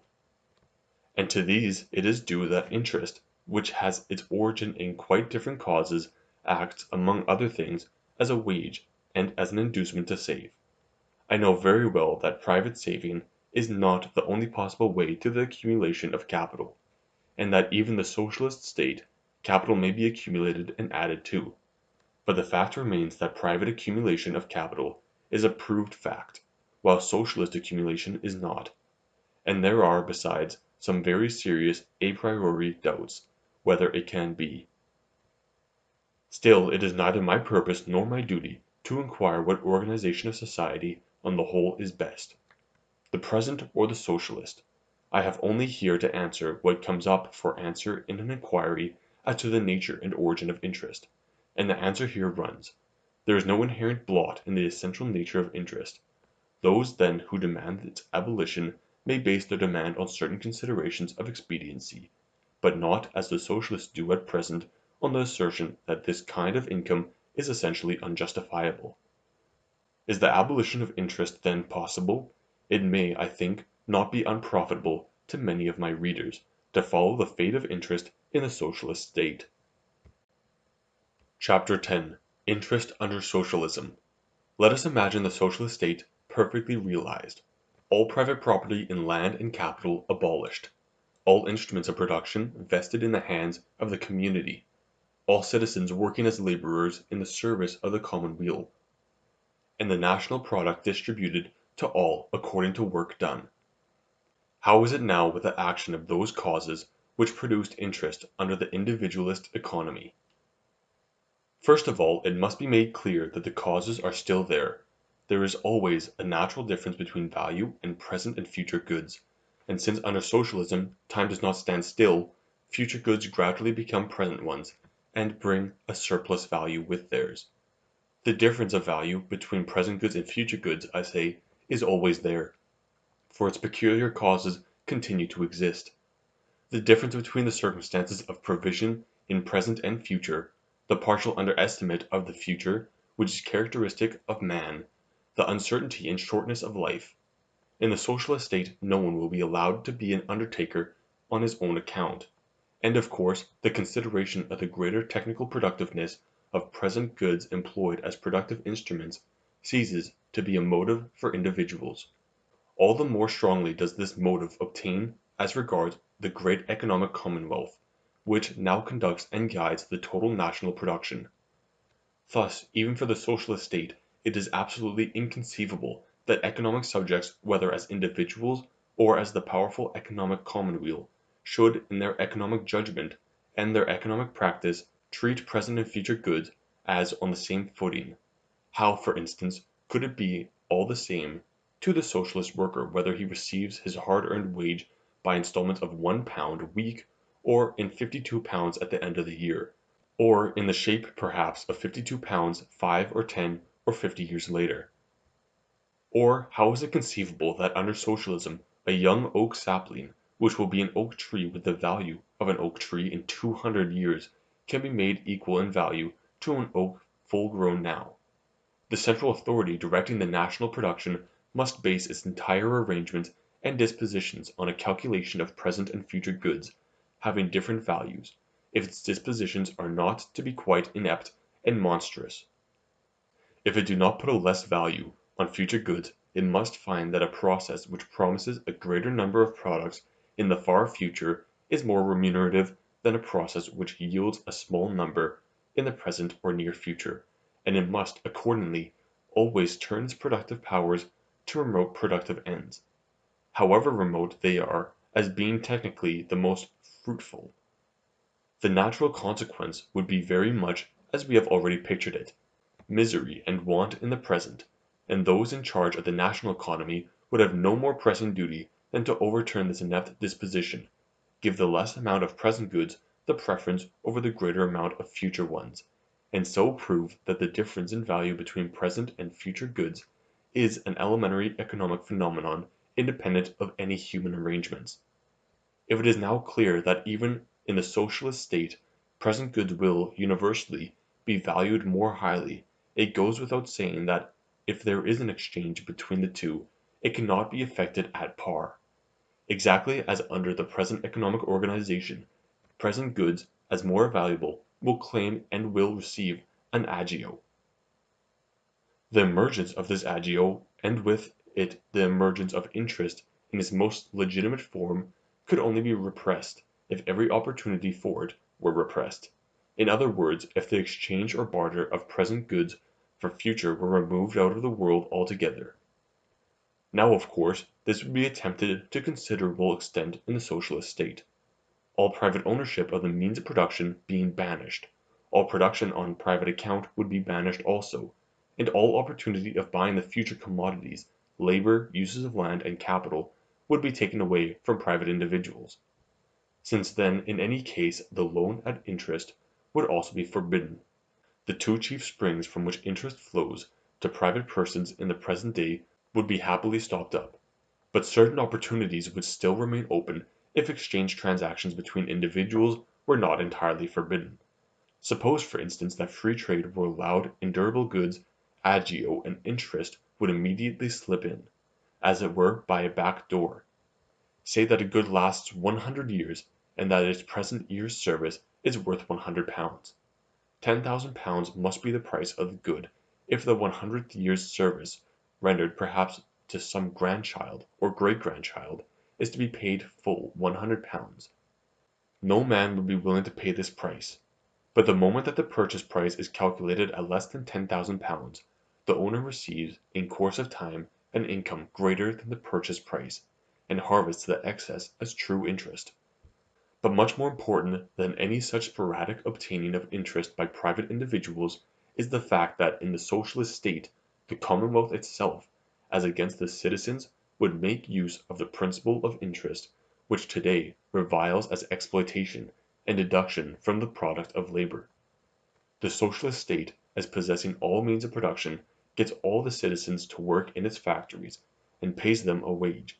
It conducts, therefore, on the largest scale the buying, forbidden to private individuals, of the future good, labor. Now on technical grounds various portions of the labor it buys it necessarily sets to work simultaneously towards various productive ends widely removed in point of time.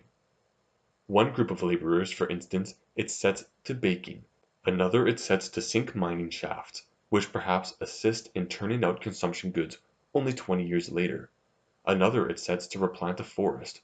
The labor directed to distant ends, for reasons with which we are now familiar, obtains a greater technical product, and that product, when ripe, will possess a greater value; while, for instance, the product that a baker turns out in a day is worth perhaps 4s. A laborer engaged in forestry may plant 100 oak saplings in a day. and these saplings without added labor may mature in 100 years' time to strong oak trees worth 20 shillings apiece. Now how much can and should the socialist state pay as wage to those workers whose labor it directs to these far away but productive ends? Will it pay the foresters the whole value of their future product, say £100 a day? Impossible. That would be a glaring injustice to the workers of other departments. If the entrance to individual branches of employment were left free to all comers, everybody would be a forester, and nobody would bake bread. The country would relapse to primeval forest, and the present, with its pressing needs, would remain unprovided for.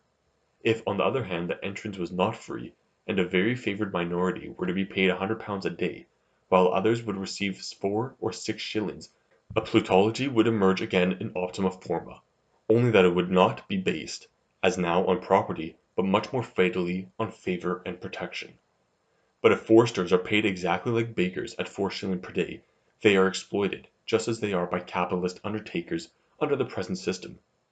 In buying the future commodity, labour, an agio is put on present goods, and the labourer, instead of his future product of £100, is put off with a present wage of 4 shillings, which represents the present value of the planted saplings, but the surplus value which these saplings take on as they grow into oak trees, ready for cutting, the socialist commonwealth puts into its pockets as real interest. Perhaps, probably, it is to be hoped not to keep it in its pockets, but to employ it in a general bettering of the wages of its workers. But any such supplementary common purse distribution of the interest thus pocketed does not make any difference in the fact that interest, as interest, has been received. In this the socialist state only acts like a capitalist in the present day, who accumulates a fortune from its surplus values, and then disposes of it for purposes of the general good. A wage earned can be disposed of egoistically or altruistically, and interest received can be disposed of egoistically or altruistically. But it would be as rash to assert that a wage becomes an interest by being egoistically spent as to assert that an interest changes its nature and turns into wage when it is altruistically spent. It is, too, well worthy of remark that an equal distribution of interest obtained by the socialist state does not establish the same economic conditions as if the interest had not been taken at all. In this distribution it is not the persons whose labour and product the interest was due that get the interest, but entirely different people. The forester had an amount of £99 16 shillings deducted from the value of his future product as interest. If now, through the distribution of all the interest thus obtained, the average day's labour is raised from 4 shillings to 6 shillings per day, the forester gets a couple of shillings returned him of the £99 16 shillings taken from him. The remaining £99 14 shillings other people get, and get indeed, just as at present, not by the title of wage, but by the title of property, or rather of joint property. The people who are employed in immediately remunerative production, such as baking, and create a day's product of 4 shillings, could, as labourers, ask and receive a wage of only 4 shillings. The other 2 shillings they receive only because they are at the same time joint owners in the national wealth, and because the socialist state, which administers the common national wealth, as proprietor of this wealth, brings its entire right of property to bear on those workers whose labour are directed to more remote productive ends. In the socialist state, therefore, exactly as in a capitalist society, interest is deserved by the proprietor of present goods as against those labourers who create only a future product by their labour. The only difference is that in the capitalist society property is unequally divided and interest falls to a few proprietors in great amounts, while in the socialist society all are joint owners to an equal amount and all obtain an equally small quota of the total interest. In the above analysis I have taken my illustration from forestry because it illustrates the circumstances in question in the most striking and unambiguous way. In the most striking way because the difference of time between the forth putting of labour and the receiving of the mature product, and with it the difference in value between labour and future product, is at its maximum, in the most unambiguous way. Because here no additional labour of any sort is necessary, and consequently the calculation of the final product produced by a definite expenditure of labour is quite simple. But it surely needs no further demonstration that exactly the same relation occur, in more or less weakened degree, in the case of all labor which is directed to more remote goals of production. They are all technically more productive than those which yield their result on the moment. Their abundant future product, too, must always have a greater future value, because it could not economically have been produced at all, if already its present value, reduced by perspective, were not equal to the otherwise normal value of a similar amount of labor. Since finally the wage for similar and similarly valuable labor cannot be assessed at different levels according as the socialist state directs its labor to a near or a remote goal of production, the wage of those laborers who are put to a more remote tasks must necessarily be assured under the full value of their future product, and this secures that to a greater or less extent there appears a surplus gain for the community which is the owner of the present goods. Nor does it require any demonstration that the phenomenon of interest must emerge to a still greater degree if the socialist society be organized, not as one united community, but as a system of independent economic groups. For if this case at every exchange between mature and immature commodities, each group would appropriate surplus value, not only as against its own workers employed to remote productive ends, but in a much greater degree as against the other groups, and would divide out this surplus value to the shareholders of the wealth belonging to the group as dividend. Thus we come to a very remarkable and noteworthy result. Interest, which today the socialists abuse as a gain got by exploitation, a robbery from the products of labor, would not disappear even in the socialist state, but would remain in promise and potency, as between the community organized under socialism and its laborers, and must so remain. The new organization of society may make some change in the persons who receive it, and in the shares into which it is divided, by altering the relations of ownership.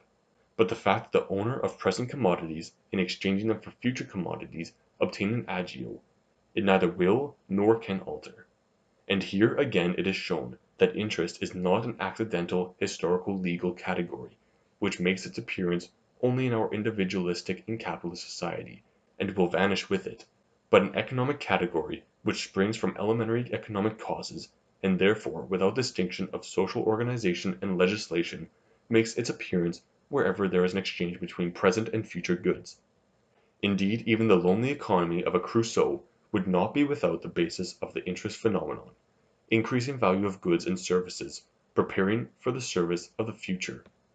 And of course that in the absence of exchange transactions there would be wanting the chief occasion to put exact figures on the value of goods, and therewith almost the only opportunity of calling attention and giving fixity to the phenomenon. This video is brought to you by Economics and Freedom.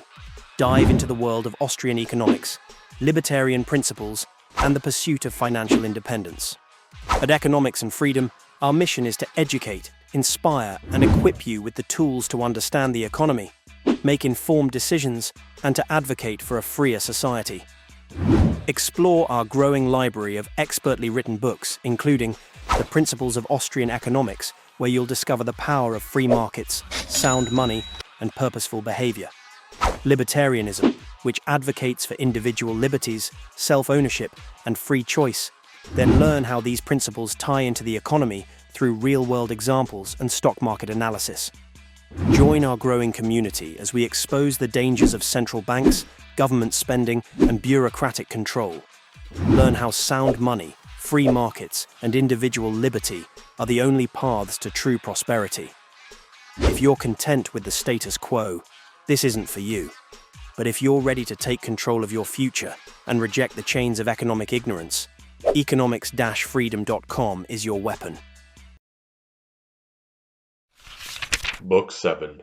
The Rate of Interest. Chapter 1. The Rate in Isolated Exchange. The exchange of present goods for future, in which interest has its origin, is only a special case of the exchange of goods in general. It goes then without saying that the formation of price in this case is subject to the same laws as govern the formation of price in economical exchange generally.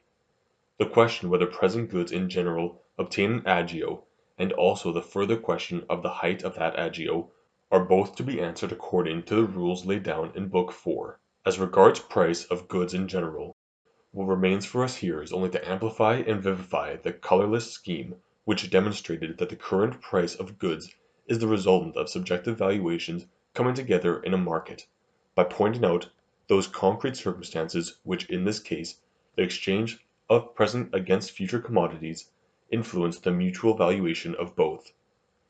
As before, it is advisable to distinguish between isolated exchange and competitive exchange.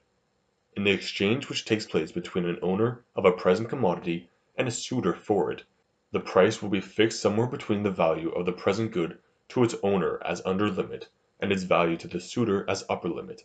If, for instance, £100 present money are worth to their owner exactly as much as £100 of next year's money, while to the suitor they are worth on subjective grounds, say on account of temporarily pressing circumstances, as much as £200 of next year's money, the price of £100 money will be fixed somewhere between £100 and £200 of next year's money, and the agio at something between nothing and 100%. The precise figure that is fixed in the individual case within these wide limits depends on skill and staying power displayed by both parties in conducting the negotiations. As a rule, the owner of present goods will be in a position of advantage because he can do without the exchange and yet suffer no loss, while the suitor is often driven to pay any price for present goods. Hence the familiar case where, in the absence of competition, usuriously high rates of 50%, 100%, even 200 and 300% are extorted. When we go farther and inquire as to the deeper reasons which affect the subjective valuations of the suitors, and thus affect the economic upper limit of the agio, we find them a little different in the case of the consumption loan from what they are in the production loan, to which latter the buying of labor is closely allied.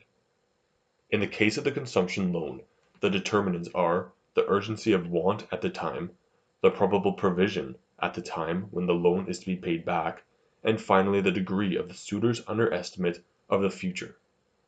The more urgently he requires the loan, the more easily he expects to be able to replace it, and the less he takes thought for the morrow, the higher the agio to which he will, in the worst case, consent, and vice versa.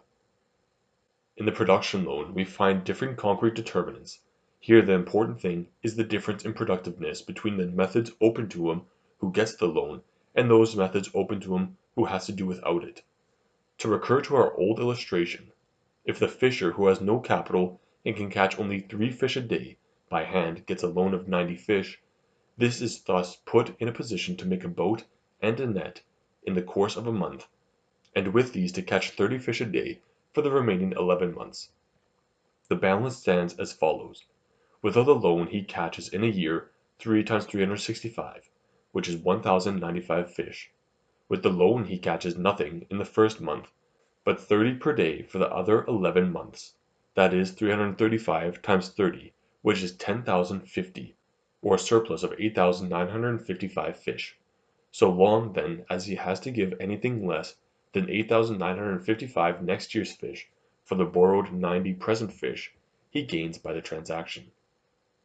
In this illustration the difference in possible return between the two productive methods, and with it the upper limit of the economically possible agio, is absurdly high. 8,955 next year's units for 90 present units is something like 10,000%.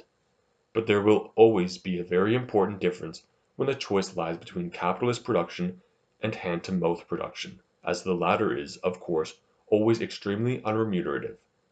The difference, again, will tend to grow less when the choice lies between two different capitalist methods, and will become more rapidly less in proportion to the length of the process already secured without the loan. This fact is of very great importance as regards the rate of interest, not only in isolated, but also in competitive exchange. If we put it in the clearest possible way now, it will give a good basis for what comes later. In an earlier chapter I called attention to the well-attested fact that the lengthening of the capitalist process always leads to extra returns, but that beyond a certain point these extra returns are of decreasing amount. Take again the case of fishing. If what we might call the 1 month's production process of making a boat and net leads to the return of the day's labor being increased from 3 to 30, i.e. by 27 fish, it is scarcely likely that the lengthening of the process of 2 or 3 months will double or treble the return. Certainly the lengthening it to 100 months will not increase the surplus by 100-fold. The surplus return, for there will always be a surplus return, will increase by a slower progression than the production period. We may, therefore, with approximate correctness represent the increasing productivity of extending production periods by the following typical scheme. It must be understood that I do not attach any importance to these particular figures. Everybody knows that in every branch of production and at every stage of technical knowledge the figures will differ. In one branch the fall of surplus return may be slower, in another it may be more rapid. All I lay stress on is the fact that the figures express the general tendency of surplus returns to fall. Assume, to complete the hypothesis, that a worker needs £30 a year to maintain him in suitable circumstances, and let us try to find out on this basis the limit of the economically possible agio, which a suitor for productive credit may, in the worst case, offer for a loan of £30 a year. If the suitor has no capital whatever, he can get a return of only £15 without the loan. With the loan, in a 1 year's production period, he can get a return of £35. In the most extreme case he may therefore, without altering his position for the worse by the transaction, offer an agio of £20, that is 66 2/3%. If, on the other hand, the suitor already has a capital of £30, whence he gets it, whether it is his own or advanced from other quarters, does not affect the case. He can, without borrowing, engage in a 1 year's process and obtain a product of £35. And all that depends on his getting the loan is the extension of the process from 1 year to 2, and the raising of the return from £35 to £45, i.e. a yearly surplus of £10. Here then the suitor can economically offer, at the most, an agio of £10 on £30, i.e. an interest rate of 33 1/3%. Similarly, if the suitor, by whatever means, is already equipped for a 2 years' process, the loan of £30 is now the cause of a surplus return of £8, which is £53 minus £45, which is 26 2/3%. Thus the more ample the suitor's equipment is already, the more capital he has, the lower fall the surplus returns and the ratio of agio dependent on the loan. That is to say, the surplus falls to £5, £4, £3, £2, 30 shillings, 20 shillings, 10 shillings, and the rate to 16 2/3, 13 1/3, 10, 6 2/3, 5, 3 1/3, 1 2/3%. This fall is bound to emerge unless the returns obtainable in 1, 2, 3, 4 X production periods should run not as we have assumed, but in the progression of 35, 45, 53, 58, 62, etc., but steadily in the much sharper progression of 35, 45, 55, 65, 75, 105, 1005, etc. In this latter case, on every 1 year extension of the production period made possible by the £30, there would depend a constant surplus return of £10, and the upper limit of the economically possible, again, would remain uniform at 33 1/3%. But a ratio of increase like this cannot in any case go beyond a few stages in some few productions. It cannot go on permanently and without limit in any production. We come then to the important proposition that to intending producers, generally speak, a present loan has less value in proportion to the length of the production periods already provided for from other sources. The proposition directly applies to the rate of interest in isolated exchange, inasmuch as the valuation of the borrower for productive purposes directly gives the upper limit of the economically possible rate. It also allows us, however, to judge in what direction this proposition must influence the rate of interest in competitive exchange, where the price is the resultant of the subjective valuations of individuals, of whom many are intending producers. As has been said above, the case of productive credit is closely related to the case of the purchase of labor, the employment of productive laborers by the capitalists themselves. Here, however, there enter certain complications which may be as easily and briefly stated under competitive exchange. I shall not, therefore, discuss them separately, but shall go on at once to explain the rate of interest in developed competitive exchange. Chapter 2. The Rate in Market Transactions. The character of the market in which present goods are exchanged against future goods has already been described. We now know the people who appear in that market as buyers and sellers. We know that the supply of present goods is represented by the community's current stock of wealth, with certain unimportant exceptions, and that the demand for them comes 1. From the suitors for productive credit who wish to equip themselves for their own work in production, 2. From the suitors for wage-paid labor, and 3. From the suitors for consumption credit. To these three categories we may add, under certain reservations, the maintenance of the landowners. Finally, it will be remembered that the resultant market price must, as a rule, be in favor of present goods, and must lead to an agio on the same. What we have now to do is to group together the causes which determine the height of this agio to one adequate and typical picture. If we were to attempt all at once to draw a picture like this, covering, as it does, the whole area of the varied influences that cross and intersect each other on the market, we should meet with great, indeed insuperable difficulties, in the way of statement. I shall, therefore, act on the principle divide et impera, and first consider how the price is determined under the assumption that, confronting the supply of present goods, there is one single branch of demand, though in present circumstances by far the most important branch, which is the demand of wage earners. Once we have drawn in broad, clear lines the most important and difficult part of the whole picture, it will be relatively easy to define the kind and measure of the share which all the remaining market factors have in forming the resultant, and so gradually to make the picture true to the full complexity of practical life. For good reasons I also retain provisionally the former assumption that the whole supply and the whole demand for present goods meet in one single market embracing the entire community. And finally, we shall suppose, meanwhile, that all branches of production show the same productiveness, and also the same increment of productiveness on each extension of the production period. That is to say, we shall assume an identical scale of surplus returns. Suppose then that in our community the stock of wealth in the market as supply amounts to £1,500,000,000, and that there are 10,000,000 of wage earners. The annual product of each worker increases in all branches of production, in proportion to the length of the production period, from £35 in a 1 year's process to £70 in a 10 years' process. The question is, in these circumstances of the market, how high will rise the agio on present goods? It is quite certain, as we have already explained, that the agio will settle at that level where supply and demand exactly balance each other, and this lies between the subjective valuations of the last pair who actually exchange. But the fixing of these valuations here encounters a quite exceptional difficulty, and one which does not occur in any other exchange transaction, but has its basis in a special peculiarity of the commodity labor. Every other commodity, that is to say, has a predetermined subjective value to the one who wishes to buy it. Labor has not, and for this reason. It is valued according to its prospective product, while the prospective product varies according as that labor is invested in a short or in a long production process. We said above that in the subjective circumstances of the capitalist, a sum of present goods was, as a rule, worth as much as the same sum of future goods.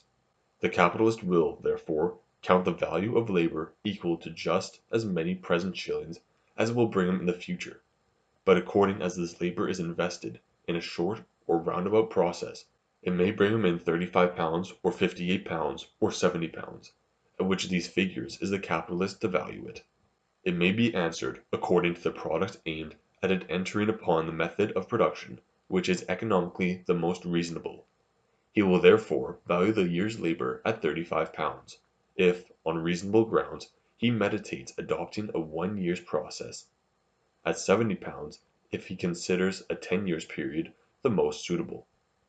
This would be very well if only it was certain beforehand what period was the most suitable for the undertaker. But this is not certain; on the contrary, the length of the process is itself dependent on the rate of wage fixed as a resultant price on the labor market. If the wage, for instance, stands at £25, a 1 year's process is the most favorable for the undertaker.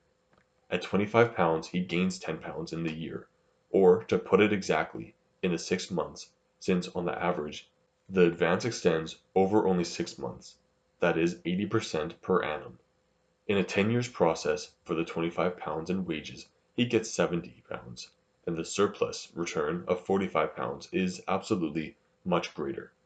But when divided as profit over an average of 5 years, gives only £9 for 1 year, or a profit of 36%.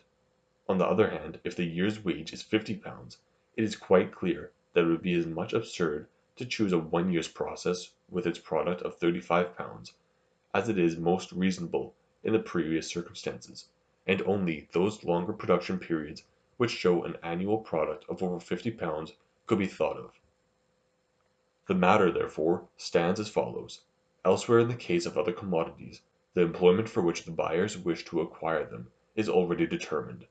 It is the fixed point, the thing which first of all helps determine the price offered by the buyers, and then through that the resultant market price. Here, in the case of commodity labor, on the contrary, the employment is an undetermined amount, an x, which is first determined by the resultant price. In these circumstances it is clear that the fixed point of the price transactions must be got somewhat differently from the ordinary way, not, of course, according to different principles or laws, but with a certain casuistical modification in detail which we now have to examine. In place of the fixed point, which is not available because the employment of the labor itself is not fixed, we find a substitute in the fact that another amount, usually indeterminate, is here fixed, which is the quantity sold. It may be taken as certain that all the labor offered, like the whole sum of present goods offered, finds a market. The certainty of this is based on a peculiar circumstance. Exactly as in the science of money, it is a familiar dogma that in the long run any sum of money, be it great or small, is sufficient to do the work of circulation in a community, so is it true that any sum of present goods, be it great or small, is sufficient to buy up the whole supply of wage labor that exists in the community, and to pay its wages. All that requires to be done is to contract or extend the production period.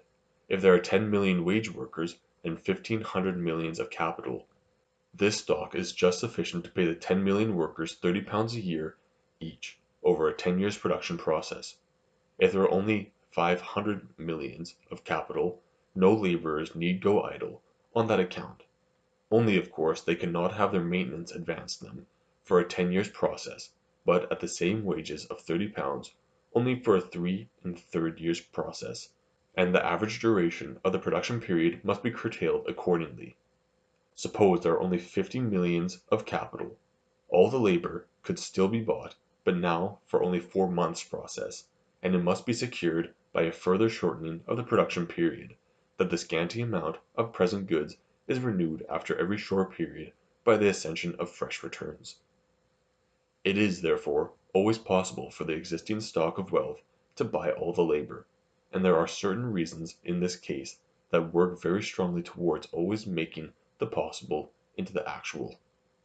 Between capitalists and laborers, the economic conditions are, with very few exceptions, extremely favorable to the effecting of exchange.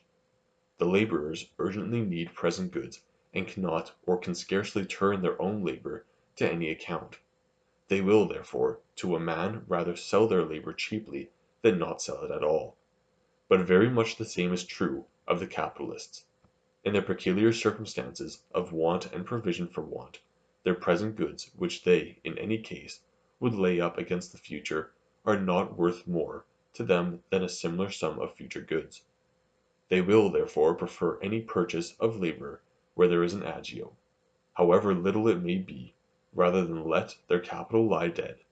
And the consequence is that all capital, like all labor, actually comes to a sale. As a fact we see that, in all economic communities, although the quantitative relations between wealth and number of wage earners are extremely various, these two amounts exactly buy up each other. There are everywhere a few laborers who have no work, and a few capitals which are not employed, but this is, of course, not in contradiction to what has been said. I need scarcely point out that the presence of such unemployed is never traceable to the purchasing power of capital being insufficient to the whole number of the laborers in a poorer country. Indeed, a capital of half the amount would have to pay the same number of laborers, and actually does pay them, but always to certain frictional and temporary disturbances of organization, such as are inevitable in a mechanism of so complicated as the industrial division of labor in a great country. We may, therefore, assume it as certain that the whole supply of labor and the whole supply of present goods comes to mutual exchange.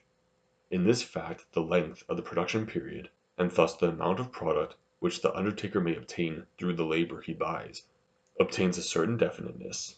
That is to say, we must in any case assume such a period of production that, during its continuance, the entire disposable fund of subsistence is required for, and is sufficient to pay for, the entire quantity of labor offering itself. If the period were to be shorter than this, some capital would remain unemployed. If longer, all the workers could not be provided for over the whole period. The result would always be a supply of unemployed economic elements urgently offering their services, and this could not fail to upset the offending arrangements. But we are not yet finished with the subject. It is not one single definite production period that harmonizes with the above assumption, but a great many different periods. Obviously, given the capital and the number of workers, a very varying number of years can be provided for according as the wage of labor is high or low. With a capital of 1,500 millions, for instance, our 10,000,000 workers can be kept in work and wage for 10 years at a wage of £30, or for 5 years at a wage of £60, or for 6 years at a wage of £50. Now which of these possible cases will be the one actually adopted? This will be determined by the play of the same egoistic motives as regulate the formation of price in competition generally, in the following way. Assume for a moment that the usual wage is £30. A capitalist then with £1,000, for convenience sake, we shall take this amount as the unit throughout the following discussion, may employ either 66.6 laborers in 1 year's process, or 33.3 laborers in a 2 years' process, or 22.2 in a 3 years' process.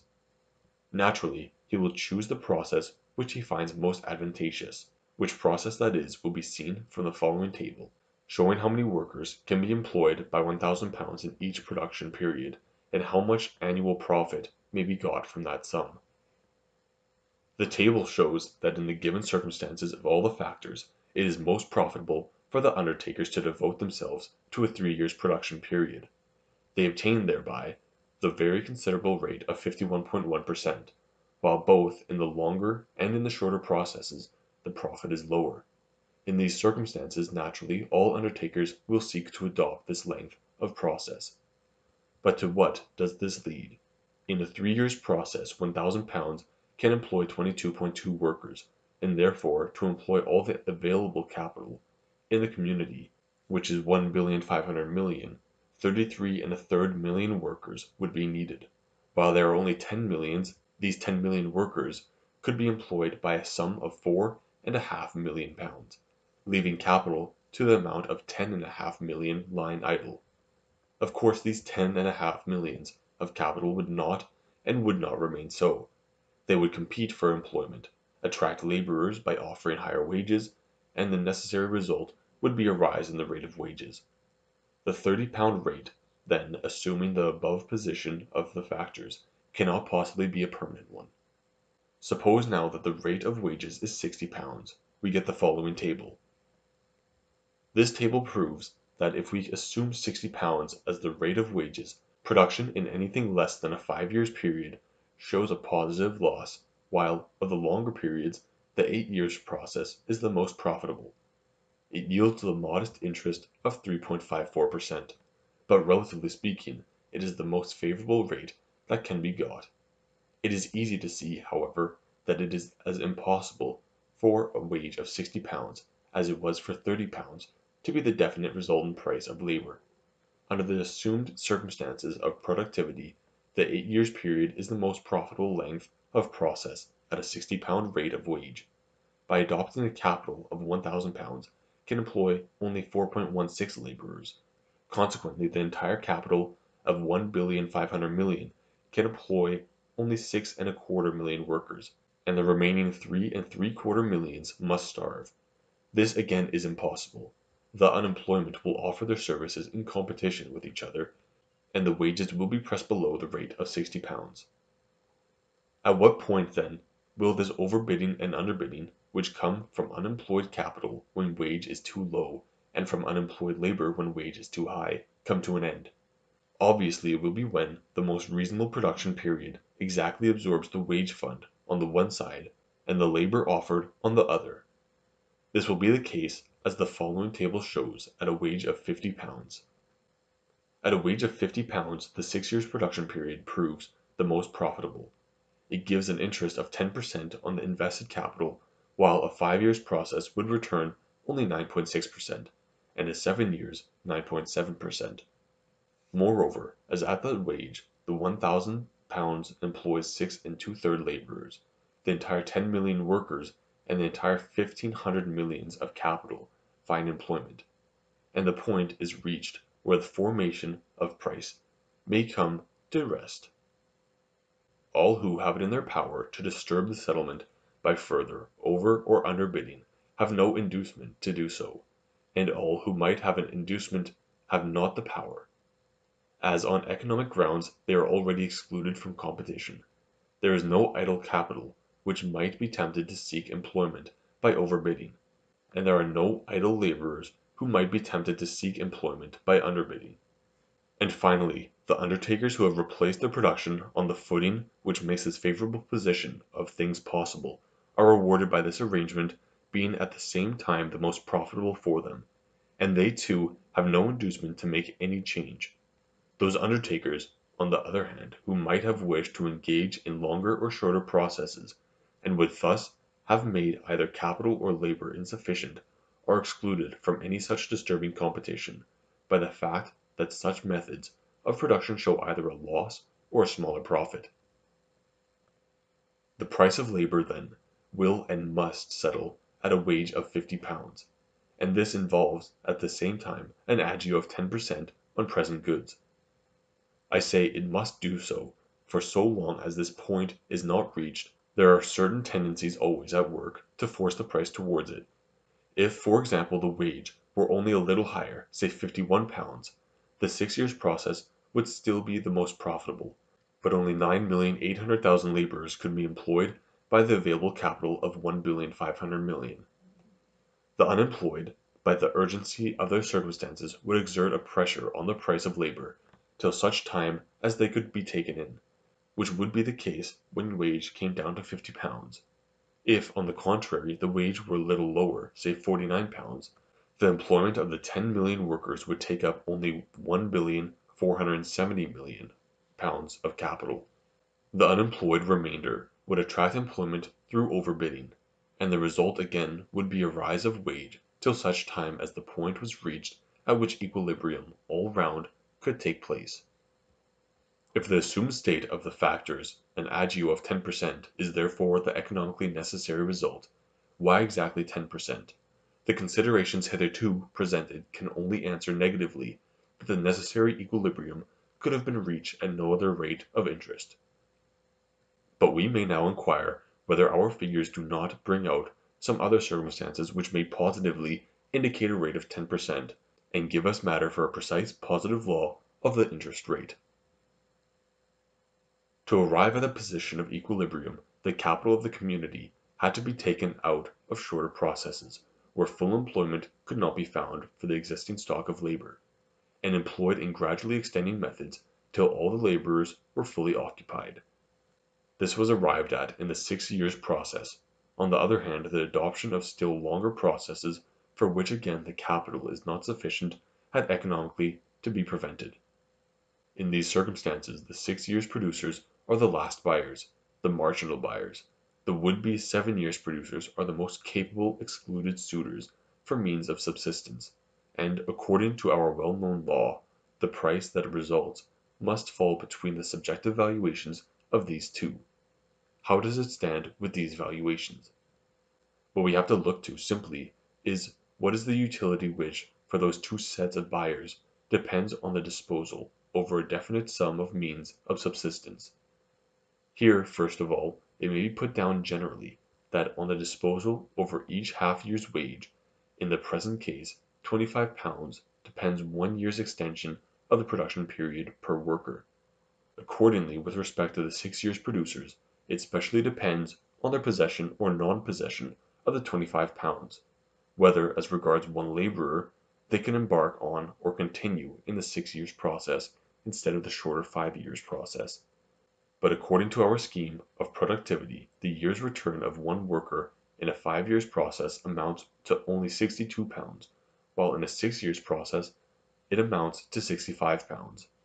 What, therefore, as regards the marginal buyer, depends on his having the disposal over £25, is the obtaining of a yearly surplus product of £3. On the other hand, those would-be producers who are trying to take the means of subsistence out of the market in order to extend the production period to a seventh year could gain by their extension only a surplus return of £2. For them, therefore, all that depends on their disposal over the £25 is a surplus of £2, and they are excluded from competition inasmuch as the resultant price has established an agio which exceeds the rate of 2 on 25, which is 8%. If, therefore, and this is indispensable to equilibrium being reached, the extension of the production period is to halt at the limit of 6 years, the agio established by the fixing of the price must lie between the rate that represents the valuation of the last buyer, £3 on £25 or 12% as upper limit, and the rate representing the valuation of the competitors first excluded 8% as lower limit. And thus our former empirical and circumstantial demonstration of the rate of wage and the rate of interest at which equilibrium may be reached on the market must point provisionally to the rate of 10%. It must at least point to the zone between 8% and 12%. The fact within this zone the rate of 10% is exactly brought out is due, of course, not to the limitations indicated by the valuations of the marginal pair, but simply to the quantitative effect of supply and demand. We shall see immediately, however, that the wide latitude 8% to 12% which our abstract scheme leaves for the narrowing action of supply and demand looks considerable only on account of figures accidentally chosen. In practical life the latitude given is almost always vanishingly small. Meanwhile we may put the results at which we have arrived in general form as follows. The rate of interest on the assumptions already made is limited and determined by the productiveness of the last extension of process economically permissible, and of the further extension economically not permissible. In this way that the unit of capital which makes this extension of process possible must always bear an amount of interest less than the surplus return of the first named, and more than the surplus return of the last named extension. Within these marginal limits the price may be more exactly determined by the quantitative relation between wage fund and number of workers, according to the law of supply and demand. In practical life, however, the latter method of determining price is seldom taken. It is true that in our abstract scheme there was an unusually wide latitude to come and go on, because we had assumed a sudden decrease of the surplus return from £3 to £2, that is, a fall of fully one half. But in practical life sudden differences like this scarcely ever occur. The figures which represent the productiveness of the last permissible and the first non-permissible extension come usually very close to each other, and consequently they are sufficient to limit the variations of the interest rates so strictly and sharply that the theoretically more exact determination by means of the relation of supply and demand is practically unimportant. Indeed, assuming that these two marginal limits are very near each other, one of them may even be left out of account without any serious inaccuracy, and the law be simply formulated thus: the rate is determined by the surplus return of the last permissible extension of production.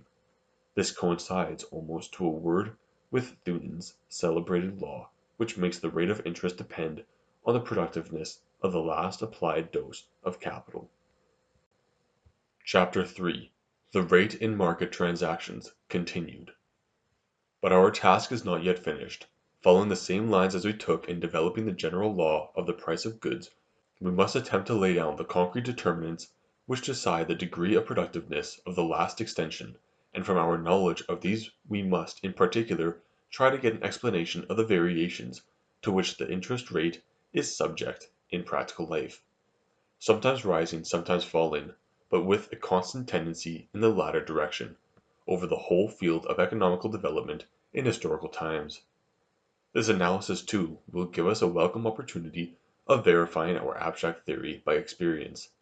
If we find that our theory, starting with certain assumed conditions of fact, leads us, of internal necessity, to expect just that movement of interest, which in the experience of practical life and history we see actually and always taking place when these conditions are realized, we shall be justified in taking it is a strong guarantee that our theory, although it uses such abstract machinery in the stating, is no vain imagining, but a theory obtained from the study of practical life. Moreover, in what follows I shall be in much less marked opposition to old doctrines than I have been in the foregoing chapters. For certain connections between the rate of interest on the one side and the definite facts on the other are so distinctly and unquestionably given by experience that it was impossible for the adherents of any interest theory, however erroneous, to overlook them; and however different the theoretical points from which they may have started, they find themselves at one in recognizing these. All the same, I venture to hope that what follows will give more accuracy and definiteness, as well as a new and more adequate explanation to many a proposition long accredited by experience. Following the line of inquiry already pursued, I shall try to investigate the concrete determinants of the rate of interest and the manner of their working, in such a way that we can successively vary the individual assumptions in our illustrative scheme, and then see what result the variation gives us as regards the formation of the interest rate. Let us look first, then, at the influence of the amount of the National Subsistence Fund. Assume that, other circumstances remaining unchanged, the available subsistence fund amounts not to 1,500,000,000, but to 2,400,000,000. The repetition of the same calculation as made above leads us to the conclusion that the equilibrium of the market cannot now be obtained otherwise than by 8 years' production period, a £60 rate of wages, and a corresponding interest rate of 3.54%. It shows that where the rate of wages is £60, the rate of productivity being given, the undertaker finds an 8 years' production period the most profitable; that 4.16 laborers may be employed by £1,000 of capital, and therefore 10,000,000 of laborers by 2,400,000,000; and finally, that this relatively most profitable method of production yields 3.54% interest on the undertaker's capital. As compared with the earlier ones, this rate shows a considerable decline, the reason of which is very easily explained.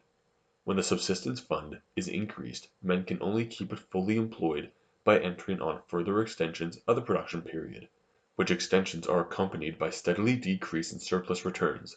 Indeed, the surplus return of the last extension of production economically possible from 7 to 8 years is only 30s, and the surplus return of the first non-permissible extension from 8 to 9 years is only 20s, and since the rise of the year's wage from £50 to £60 requires, for the 1 year's extension, not a capital of £25, but a capital of £30 per man.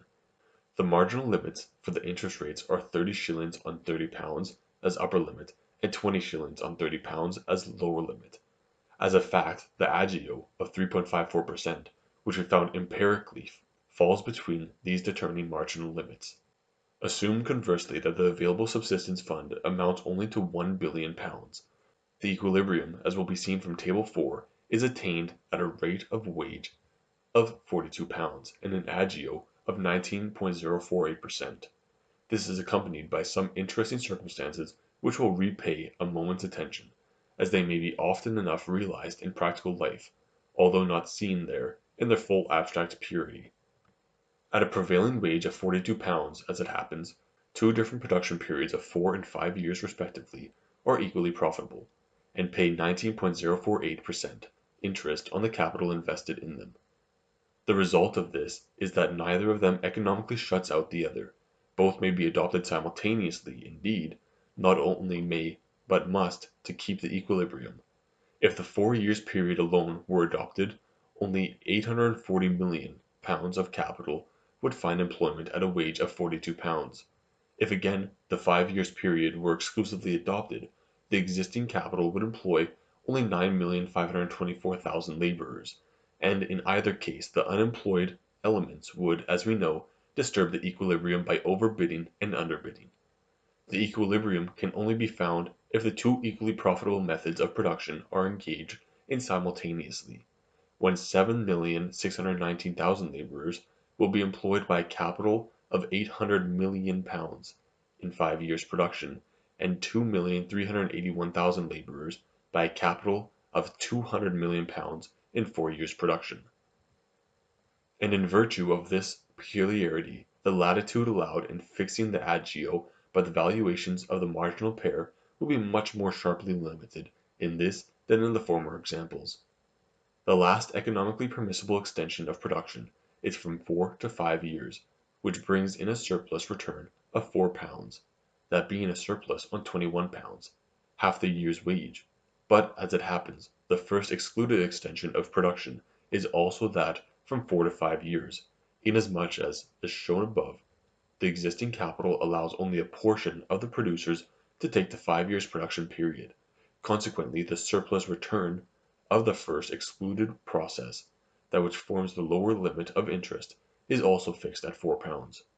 The upper and lower limit therefore coincide, and the interest must be determined strictly at the rate of £4 on £21, that is, at 19.048%, just as actually shown in our former scheme. Now the agio here is considerably higher than in the former cases, and our theory again explains it quite simply. The reason is that the diminished subsistence fund allows only a comparatively short processes on the average, and consequently the last extension of production, that which decides the interest rate, falls in a sphere where any extension of the production periods is attended by very considerable surplus returns. So much for the effect of an alteration in the amount of the subsistence fund. We have still to follow the effect of alteration in number of workers. Any detailed calculation here, however, should not be necessary.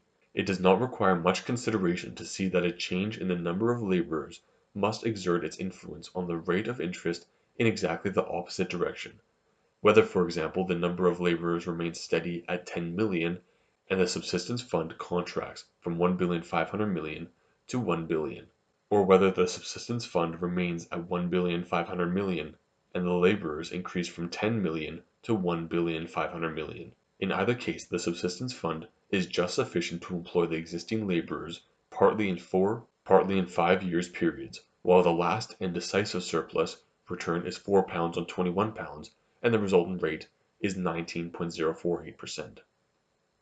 And it is as clear that if subsistence and laborers vary simultaneously in the same direction, say that both increase, the variations will weaken the efficiency of both, and the final movement of the rate will follow that direction taken by the stronger of the varying factors, and that on the other hand, if both factors vary not only in the same direction, but also in the same ratio, the rate will remain unchanged. Suppose, for instance, that the number of workers and the amount of subsistence fund both double. It is evident that the doubled fund will be sufficient to provide for the doubled numbers over the same production periods as before, and that the last and decisive surplus, and with it the interest rate, will remain unchanged. If, again, the fund were to double while the numbers increased only by a half, it is obvious that, on the average, a longer production period could be adopted than formerly, in which case the decisive last surplus return would be reduced to a lower point on the descending scale of surpluses, and the interest rate would also fall. Finally, we might inquire on the same lines what will be the effect of an alteration in a third factor, the state of productivity, assuming that subsistence fund and number of laborers remain constant. Here also we may spare ourselves any detailed tabular statement. It does not require any exact calculation to prove that if, other circumstances remaining unchanged, the scale of surplus returns constantly shows higher figures. The surplus return yielded by the last extension of production that is economically permissible, that which decides the interest rate, must be higher, and vice versa. Say that subsistence fund and number of laborers stand in such a relation as to permit of an average 5 years production period, the interest will be higher if the extension of the production period from 4 to 5 years is attended by a surplus return of £6 as against £4, or of £4 against £1. We have then over the sphere of our investigation so far to record 3 elements or factors which act as decisive determinants of the rate of interest: the amount of the rational subsistence fund, the number of workers provided for by it, and the degree of productivity in extending the production periods, and the way in which these 3 factors affect the rate may be put as follows. In a community, interest would be high in proportion as the national subsistence fund is low, and the number of laborers employed by the same is great, and as the surplus returns connected with any further extensions of the production period continue high. Conversely, interest will be low the greater the subsistence fund, the fewer the laborers, and the quicker the fall of the surplus returns. This is the way in which the interest rate should be formed, and the way in which it should alter, if our theory is correct. How is it in actual life? Exactly as our formula predicts, and thus experience gives that formula the most complete verification. For first, it is one of the best accredited and recognized facts of economic history, that the increase of the subsistence fund, or, to use an expression not quite so accurate, but yet roughly significant, the increase of the community's capital, has a tendency to depress the rate of interest. Second, it is no less familiar and less evident that here we do not speak of the absolute amount of the national capital, but of the relation between that capital and the numbers of the population. In other words, we mean that an increase of population without a simultaneous increase of capital has a tendency to raise the interest rate.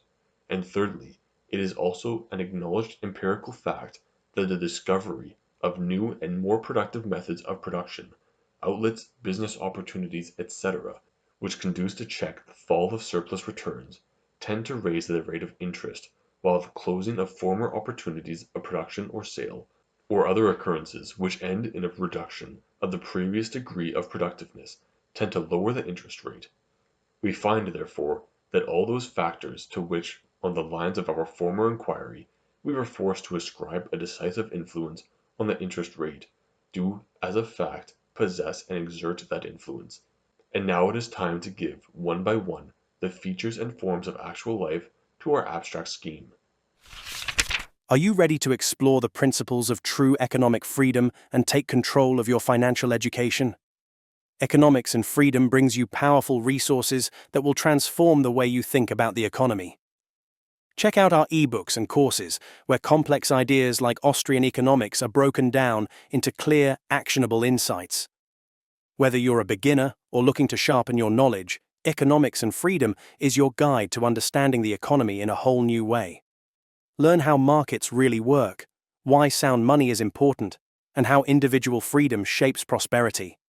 It's not just theory, it's a practical approach to understanding the forces that impact your life every day. Join a growing community of people who value knowledge, freedom, and the power to think independently. Visit www.economics-freedom.com and start your journey today. Chapter 4: The Market for Capital in its Full Development.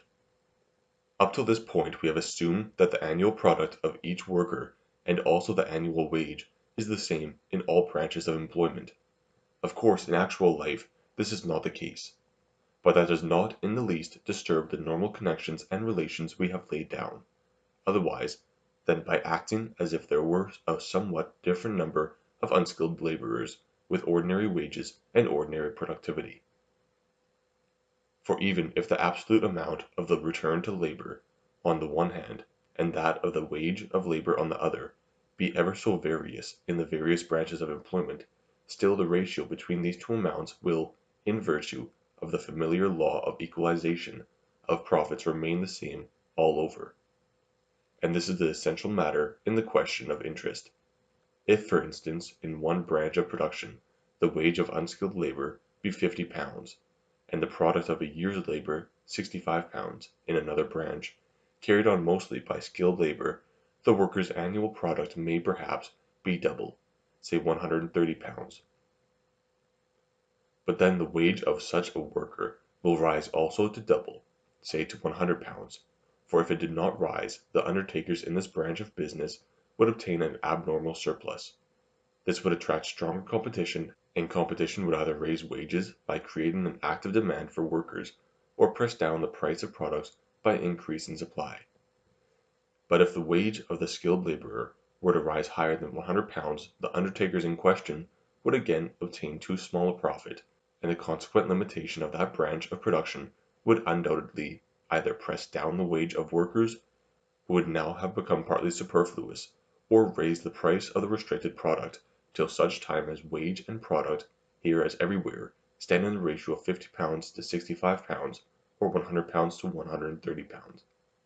But if this ratio between wages and product holds, all the ratios relating to the formation of interest are exactly as they have been assumed to be in our earlier tabular statement, with the single qualification already mentioned, that the existence of better paid skilled labor has exactly the same effect as a somewhat greater number of normally paid unskilled laborers. For obviously it is all the same as regards the resultant arrived at in the subsistence market, whether two laborers produce £65 each and claim £50 each of subsistence, or one laborer produces £130 and claims £100. Further, we have assumed, up till now, that in all branches of business the increment of annual return that accompanies the increasing extension of the production period moves in the same rate of progression. This is also not the case in real life. On the contrary, each branch of production, in virtue of its technical circumstances, has a different and often indeed a very different scale of productivity. It is, for instance, quite possible that three different branches of production, call them A, B, and C, which were each turning out in 1 year's process an annual product of £50, might show an exceedingly divergent return, or surplus return, if the process were extended for 2 to 5 years more. We might have something like the following. Naturally, this has its practical consequences. It is the producer's interest to obtain the greatest returns or surplus returns. They will therefore invest the available capital where they are tempted by its greatest returns. If there is capital over, or if new capital is added, they will look out for the next best paying employments, and so on, in such a way that they will only take a less paying employment when all the more paying chances have been utilized. Now if, as we have hitherto assumed, the progression of surplus returns obtainable from similar extensions of production were the same in all branches of employment, then in all branches of employment the same surplus would be reached by the same length of process, and consequently an equally long production period would prevail simultaneously over all employments. As capital increased, it would press on with one united front, from 1 to 2, from 2 to 3 years' production, and so on. But as we have said, owing to different technical circumstances in the various branches of production, we actually meet the same surplus returns in productive periods of different lengths. While then, in the investing of capital, we pursue an isohypsy, to borrow a geographical term, of surplus returns, we must diverge from an isohypsy of extensions of production. Production in its various branches must be carried on in unequally long processes, and indeed in those branches where the surplus return sinks rapidly, it must be carried on in shorter periods. The above scheme will illustrate this. First of all, production is carried on in all three branches, in a 1 year's process with a return of £50 per labor year. If the subsistence fund increases so much that at least a partial extension over the 1 year's period is possible, people will pass first to a 2 years process in branch C, which bears a surplus return of £10 for a half year's payment. Then the production period will be extended in the same branch C to 3 years with a surplus return of £5, and to 4 years with a surplus return of £2 10 while the other two branches of production are all the time persisting in the comparatively unremunerative 1 year's process.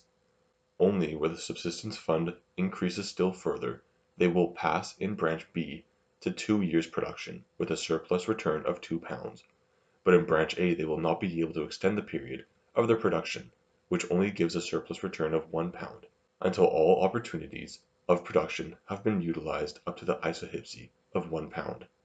This will only be the case when in branch C the production period has been extended to 5 years, and in branch B to 3 years. Production then will and must be carried on simultaneously in the 3 different branches in 2, 3, and 5 years periods. A conclusion which we see verified in economic practice in the familiar fact that different products are produced with very different degrees of capitalism. Food, for instance, is a much less capitalistic product than metallic goods or clothing stuffs, or manufacturing products generally. How then is our law of the rate of interest affected by this complexity of actual circumstances? It is not disturbed in the least, for all the essential circumstances on which it rests remain unchanged. It is still the case that the existent capital is employed in gradually extending processes till it is fully occupied. It is still the case that there is a certain level of these extensions yielding a certain surplus return, which is the last economically permissible, and a succeeding level yielding a somewhat less surplus return, which is economically not permissible. And finally, it is still the case that the surplus returns of these marginal employments also form the marginal limits of the interest rate. The single difference, and that is not an essential one, is that the isohypsy of the surplus returns, and with it the product of the last permissible extensions of production, is not a straight line, but runs in an undulatory or zigzag fashion through the different branches of production according as the same surplus return is reached by them in no longer or shorter processes. But this modification gives our law a still sharper power of definition, for as in consequence of the complexity of actual life, the scale of productivity is much more finely graduated than was our simple typical scheme. The 2 marginal limits, as a rule, stand much nearer each other and consequently narrow the zone within which price is determined very much more closely than is shown in our abstract illustration. To proceed hitherto, we have assumed that the demand for present goods comes simply from the wage earners, either directly or through the mediation of undertakers, but this again in actual life is not correct. There are a few other competitors in the market. There are, first, the suitors for consumption credit. Their demand is graduated and stratified according to their urgency of their need for present goods.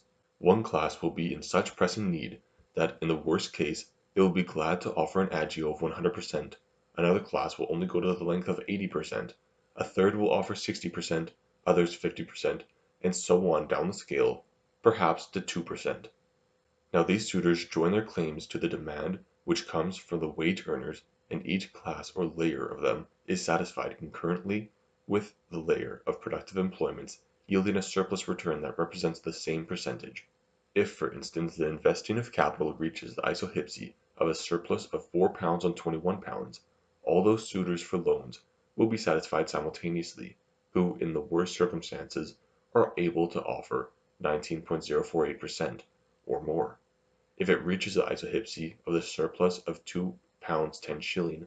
on £25, all suitors will be served who are willing to offer at least 10%, and so on.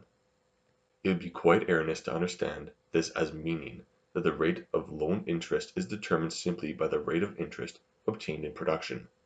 It contributes just as much to determine the latter as it is determined by it. Both classes of demand work in entire coordination. The fact that here is a certain class of suitors for consumption loans, and that this class takes a portion of the existent means of subsistence out of the market, involves that there are fewer means at the disposal of productive investors. Investment must call a halt at the high isohypsy of surplus returns, and this again involves a higher rate of interest in the sphere of production. Conversely, the presence of the productive demand results in a considerable portion of the means of subsistence being claimed for productive purposes, and this again has the result that the wants of consumption credit are not satisfied at such low levels as would otherwise have been the case. In the present day, of course, the productive demand is so much the more important of the two that the one is apt to suppose that it alone rules the rate of interest, but this false impression is now and then sensibly corrected by experience when some great state loan for consumption purposes, say for a war, makes the general interest rate fly up. But even when the demand for consumption credit is quite insignificant, it does not fail to exert some influence on the rate. It may always be contended, if it were to disappear, the interest rate would be at least a fraction lower than it is now. Another competitor in the market for capital is the landowner. If owners work their own lands, and are content to maintain themselves by the fruits of their labor, whereby they lay past their rent as saving, they are no burden on the subsistence fund of the community. If, however, they live wholly or partially on their rents, their subsistence also must be advanced out of their community's fund, for a length of time proportional to the production periods in which their land is laid down. Suppose, for instance, that the wealthy cotton planter lives in idleness on his rents, and that the total production process of textiles, including the various stages of spinning, weaving, etc., down to the manufacture of the finished cotton stuffs, takes 5 years. The maintenance of the planter, just as much as that of his field worker, must be advanced out of the subsistence fund over 5 years. The advance will then, of course, be refunded out of that quota of product, which, according to the law of complementary goods, is due to the cooperation of the uses of land, but in the meantime the landowner lives at the expense of the subsistence fund. What kind of effect has this on the rate of interest? Its effect is entirely similar to that of consumption credit. The competition of landowners takes a certain amount of subsistence out of the market. It thus curtails the investment of capital in production, and makes it call a halt at a higher isohypsy of surplus returns, and this finally keeps up the rate of interest. In doing so, however, the claim of the landowner on subsistence comes under a reflex influence from the height of the interest rate. This, of course, has no reference to the height of the annual rents, for this is fixed by those circumstances which influence the economic value of uses of land, and need not be mentioned here, but to the number of annual rents for which advances of subsistence are demanded. That is to say, if interest is high, lengthy periods of production are not profitable. The uses of land will be invested in comparatively short processes, and as consequence the advances made to landowners will only be for a short period. If, whenever, the interest rate is low, then concurrently with the increase in production and consumption credit increases the subsistence advanced to the landowners. It now extends over a greater number of annual rents according as the uses of their land can now be invested in much longer processes. There is one other competing party in the market.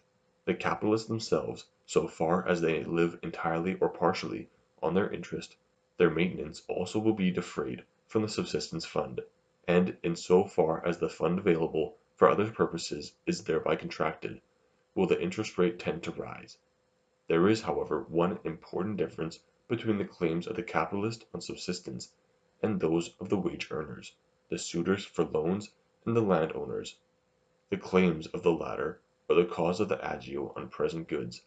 The claims on the former are simply its effect. If the claims on subsistence presented by the wage earners, borrowers, and landowners did not by themselves alone exceed the existent subsistence fund, there would be no agio on present goods, and as consequence the capitalists as such could make no valid claim for subsistence on the funds of the community. In default of an income from interest, they would have to support themselves by work. It is only because there is an agio, as effect of the other classes of demand, that the capitalist can claim a quota of the product as interest, and claim it indeed in advance. Reflexly, of course, this claim of the capitalists influences the rate of interest. It is exactly as, for instance, in electrical induction. The chief current first calls out the induction current, and then the latter reflexly influences and indeed strengthens the chief current. Just in the same way does the demand for other competing parties in the market by creating an agio. First call out the claims of the capitalists on subsistence, but so soon as the agio is a fact, it diverts a portion of the subsistence fund into the income of the capitalists. It thus contracts the disposable remainder, determines the saturation point in the remaining branches at a higher marginal utility, and so in the last resort causes a rise of the agio. Suppose we try now to unite the scattered features into one picture. In its collective stock of wealth every people possesses a greater or less fund of subsistence. This is consumed definitely by uneconomic persons who waste their parent wealth, and by suitors for consumption credit it is consumed as an advance by landowners, capitalists and wage earners during the social period of production. The greater the subsistence fund, the longer can the social period of production be extended, and the more completely can the demands for consumption credit be satisfied. The return of the last extensions of production still possible, and concurrently the valuation of the last suitors who obtain loans, determine the height of the agio on present goods. Consequently, on the basis of our completed inquiries, the following factors emerge as the most important concrete circumstances or determinants which influence the rate of interest. First come the same three factors which from our inquiry into the circumstances of the labor market in its most abstract form we are forced to recognize as decisive. 1. The amount of national subsistence fund. 2. The number of producers to be provided for out of the same. 3. The position of the scale of surplus returns connected with the increase in extensions of process. After these come 4. The extent of the intensity of the desire for consumption loans. 5. The existence and the height of land rent. The higher that rent is, the more persons there are who can live on their rent without working, and the higher will be the standard of living by which they regulate their maintenance. Naturally, if the amount of subsistence which they take as advances out of the social subsistence fund goes parallel with that standard of comfort, there will be less for other purposes, and interest will remain at a higher level. The existence of land rent, therefore, tends to enhance the rate of interest. 6. The existence of a numerous capitalist class living on their own interest for reasons which apply equally to landowners and capitalists. And 7. Finally, the economical habits of the population have a great influence directly and indirectly. Indirectly inasmuch as national thrift gathers together a greater stock of wealth. Directly inasmuch as thrifty living diminishes the claims on subsistence, whereby if subsistence remains constant, the population is maintained for a longer period, and the investment of capital is extended till there is a lower isohypsy of surplus returns. If a nation is thrifty, neither landowners nor capitalists will consume all their rents. They will either work as undertakers and live simply by their own labor, or at least they will save a portion of their income. The portion saved represents, as it were, a certain amount of the subsistence fund allotted, but not taken up, and the amount is left free for another employment, particularly for a further extension of the production period. The same is true of savings, which the laborers or such persons as are in possession of a secondary income are able to make. If we pursue this line of thought a little further we shall repair an omission in our former analysis. Hitherto we have considered subsistence fund and subsistence claims as something actually existing and present. We must now consider them in the act of becoming. Hitherto we have looked at the subsistence fund as standing over against and disputing the claims which the open market made on it. We have still to consider the noiseless but never ceasing war waged on wealth in each individual economy by the desire of enjoyment. What follows will form both continuation and conclusion of another line of thought on the subject of formation of capital. Chapter 5. The market for capital in its full development, continued. Every man has the power of disposal over a certain amount of goods, small or great, partly delivered him as parent wealth by the past, partly obtained by him as income in the present, and these two together form his wealth. The natural destination of this wealth is to satisfy his wants. It may be said wealth exists for wants, but many wants compete with each other and put in rival claims. On the one hand, wants of different kinds compete at the same point of time. On the other hand, wants of different times, wants of the present and wants of the future compete with each other. How are these various claims to be adjusted? In a good economical system, they will be adjusted in accordance with the principle of economical conduct, which prescribes that the goods available should secure the highest possible personal utility, and since even the richest man's wealth is not sufficient to satisfy all his wants and wishes, this again demands that he make a wise selection among his wants so that he may procure satisfaction, as his available means will allow, to the most important and leave the unimportant unsatisfied. Applied to the competition of different classes of wants, this leads to the principal harmonious satisfaction, by which is meant that in all branches of want, satisfaction reaches down to the same level of importance, so that over the whole field, the unit of goods procures the same marginal utility. For if in one department of want a man were to break off the satisfaction he gets at a high level, in order to seek for satisfaction in another department at a low level, it would mean that he deliberately renounced a greater utility for a less one, and this would be to run counter to economical principles. But we employ the very same principle of harmonious satisfaction, and for the same reasons, to regulate the competition between the wants of various times. In the economical furtherance of our life, we reach the highest possible point when we distribute the means of satisfaction which we have at our disposal over the various periods of time in such a way that the last unit of goods procures the same marginal utility at all points of time. For so long as this is not the case, we shall obviously be able to increase the amount of our gain by withdrawing units of goods from those times in which they procure a smaller marginal utility, and applying them to the provision of those times in which they are fitted to procure a greater marginal utility. Rationally speaking, therefore, of the presently existing stock of goods, we should only consume so much in the present that the satisfaction of present wants is broken off at the same level of the satisfaction of wants will be broken off in future economic periods.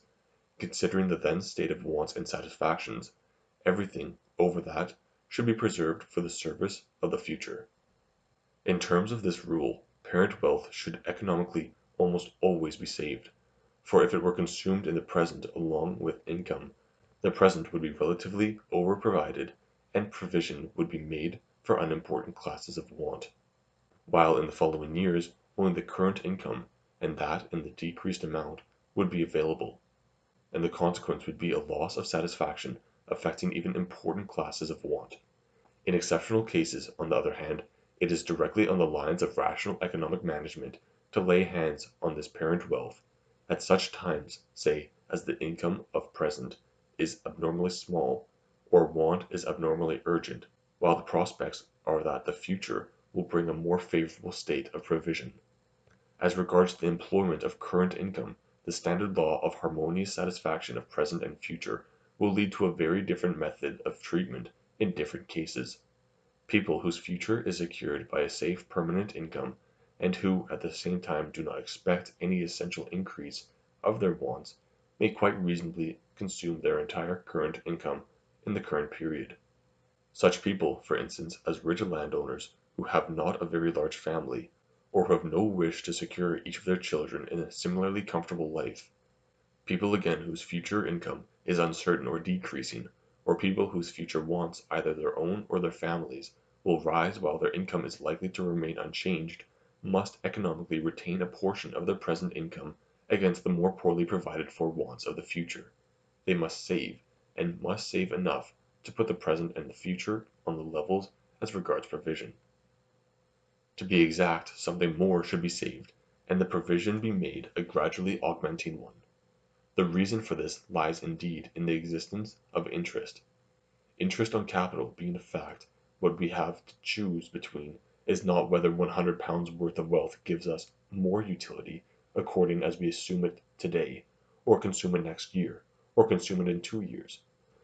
The £100 saved today increases in the next year, through interest to £105, in the next again to £110, and so on, and the choice now is whether it is more useful to us to consume £100 today, or £105 next year, or £110 the next again, and we shall increase the total amount of our utility by withdrawing more and more goods from the present so long as with £105 in next year, or £110 in the next again, and so on, we can secure a greater marginal utility than by £100 in the present year. Thus while if there were no interest, the limit of rational saving would be the point at which the utility obtainable with just £100 now, and with £100 obtainable at various future periods, is exactly the same. That limit when interest is a fact is the point where the provision for the various periods is so adjusted that £100 today are as useful as £105 next year, £110 in 2 years, and so on.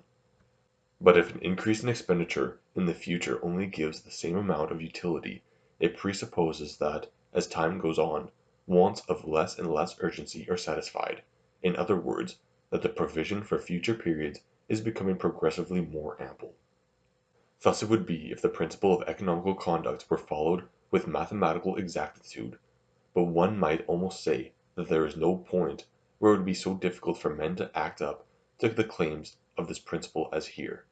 To divide their stock of goods adequately between present and future, they would require to know exactly both the future's wants and the future's provision, the provision which the future periods, when they come, will make for themselves. But men have merely vague conjectures as to both amounts. Even as to the momentous question of how many the future periods should in general be provided for, the uncertainty of human life makes them grope about completely in the dark and uncertainty which, it must be said, has no disturbing influence on the economical transactions of that very large class who are anxious to provide not only for themselves, but with as much or even more devotion of their heirs. All the more sensibly, however, is economical conduct disturbed by the familiar psychological fact that almost all men, in greater or less degree, underestimate the future and its wants. Under the influence of the circumstances just described as economical conduct of human affairs suffers a twofold deviation from the ideal of economical provision. First, men provide for the future, on the average more insufficiently than they should. They do not distribute their goods between present and future in such a way that the marginal utility of the unit of goods allotted to the present is equal to the effective marginal utilities of those units allotted to future periods, and increased by the intermediate interest. They distribute them in such a way that the marginal utility of the present unit of goods is equal to the marginal utility of the units assigned to the future, that the marginal utility is prospectively reduced. They save something for the future only in so far as it is clear that if they did not, they would have to do without future satisfactions whose urgency, even as partially underestimated by them, still appears as great as the urgency of the last present wants which are satisfied, while its real urgency is, to a more or less degree, greater. Since the partial undervaluation of the future varies excessively in different individuals, classes, and nations, the divergence from the ideal of economic provision caused by it naturally very, very different in degree. Among prudent and savingly disposed peoples its influence will be almost nil. In others it will show itself only in an insufficient percentage of saving, in others again in the absence of all saving, or even in the light-hearted squandering of parent wealth. Second, economical deliberation on the claims of present and future is not often a finely worked out piece of economic calculation. For the most part it is only a rough and ready reckoning of tendencies. For exact action before deciding whether to spend or save a particular sum of goods, one would always have to be making an accurate picture of want, provision, and marginal utility for the current period, and another picture of want, provision, and marginal utility for all future periods. But this is a piece of work which is somewhat difficult, always troublesome, and one that in spite of all care offers no guarantee of any correct result, for in dealing with the future one is always compelled to work with very uncertain and conjectural data. In these circumstances not only is it easily explained, but from the point of view of economical conduct it is even commendable, that the majority of men, instead of repeating from one case to another, or from one year to another, the troublesome and yet deceptive calculation of the claims of present and future, should once for all accept the guidance of an economic tendency which suits their circumstances fairly well, and only make a revision on occasion of great changes in their economical position, such as a marriage, receiving a legacy, and the like. Very often this rough and ready way of economic deliberation takes this form, that persons to whom the exact application of the principal rules of economical conduct is too troublesome, make a secondary rule for their circumstances, and for the time live up to it. One man, for example, makes it an inviolable rule to keep his parent wealth intact; another, to leave his cumbered estate free to his children; a third, to put it past so much that he may leave each child a farm; a fourth, to save enough to yield himself £500 a year, and so on. Secondary rules like these will generally coincide more or less for those who adopt them with the demands of the true principle of economic conduct. Sometimes, however, they do not thus coincide, with the result that the people who faithfully follow their secondary rule sin grievously against the primary law. For instance, it is grossly uneconomic conduct in any one to cling doggedly to his resolution of not breaking on his parent wealth, and refuse the costly treatment necessary to restore his health. It is uneconomic not to make some sacrifice for the education of one's children, and so on. Finally, a great deal of uneconomic conduct arises from the fact that people who have once got into a definite habit of saving, quite reasonable at the time when it was commenced, persist in it, in a wooden sort of way, when their economic position has entirely altered.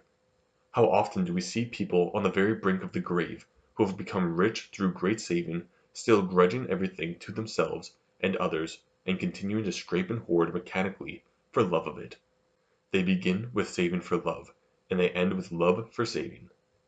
Of these two deviations from the ideal economic conduct, the first mentioned is the more important and the more pernicious.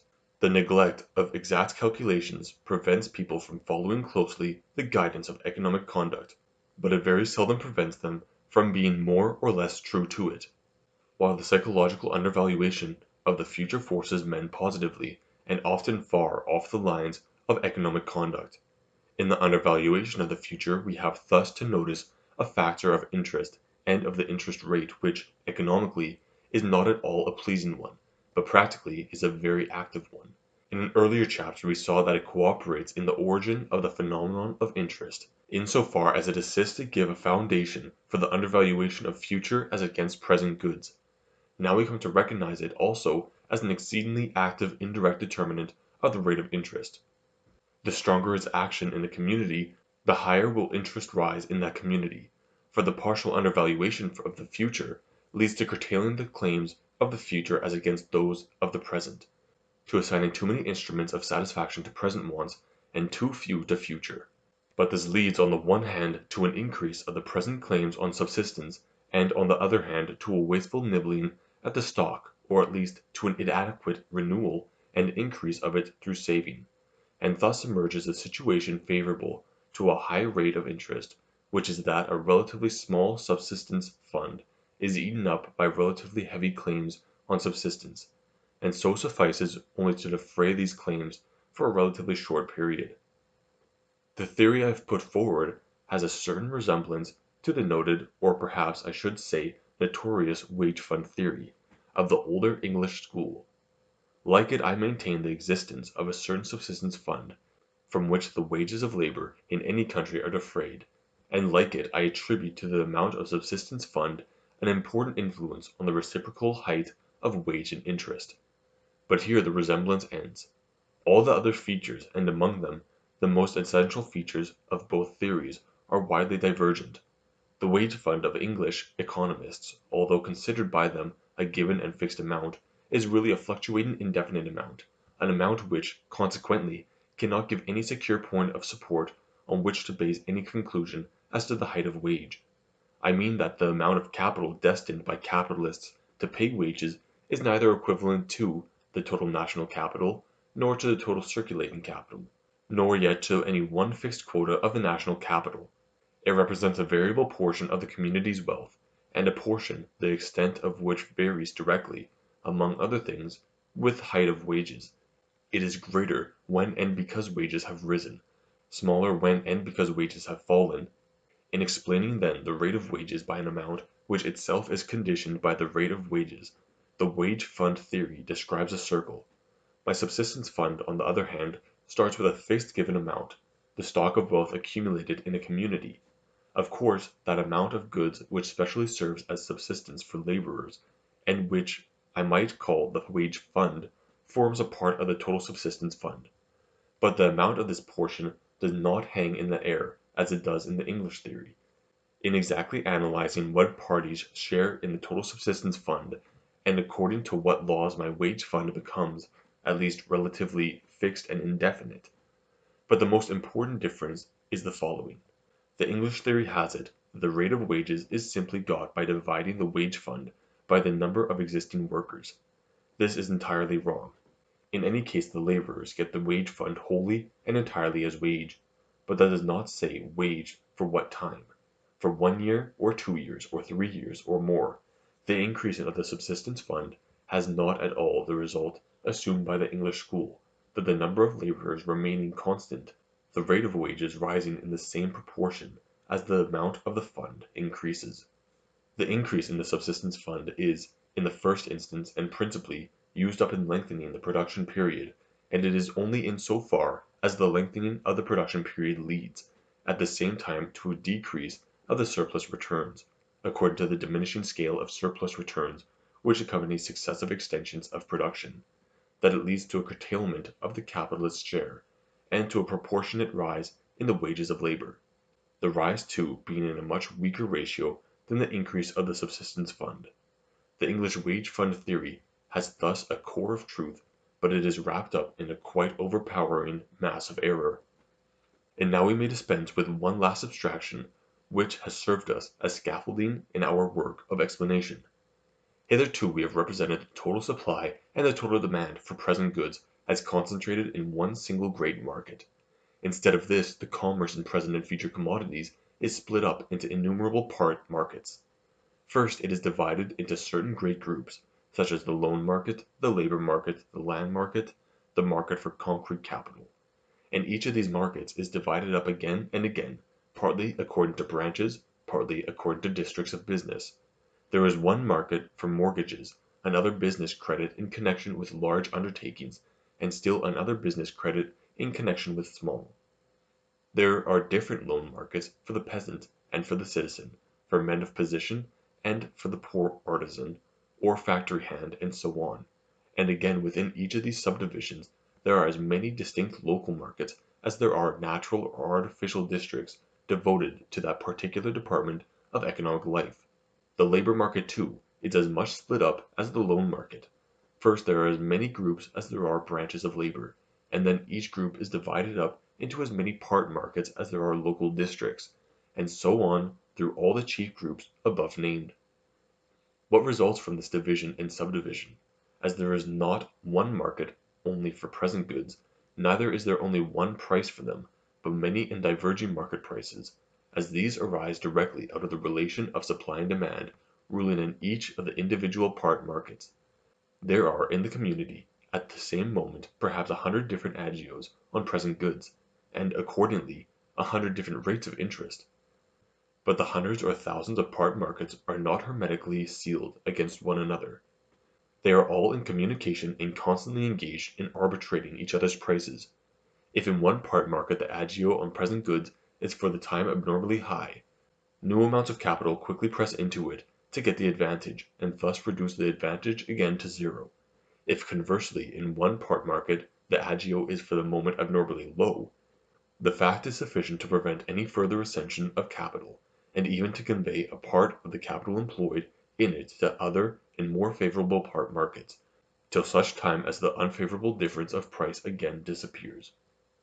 It is therefore quite right to say that the price which obtains in each part market is indeed first determined by the relation of supply and demand as it exists in the special part market, while this local condition of the market itself, and with it the local price also, is determined indirectly by the immensely more powerful pressure exerted by the totality of supply and demand over the whole community. The vast mass of the national supply, acting under the influence of those tendencies to equalization with which we are familiar, forces itself into all part markets in proportional amounts. Part markets where there is not sufficient capital, it hurries from other quarters to supply. From part markets oversupplied it flows off to other communicating part markets. And if there are neither inflowing nor outflowing, and if therefore the local market seems to form its local price purely of its own power, it is then that it is really least independent. It is not required to yield to any foreign market influences at the moment, just because it has so completely yielded to them already. It is for the moment at rest only because it is supplied in exactly the proportion which is required and affected by the pressure coming from the total relation of supply and demand over the community. It was then no empty abstraction when we spoke of one united gigantic market for present goods, and of the laws of its united market price. The circumstances of the whole decide on the average amount of supply given to the part markets. Local influences may, for long or for short periods, raise the supply above the average level in one place and depress it below the level in another, but these are only secondary phenomena, showing themselves as it were on the surface of the principal movement, and carried up or down with it, just as the surface of a great wave is furrowed and ridged by smaller wavelets that rise and fall with it. If the mobility of capital were perfect, the particular divergences from the normal rate of interest could not have any considerable strength, and still less any considerable duration. But as matter of fact, there are numerous hindrances, little and great, which check the leveling ebb and flow of capital like weirs on a stream, and these raise or depress local prices. People do not so easily change their employments of capital. If sugar refining yields 1% more than cloth making, a power loom weaver does not become a refiner on a snap of the fingers, and it may be a pretty long time before so many people have put capital in sugar refining that the rate of profit is pressed down to the normal level. Indeed, in specially favorable circumstances, one special branch of industry may retain permanently an abnormal rate of agio. The disinclination of a great many affluent people to tend their capital in small amounts and without security to necessitous persons, from whom it is difficult to get it back without strong personal effort and supervision, or it may be lengthy processes and processes of distraint, which are painful to one's own feelings, almost universally keeps the supply of this particular loan market permanently and abnormally low, and the agio permanently and abnormally high, even disregarding this deduction, which must, of course, be made in this case for premium against risk, and similarly the discount market may enjoy a permanently and abnormally low rate of interest, owing to the frequent inflow of large amounts of capital seeking short, temporary employments, and naturally not finding such either in the mortgage market or in agricultural loans, or in industrial investments. The great security of the investment again, and the prospect of future rise in value, keeps the rate of interest in immovables always low, and considerations closely akin to this account for the present lower return of interest on state bonds, preferences, etc., payable in gold as compared with those payable in silver or paper. It is not my intention to pursue the fate of the rate of interest into all these much tangled bypaths, where special circumstances and special considerations by the thousand may drive it. The divergences from the normal rate, temporary divergences even more than permanent, are, in truth, in their totality a highly important phenomenon. In them lies the soul and the source of the greater part of undertakers' profits. That profit which falls to the undertakers as fruit of their prosperous arbitrage transactions in present goods. But to work this out in detail is a task by itself, an important and grateful task, but one which in importance comes behind the developing of the great law of the rate of interest. In any case it is a task much too troublesome and much too lengthy to tempt me to a new effort. When I am in sight of home after a long and difficult journey, I have stated the way in which the particular abnormalities are connected with the chief law, and for the moment enough has been done towards understanding the theory of them. And now to finish, on a former occasion, at the end of the historical part of my work, I laid down the programme for my positive theory in the following words: to find for the vexed problem a solution which invents nothing and assumes nothing, but simply and truly attempts to deduce the phenomena of the formation of interest from the simplest natural and psychological principles of our science. I cannot wish more than the recognition that in the carrying out of the work I have been true to my programme. For if, through logically developing the elementary theory of value, I have succeeded in obtaining the explanation of interest, it will give the strongest security that could be wised that we are moving on to the right lines with two theories, that of value and that of capital. It can be nothing but a support for my theory of capital, if that theory can assert its existence as the legitimate and natural outcome of a value theory which has already given so much fair proofs of its correctness, and which is now receiving adherents among all systematic schools and in all countries that have shared in the advance of economical theory. And for the value theory again, it will be a new proof and perhaps the most powerful one, if by the instrumentality a problem is solved which all theoretical systems hitherto have attempted in vain. This video is brought to you by Economics and Freedom. Dive into the world of Austrian economics, libertarian principles, and the pursuit of financial independence. At Economics and Freedom, our mission is to educate, inspire, and equip you with the tools to understand the economy, make informed decisions, and to advocate for a freer society. Explore our growing library of expertly written books, including The Principles of Austrian Economics, where you'll discover the power of free markets, sound money, and purposeful behavior. Libertarianism, which advocates for individual liberties, self-ownership, and free choice. Then learn how these principles tie into the economy through real-world examples and stock market analysis. Join our growing community as we expose the dangers of central banks, government spending, and bureaucratic control. Learn how sound money, free markets, and individual liberty are the only paths to true prosperity. If you're content with the status quo, this isn't for you. But if you're ready to take control of your future and reject the chains of economic ignorance, economics-freedom.com is your weapon.